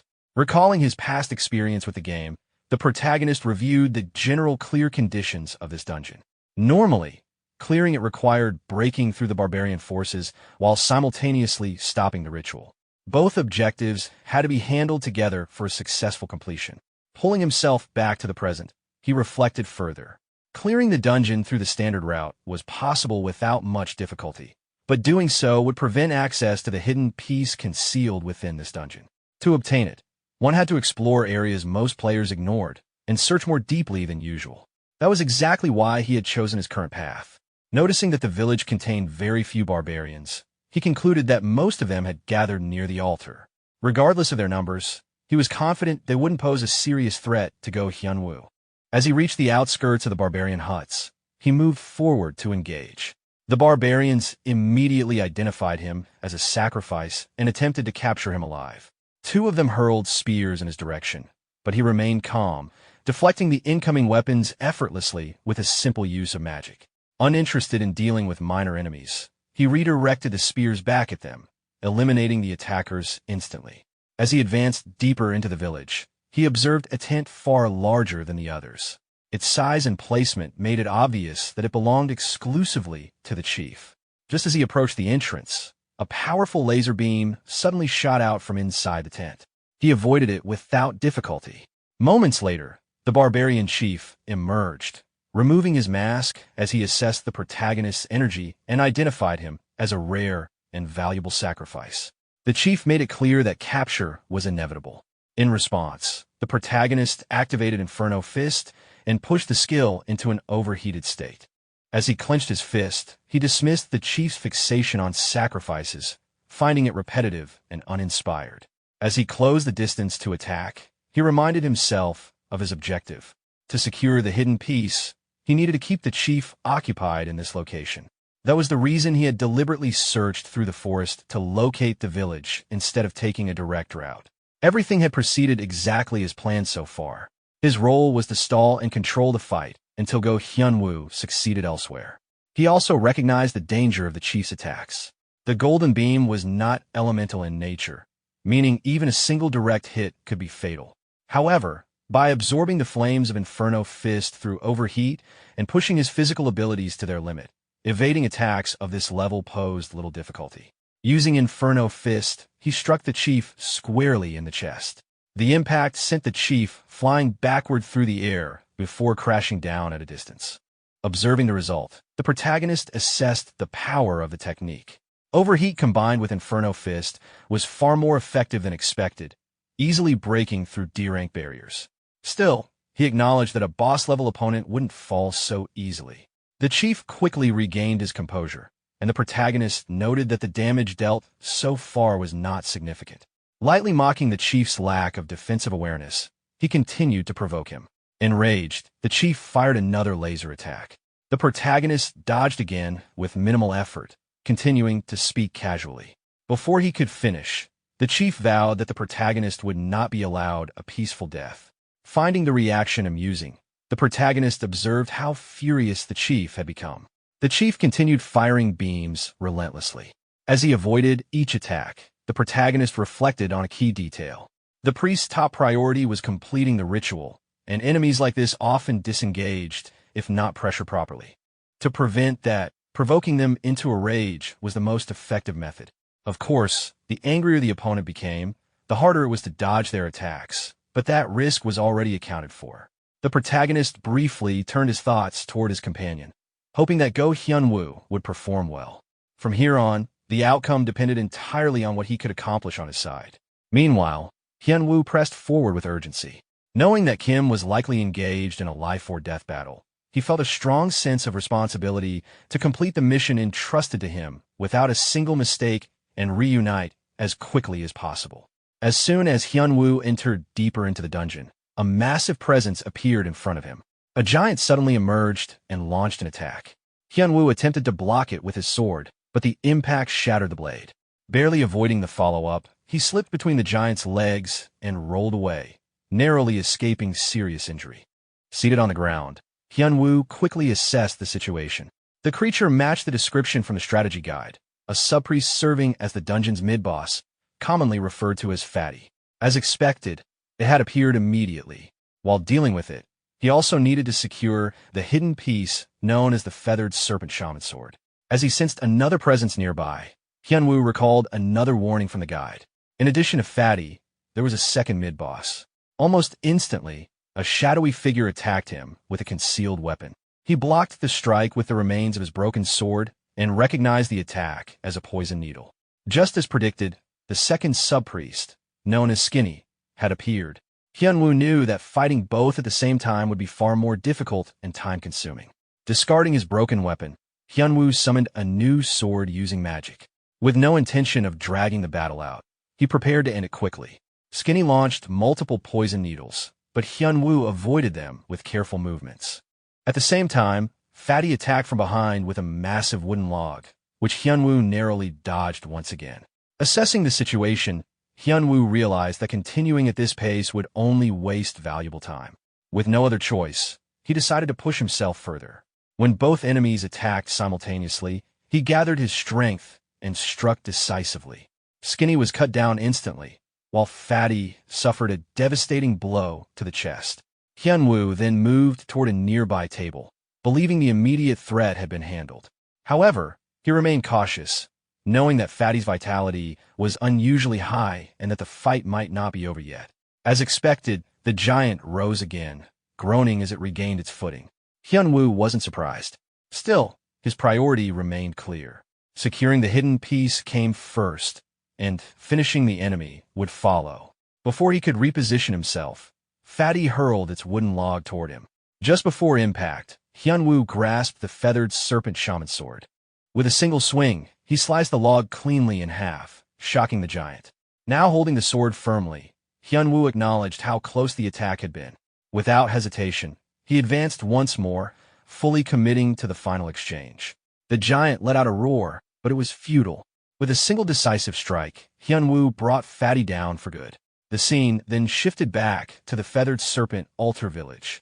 The protagonist continued evading the barbarian chief's relentless magical beam attacks. While doing so, he reflected that simply running around was becoming tedious. By now, Go Hyunwoo should have already secured the shaman sword. At that moment, the chief sensed a sudden change. A powerful aura surged from the altar, causing visible panic. He immediately realized what had happened.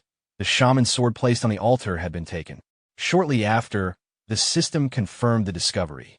The hidden piece tied to the Feathered Serpent dungeon had been successfully obtained. After receiving the confirmation message, the protagonist felt satisfied.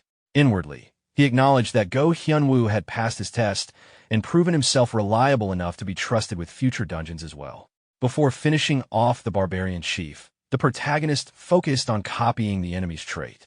Activating his copy ability, he successfully registered the Feathered Serpent Priest's primary trait. With this, his available trait slots were filled, now consisting of elemental resistance and the newly acquired priest trait. Although the priest trait was made up of several complex effects, the increase in mana sensitivity stood out as particularly valuable. Realizing what had happened, the chief panicked and attempted to flee toward the altar. The protagonist blocked his escape, making it clear that there was no reason to rush there anymore. With the situation already decided, he prepared to end the fight. Activating Inferno Fist once more, he struck the chief directly in the chest. At that moment, the system confirmed that the Feathered Serpent Altar dungeon had been fully cleared. Shortly afterward, Go Hyunwoo arrived at the scene, clearly energized. The protagonist noted that his timing was perfect. As they observed the aftermath, the sword in Hyunwoo's hand began to glow, drawing energy from the defeated chief. The protagonist calmly explained that the weapon's performance had improved by absorbing the priest's soul. The system then displayed the results. The hidden piece, the Feathered Serpent Shaman Sword, had evolved from D rank to C rank. Its properties now included enhanced durability protection, automatic durability recovery, and newly acquired elemental resistance. In addition, several reward boxes appeared nearby. The protagonist pointed out that these were the dungeon's standard clear rewards, known as Feathered Serpent Altar Random Boxes. Examining his upgraded weapon, Hyunwoo expressed satisfaction. The sword alone was more than enough for him, and he felt confident he could rely on it for a long time. As a result, he insisted that the protagonist take the remaining rewards. The protagonist accepted without hesitation and suggested that they leave the dungeon immediately. Since the core had been destroyed, the dungeon would collapse after a short period. The two exited through the teleportation door and regrouped outside. Their guide, the brown-haired boy, commented that the clear had taken far less time than expected. The protagonist simply reaffirmed that he had said it would be quick. As they watched, the teleportation entrance began to disappear. The protagonist explained that once a dungeon's core was destroyed, its entrance would be sealed for a while. After enough time passed and the core regenerated, the dungeon would become accessible again and eventually be cleared by someone else. The brown-haired boy added that this process always left behind evidence of a dungeon clear, something that even the most skilled guides were unable to erase.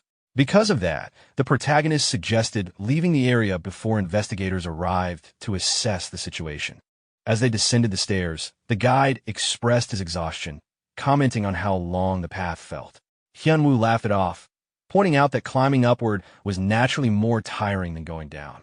Even so, the distance still felt excessive.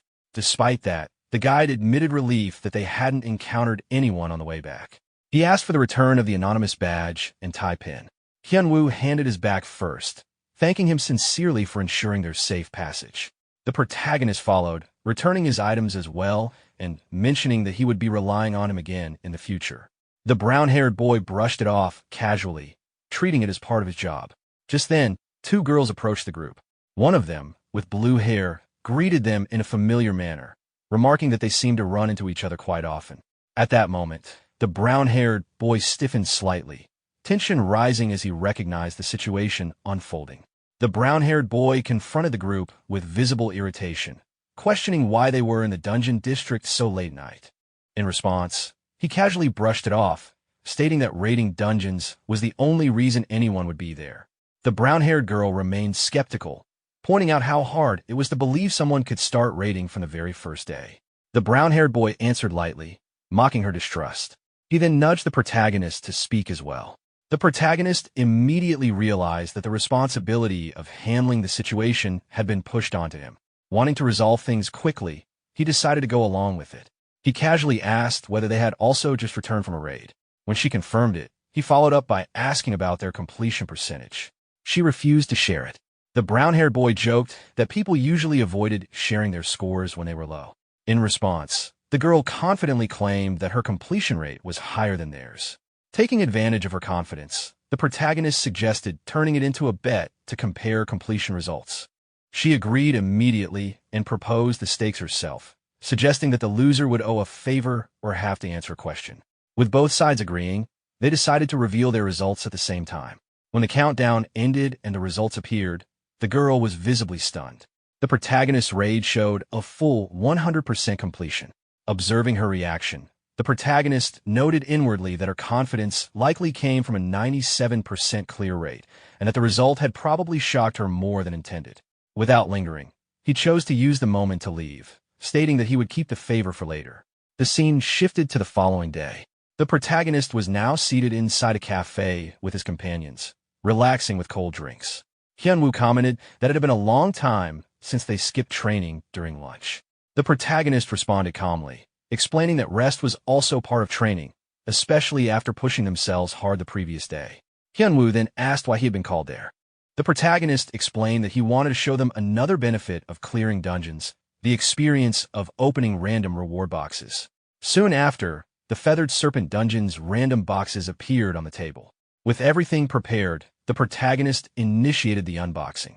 His companions reacted with excitement as the first box was opened, revealing a rank-up item. It wasn't a bad start. The second box contained a priest-tagged accessory, which immediately pleased the protagonist. Inwardly, he acknowledged that pulling both a rank-up item and a priest-type accessory already made the rewards worthwhile. He then offered Hyunwoo a chance to open a box himself. After some hesitation, Hyunwoo accepted. When he opened it, however, the result left him awkwardly disappointed, a wooden cup belonging to the serpent tribe. The protagonist teased him lightly about his poor luck. Hyunwoo apologized, but the protagonist reassured him, pointing out that he was the one who had dragged him into the dungeon in the first place. Still feeling embarrassed, Hyunwoo admitted that he had never been particularly lucky with these things. Shortly after, Seo Yin opened another box and froze in shock.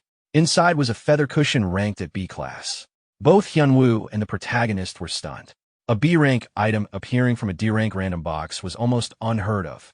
As the protagonist examined it more closely, he realized that despite its name, it was essentially a combat-oriented item. That only made the result more surprising, especially considering who had pulled it. A system window appeared, displaying the details of the feather cushion. It was an item made from the feathers of an unknown divine beast, capable of accelerating fatigue recovery, curing mental-type status ailments, and gradually improving resistance to such effects with long-term use. After reviewing the item, the protagonist felt a slight sense of regret. As a sleeping-related lifestyle item, it wasn't particularly useful to him. Still, items like this had their own demand. There were plenty of buyers in the market, making it easy to sell or exchange for something else. He briefly considered sending it to the errand center or listing it for auction. The group fell into an awkward silence, all eyes fixed on the cushion. Noticing Seo Yin's reaction, the protagonist paused and realized she might want it. Rethinking the situation, he concluded that giving it to her made more sense. With improved fatigue recovery, her sleep time would shorten, giving her more waking hours and better training efficiency. Considering its long-term impact, handing it over was the more practical choice. When Seo Yin hesitated, unable to respond, the protagonist made the decision for her and gave her the item. She reacted with clear excitement and hugged the cushion tightly, expressing her gratitude. Just then, the protagonist's thoughts shifted as his phone began to ring. Hyunwoo noticed and asked what was going on. Checking the caller ID, the protagonist saw it was Shin Byung-chul and wondered what he wanted. He answered the call and learned that Shin Byung-chul wanted him to come to the club room immediately. When the protagonist asked what was happening, he was reminded of the deep dungeon request they had discussed earlier.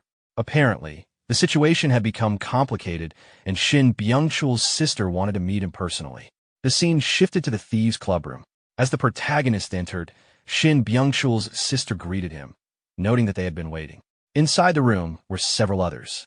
A long-haired boy casually observed him, while a green-haired boy sitting on the table commented that this was the person he had been working with recently. Another remark followed, mentioning that the protagonist had even clashed with a magic engineering club. The green-haired boy continued teasing, mentioning how he had warned others to stay away from their junior and how Bong Jae-suk had been scolded publicly. He found it amusing and commented on how unusual it was to see his sister react that way. Before the conversation could continue, Shin Byung-chul's sister abruptly intervened. Using magic, she summoned ropes, silenced the boys, tied them together, and forcibly threw them out of the room. Once the interruption was dealt with, she dismissed their comments and told the protagonist not to mind them. The protagonist responded respectfully, which caught her off guard. She reacted in surprise, remarking that he answered too quickly and should at least think things over. The protagonist replied lightly, saying he would consider it. Stretching slightly, she decided to drop the small talk and get straight to the issue.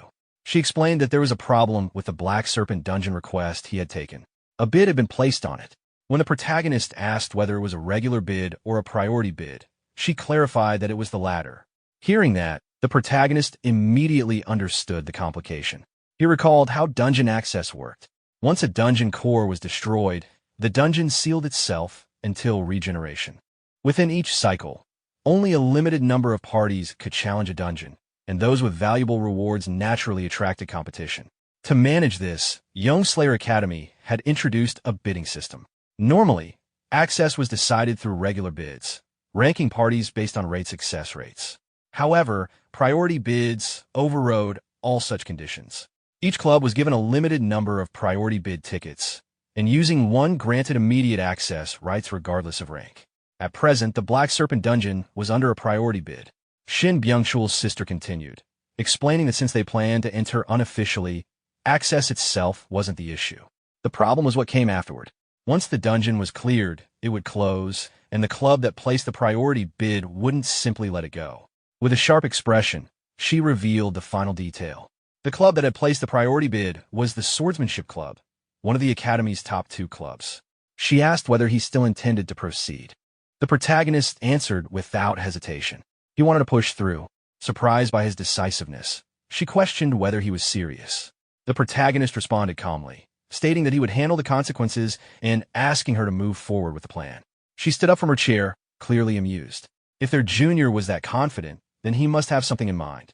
Clenching her fist with a confident smile, she agreed to proceed and committed fully to the decision. Tension briefly filled the room as the brown-haired boy questioned his sister about whether she intended to go personally. She answered without hesitation, stating that she would join Davin herself. Turning her attention to the protagonist, she added that extra payment would be required if she were involved, treating it as a straightforward deal. The protagonist agreed calmly, making it clear that if they were going to proceed, it would be done properly. The sister then asked who else he planned to bring along, mentioning the gray-haired companion she had seen before.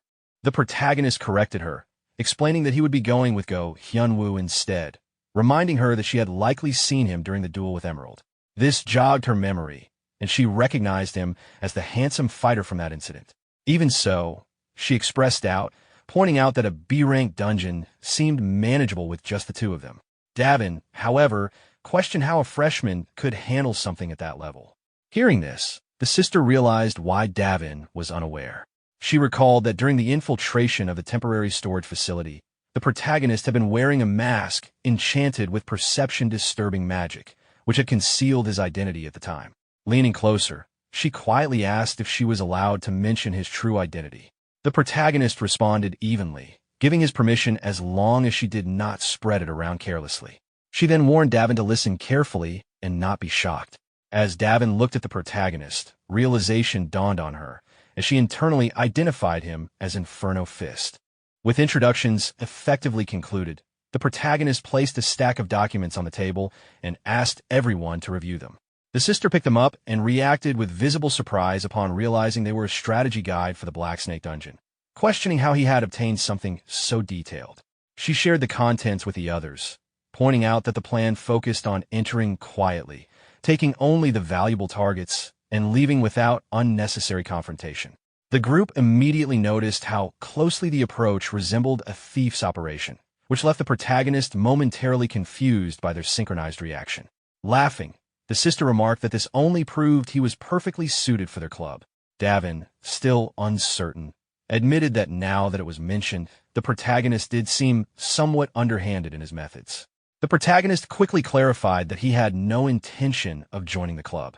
The sister sighed, acknowledging that his sharp refusal was exactly what she expected. Refocusing on the task, the protagonist asked whether the guide was usable.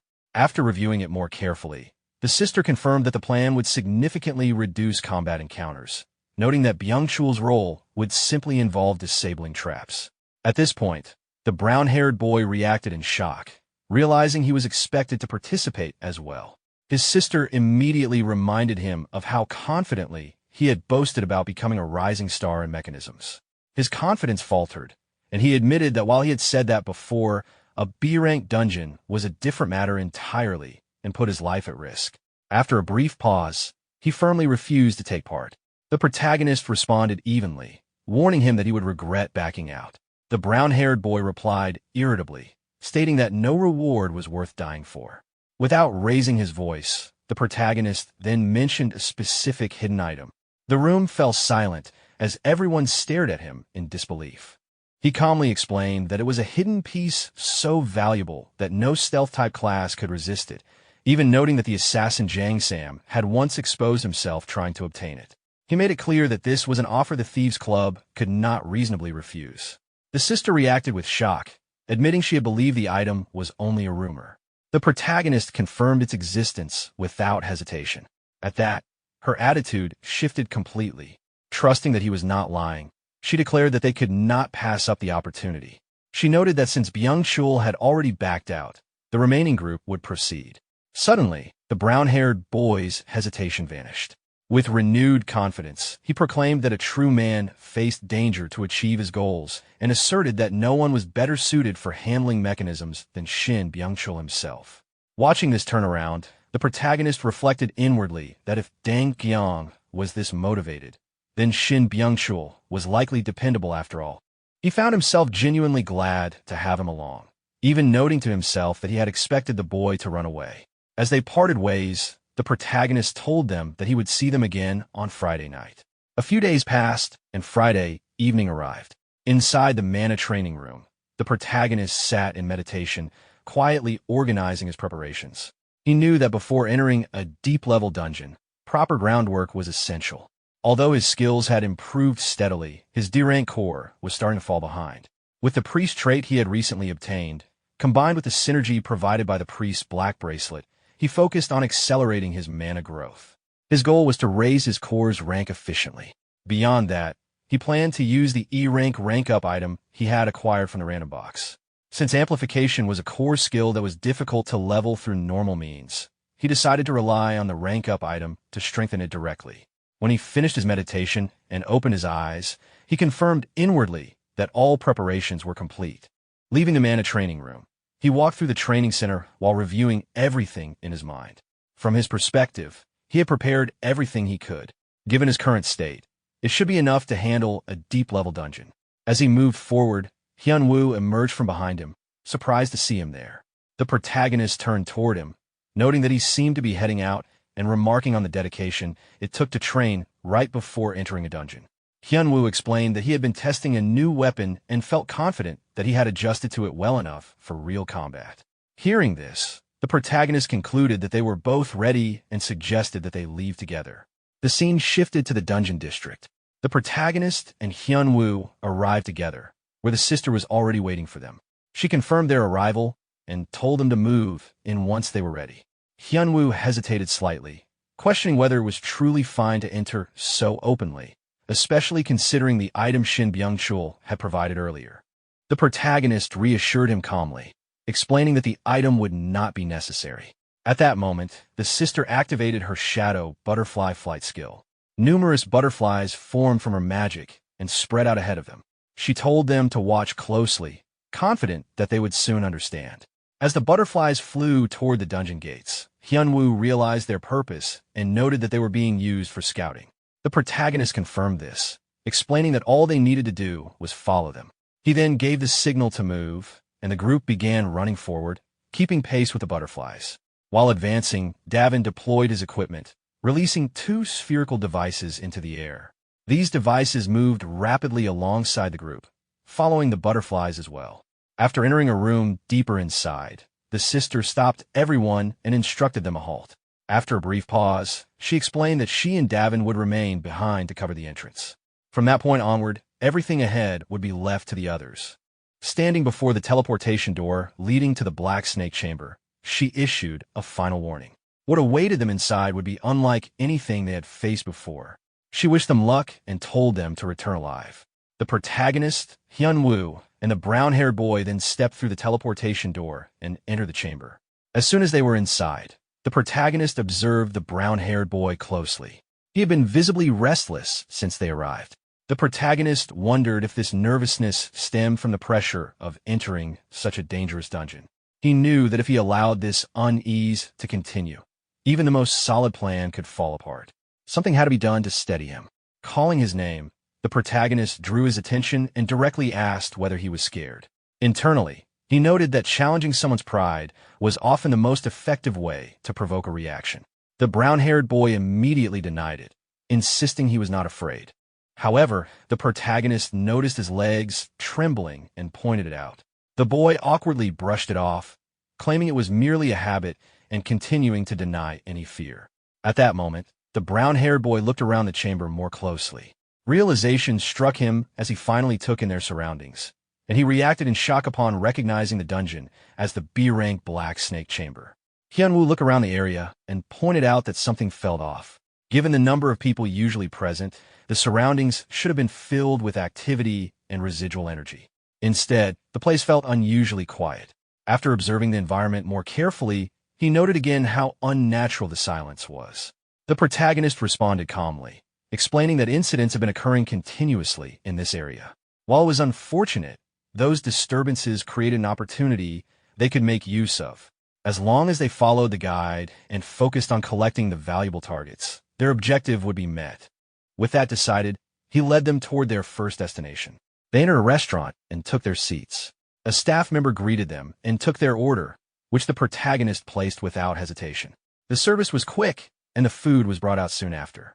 When Hyunwoo casually remarked on the speed, the waiter explained that preparations began before dawn and then excused himself. At that moment, the The brown-haired boy quietly questioned whether the people they were waiting for would really come.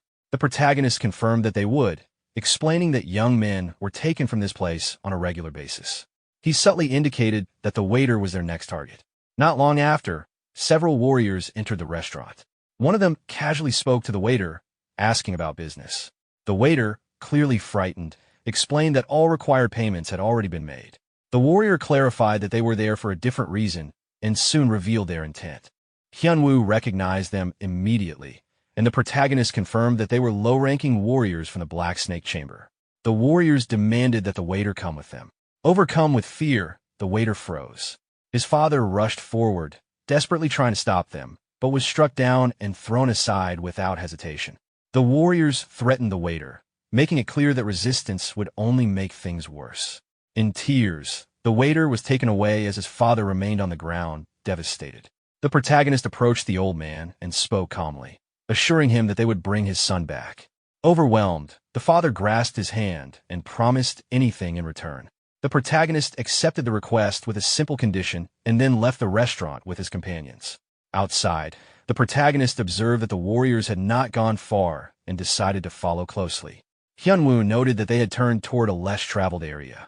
The protagonist concluded that they had likely already been noticed, but that worked in their favor. As expected, the warriors turned to face them. One wondered aloud whether the group from the restaurant had followed them, while the other dismissed it as foolish heroics. Hyunwoo expressed frustration at standing by while an innocent person was dragged away. The protagonist agreed, noting that witnessing injustice firsthand left no room for hesitation. The warriors charged forward to attack. One mocked their courage, calling it reckless, while the other warned that misguided chivalry would only lead to death. Remaining calm, the protagonist instructed his companions to avoid damaging their clothes. As one warrior attempted to strike him, the protagonist tried to restrain him with magic, but it proved ineffective. He adapted instantly, dodging the attack and forcefully slamming the warrior to the ground. Observing the other fight still unfolding, he noted internally that one side was finished while the other was not yet resolved. The brown-haired boy rushed in to assist but was kicked away and sent flying. Watching the situation unfold, the protagonist acknowledged that without certain abilities in play, the fight had become messier than expected. Eventually, both warriors were subdued, restrained, and stripped of their equipment. The brown-haired boy remarked that they were surprisingly weak for their position. The protagonist confirmed that they were the weakest members present, noting internally that while they might be considered mid-bosses in a lower-level dungeon, it was not worth focusing on that detail.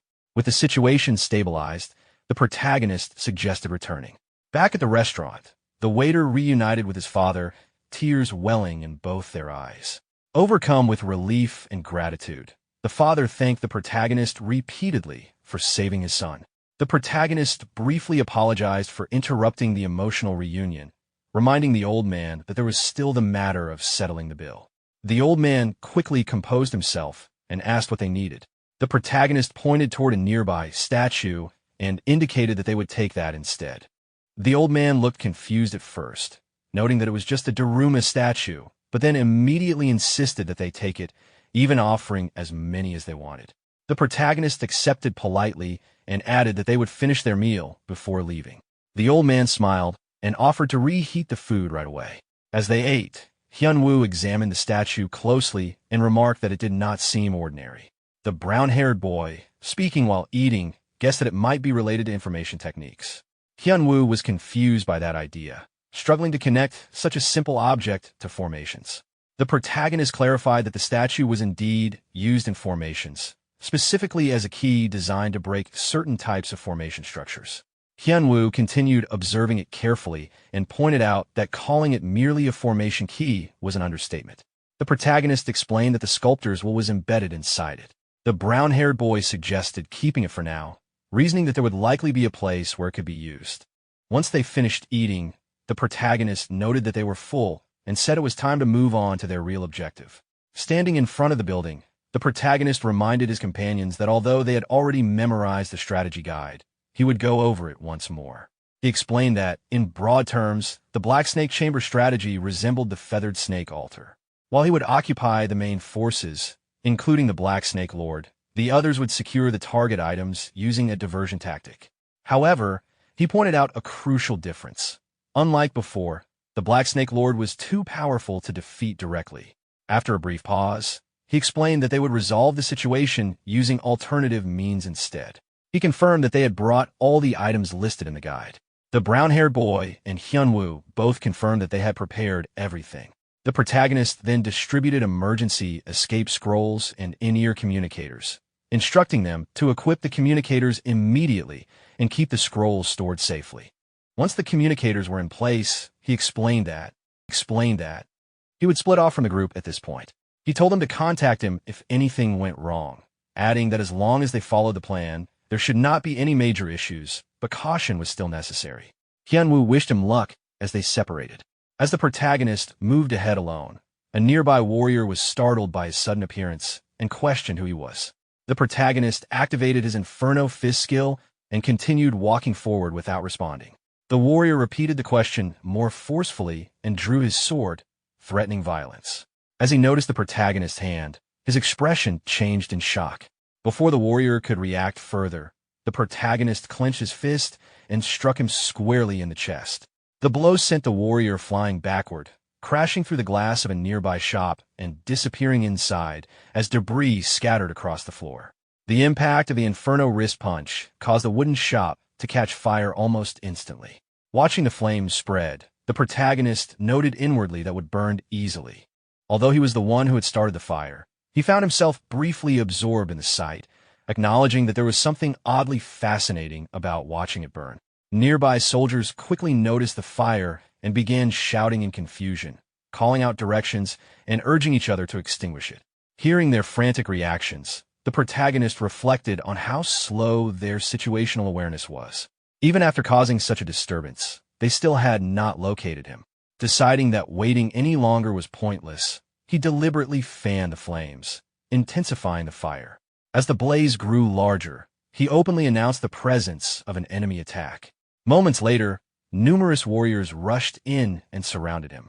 Observing their numbers, he considered that they were likely attempting to overwhelm him through sheer force, though he showed no concern over it. One of the warriors demanded to know who he was. The protagonist responded casually, implying that his actions made the answer obvious. Another warrior dismissed him as unstable and ordered the attack. All at once, the warriors lunged toward him. Watching them close in, the protagonist accepted their assessment without resistance and calmly prepared himself. He then leapt high into the air, far above their reach, shocking the warriors below. While airborne, he activated Inferno Fist and, with deliberate force, struck downward. The resulting impact caused a massive fiery explosion that engulfed the warriors instantly. The blast shattered the ground beneath them, leaving destruction in its wake. Afterward, the protagonist landed quietly, his posture steady. He reasoned that after causing this much destruction, the true authority of the area would have noticed by now. To speed things up, he decided that creating even more chaos would draw the individual out faster. As expected, a mysterious figure soon appeared, emitting a green glow. The newcomer assessed the protagonist's techniques and questioned whether he was connected to the flame tyrant, remarking on the damage done to his domain. The protagonist was briefly surprised by how quickly the figure appeared, realizing that his provocation had worked sooner than planned. The man declared that the destruction would be paid for with the protagonist's life. Internally, the protagonist identified him as the Black Serpent House Master.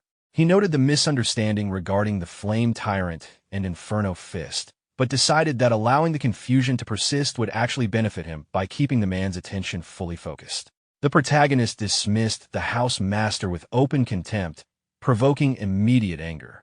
The House Master charged forward, demanding proof through combat. The protagonist avoided the attack with ease, remarking on the lack of courtesy in striking without warning.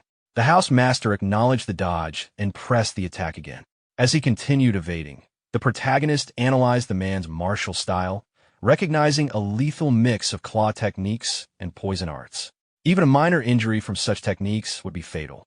The House Master mocked his evasiveness, comparing him to something slippery, and demanded that he stop retreating. The protagonist calmly responded, noting his own speed, and continued avoiding every strike. He taunted the House Master by commenting on the filth coating his hands, deliberately provoking him further. Enraged, the House Master reacted violently, promising a painful death. The protagonist responded coolly, pointing out that the man seemed too slow to make such threats credible. As the exchange continued, the house master questioned how long the protagonist intended to keep evading. Internally, the protagonist clarified his objective. He only needed to maintain the house master's attention until receiving confirmation from Go Hyunwoo's side. Once that happened, he could withdraw. However, stalling too obviously might expose the diversion, and it was clear the house master was beginning to suspect something. That meant it was time to strike back. Refocusing, the protagonist prepared himself and activated Inferno Fist again, pushing the skill beyond its normal limits. As heat surged through his clenched fist, he declared that he would finally respond properly. The house master, watching the energy build, became convinced that the protagonist truly was a disciple of the flame tyrant. The protagonist neither confirmed nor denied it, allowing the misunderstanding to remain. He then leapt high into the air once more. The house master, alarmed, assumed the protagonist intended to destroy the area again and followed him upward, warning that aerial combat would nullify his agility. As the house master attacked midair, the protagonist avoided the strike by flipping smoothly through the air. Reappearing behind him, he calmly questioned whether that assumption was truly correct. The protagonist combined wind force with Inferno Fist and released a powerful punch toward the house master. The impact struck directly, sending the man flying backward and crashing through multiple shops, tearing through walls as burning debris scattered around him. Observing the result, the protagonist assessed the outcome inwardly. Although the strike had landed cleanly, it was far from enough to defeat the house master. He compared the strength involved, recalling that the Feathered Serpent Priest had only been a D-rank boss. The reason the leader of an underworld group was ranked B was not because he was ordinary, but because the Black Serpent House itself was no simple criminal organization. Its master was a survivor of the ancient war between the righteous and demonic factions. Moments later, the house master emerged from the wreckage, stepping out from between burning wooden fragments. He acknowledged the protagonist's movement techniques and expressed surprise at seeing void steps, admitting that he had underestimated him. Internally, the protagonist sensed a shift. The man was no longer holding back. This was not merely the Black Serpent House Master. This was the Black Serpent Pavilion Lord of the Heavenly Demon Cult. As the man prepared to escalate the fight further, the scene shifted away. Inside the dungeon, Go Hyunwoo and the brown-haired boy ran through the interior corridors while warriors rushed toward the main gate in response to the fire. Hearing the commotion, Hyunwoo noted that they had slipped through without being detected. The brown-haired boy observed that, at this rate, they might avoid combat entirely. Spotting a heavily guarded door ahead, they both recognized it as the entrance to the treasury. The brown-haired boy attempted to mislead the guards by loudly redirecting their attention toward the main gate and the reported intruder. Hyunwoo, watching closely, acknowledged inwardly that his acting was far better than expected. However, the guard stationed at the door paused, evaluated them, and quickly saw through the deception. Drawing his weapon, he confronted them, making it clear that their infiltration had been noticed. The brown-haired boy realized that despite their disguise, they had been exposed. The guard's reasoning, absurd as it was, boiled down to recognizing a face he could not forget. Both Hyunwoo and the brown-haired boy processed the situation in their own way. Without hesitation, Hyunwoo removed his mask, acknowledged the guard's attention, and immediately charged forward. Before the guard could react, Hyunwoo struck decisively, cutting him down in a single, clean motion. He accepted the necessity of the action without hesitation. Turning back, Hyunwoo noticed that the brown-haired boy was already at the door, working on the locking mechanism. Surprised by how quickly he had moved, Hyunwoo watched as the man focused on his task despite his irritation.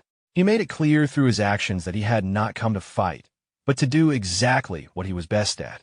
Hyunwoo expressed confidence in his abilities, having heard of his reputation as a skilled technician. Encouraged, the brown-haired boy responded by preparing to demonstrate his expertise. He retrieved 3 specialized tools, positioning them carefully as he began unlocking the treasury door with practiced precision.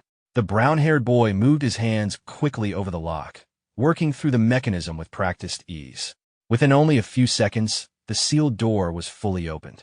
Hyunwoo froze for a moment in disbelief, clearly not expecting the lock to be cleared so fast. The brown-haired boy, confident in his work, indicated that the path ahead was now open. As they stepped forward, Hyunwoo carefully examined the passage in front of them. It was a key route leading toward Vigo, yet there were no visible security devices. The absence of obvious defenses immediately felt unnatural. The brown-haired boy quickly pointed out the flaw in that assumption, recognizing that a place this important would rely on concealed traps rather than exposed mechanisms. His concern proved correct almost instantly. A hidden device activated without warning, launching an arrow through the air. Hyunwoo narrowly avoided it, watching as it embedded itself deep into the opposite wall. The precision of the trap confirmed just how carefully it had been hidden. Hyunwoo acknowledged that without the brown-haired boy's awareness, the situation could have ended badly. The brown-haired boy reinforced the point through his actions, making it clear that even a moment of carelessness in a place like this would result in immediate death. Hyunwoo, recognizing his own limitations in this environment, placed his trust entirely in him. Taking the lead, the brown-haired boy instructed Hyunwoo through a series of precise movements. He guided him step by step, directing where to stand, where to apply pressure, and when to pull.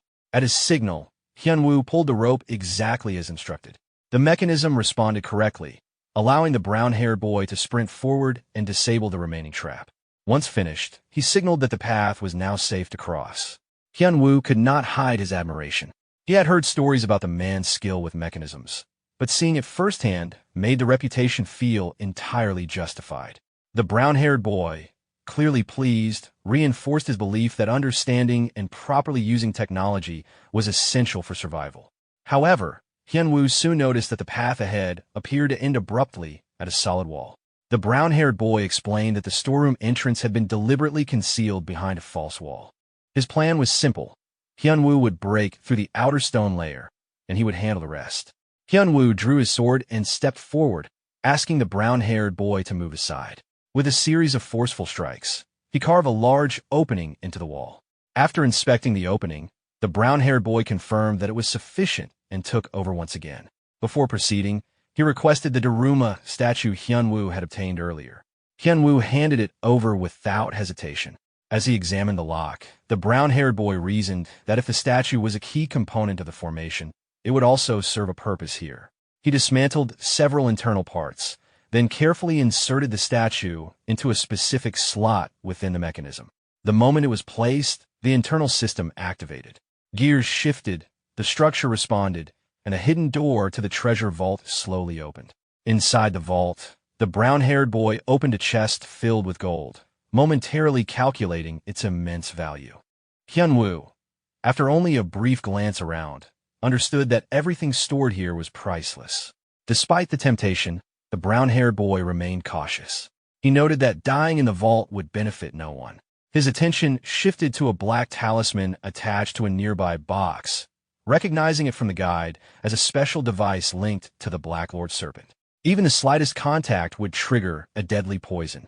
He forced himself to suppress any greedy impulses, repeatedly reminding himself to stay focused.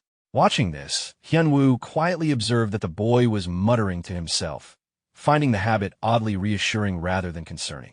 Refocusing on their objective, Hyunwoo recalled the guide's information that only one item in the vault lacked a talisman. His attention was drawn to a small black box faintly glowing on the floor. He picked it up carefully, examining it closely. It matched the description perfectly. With the objective finally secured, Hyunwoo turned to the brown-haired boy with a relaxed expression, indicating that it was time to leave. The brown-haired boy agreed without hesitation, acknowledging that remaining any longer would only increase the risk. They immediately began moving toward the exit at full speed. As they ran, the brown-haired boy appeared confident, explaining that following the guide made everything straightforward. The traps along their route had already been disarmed earlier, so reaching the safe zone should have been uncomplicated. After a brief pause, he casually admitted that part of him almost wished something unexpected would happen, simply to make things more interesting. Hyunwoo reacted sharply to that comment, clearly uncomfortable with tempting bad luck. The brown-haired boy quickly realized his mistake and brushed it off, admitting that he spoke too freely. Moments later, Hyunwoo suddenly froze at the sight ahead. Something at the exit gate caught his attention, stopping him mid-stride. The brown-haired boy questioned him and turned toward the gate himself. The moment he did, his expression drained of color as sweat formed on his face. Standing calmly at the exit was an old man dressed entirely in white. The warning from the guide immediately came to mind. The old man examined the surroundings with interest, acknowledging the precision and cleanliness of the work done inside. Hyunwoo responded respectfully, his fear evident. Gathering his courage, he asked whether the man before them was an elder of the heavenly demon cult, Baek Hyakuseo, known as the White Serpent. As Hyunwoo studied him more closely, his thoughts raced. The White Serpent was the vice lord of the Black Snake Chamber, once an elder master of the demonic cult, infamous as one half of the Black and White Twin Serpents. Even the Lord of Black Serpents struggled to fully control him. He wandered the chamber without pattern, appearing only when misfortune was at its peak. Realizing this meant they had encountered the worst possible individual, Hyunwoo understood that measuring the man's true mastery was impossible. Direct combat would guarantee defeat. Breaking free from his thoughts, Hyunwoo immediately drew his sword and ordered the brown-haired boy to run if escape was still possible. The brown-haired boy hesitated, questioning what Hyunwoo planned to do. Hyunwoo, gripping his sword tightly, assessed the situation internally. The gap in martial ability was overwhelming, making escape unrealistic. With that in mind, only one path remained if survival was to be achieved. He shouted for the brown-haired boy to flee, promising to find a way. The White Serpent observed him calmly, remarking on how impressive it was for someone not yet 20 to reach such a level. Hyunwoo responded with honesty, crediting his master and companions. The old man acknowledged those words, but expressed regret that such a promising martial artist would have to die by his hand. Raising his sword, the White Serpent declared that fate itself had placed them together. As a final act of mercy, he allowed Hyunwoo to strike first. Without hesitation, Hyunwoo rushed forward, activating his flow of the bird technique as he closed the distance. He prepared himself mentally, treating the exchange as a lesson he would endure heeding. The old man watched carefully, recognizing that Hyunwoo was not merely controlling wind, but the flow of ki itself, an advanced art far beyond the ordinary. Just as Hyunwoo's attack was about to land, the old man's sword moved unnaturally, bending and whipping through the air like a rope. Hyunwoo barely had time to register the realization that it was a flexible sword before the strike landed squarely against his chest. The White Serpent's poisonous snake guard technique sent him flying backward. Pain tore through Hyunwoo as he was launched through the air. Watching him, the old man judged the technique calmly, strong, but reckless, a movement that disregarded what came after, meant for mutual destruction. Mercy, in such a fight, was never an option. Hyunwoo crashed to the ground some distance away. Struggling to rise, blood spilled from his mouth as he forced himself upright. Internally, he acknowledged the reality of the gap between them. A single exchange had sent him flying. This was not an opponent that could be faced half-heartedly.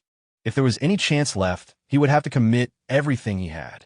Steadying his breathing, Hyunwoo regained his stance and prepared to fight once more.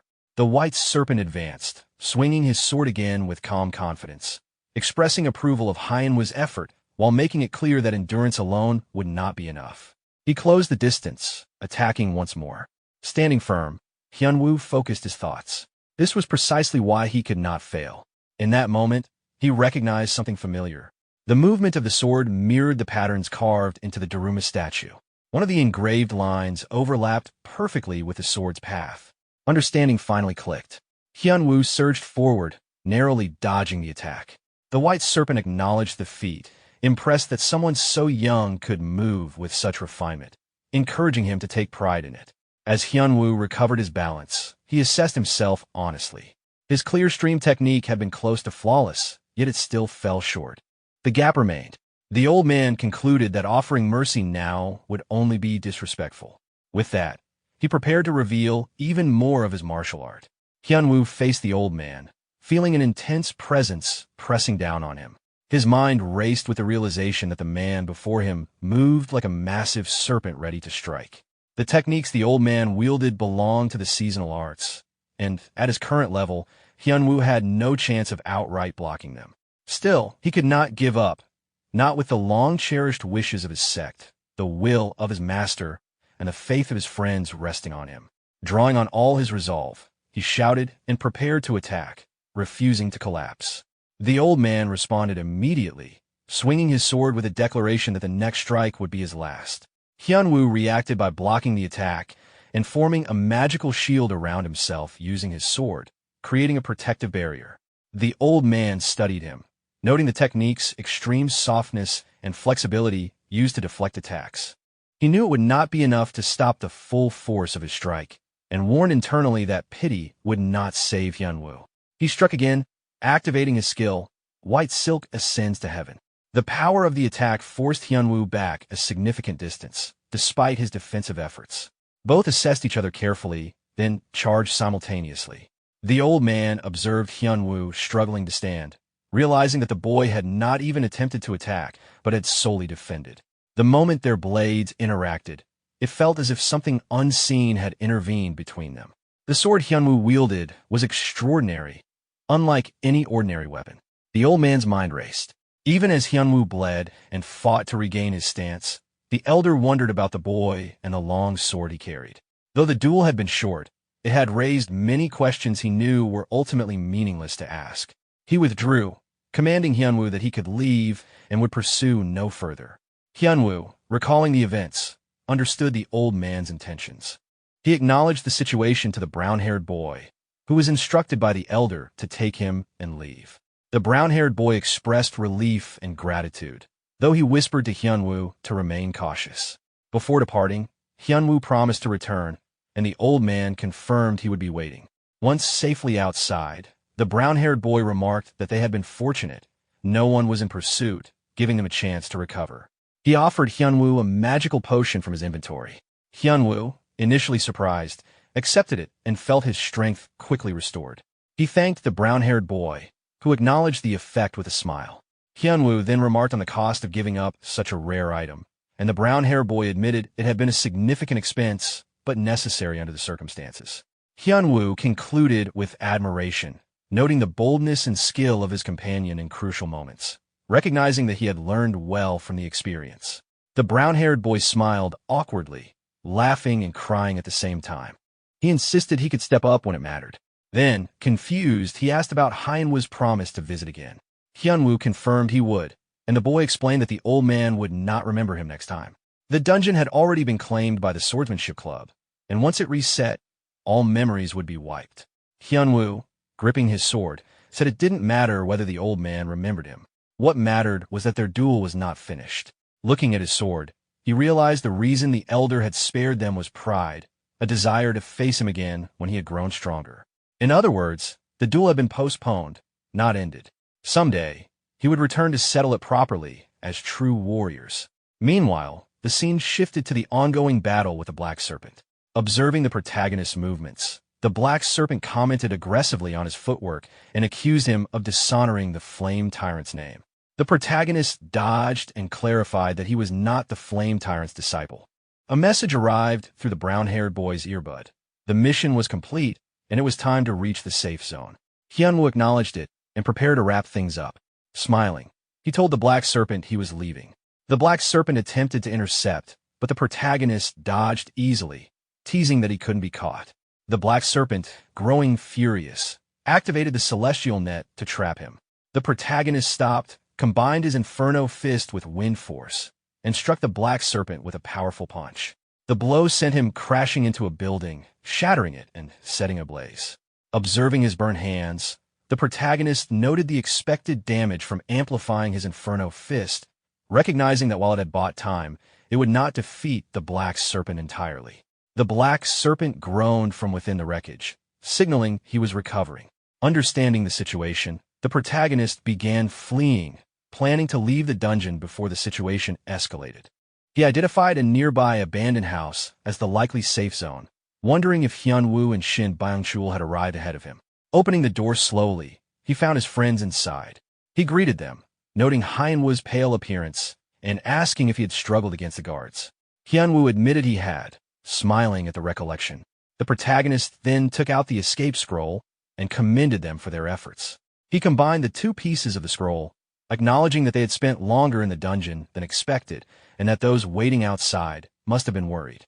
Once the pieces joined, the escape scroll created a teleportation door. Looking at the glowing doorway, the protagonist told everyone it was time to leave. After teleporting to the dungeon district building, the brown-haired boy waved to his sister to indicate they had returned. Hyunwoo reminded everyone to be careful and move quickly to avoid being caught. In front of them, a black curtain appeared. Hyunwoo, confused, asked about it. The brown-haired boy explained that it was his sister's skill, which could hide people in a shadow space, and reassured him to relax and trust it. Hyun-woo acknowledged the explanation. The sister then guided everyone toward the ground floor, noting the presence of many people above and instructing them to proceed carefully. Hyun-woo asked if the black sand room had been cleared safely, and the protagonist confirmed there were no major issues. The sister praised the first year for clearing the dungeon efficiently, but then realized that her familiar had detected someone nearby, Gwaak Sung-jae. She explained quietly that they had only come down to the basement to observe and had not entered the dungeon. Sung-jae appeared through a teleportation door, greeting the sister. He explained that he had come across the group on another floor and requested that they accompany him to the disciplinary committee room. The sister agreed. At the disciplinary committee head's office, a brown-haired girl welcomed them inside. Sung-jae reported that he had found the group near the basement entrance and brought them there. The committee head asked if they were on their way down, and Sung-jae clarified that they were on their way up. The committee head expressed surprise. Sung-jae then inspected the protagonist's hand and created a portal to check the dungeon. Observing the group, the committee head considered that they had likely completed their activities in the basement and wanted to verify. He offered drinks, which Davin and the sister accepted according to their preferences, while the brown-haired boy declined. The protagonist had brought honey water for everyone. The committee head speculated that the protagonist might have joined the sisters' club, and she confirmed something had occurred. The protagonist stated he was remaining independent. The committee head advised careful consideration about switching clubs. The committee head then asked why the sister brought a first-year student to the basement. She explained that she only wanted to show him the area and had not entered the dungeon. The committee head reminded the protagonist that first years were not allowed in the basement without permission, and he acknowledged this rule. When asked why he went down despite the rules, the protagonist admitted curiosity. The committee head noted that curiosity was natural, but emphasized the importance of following rules.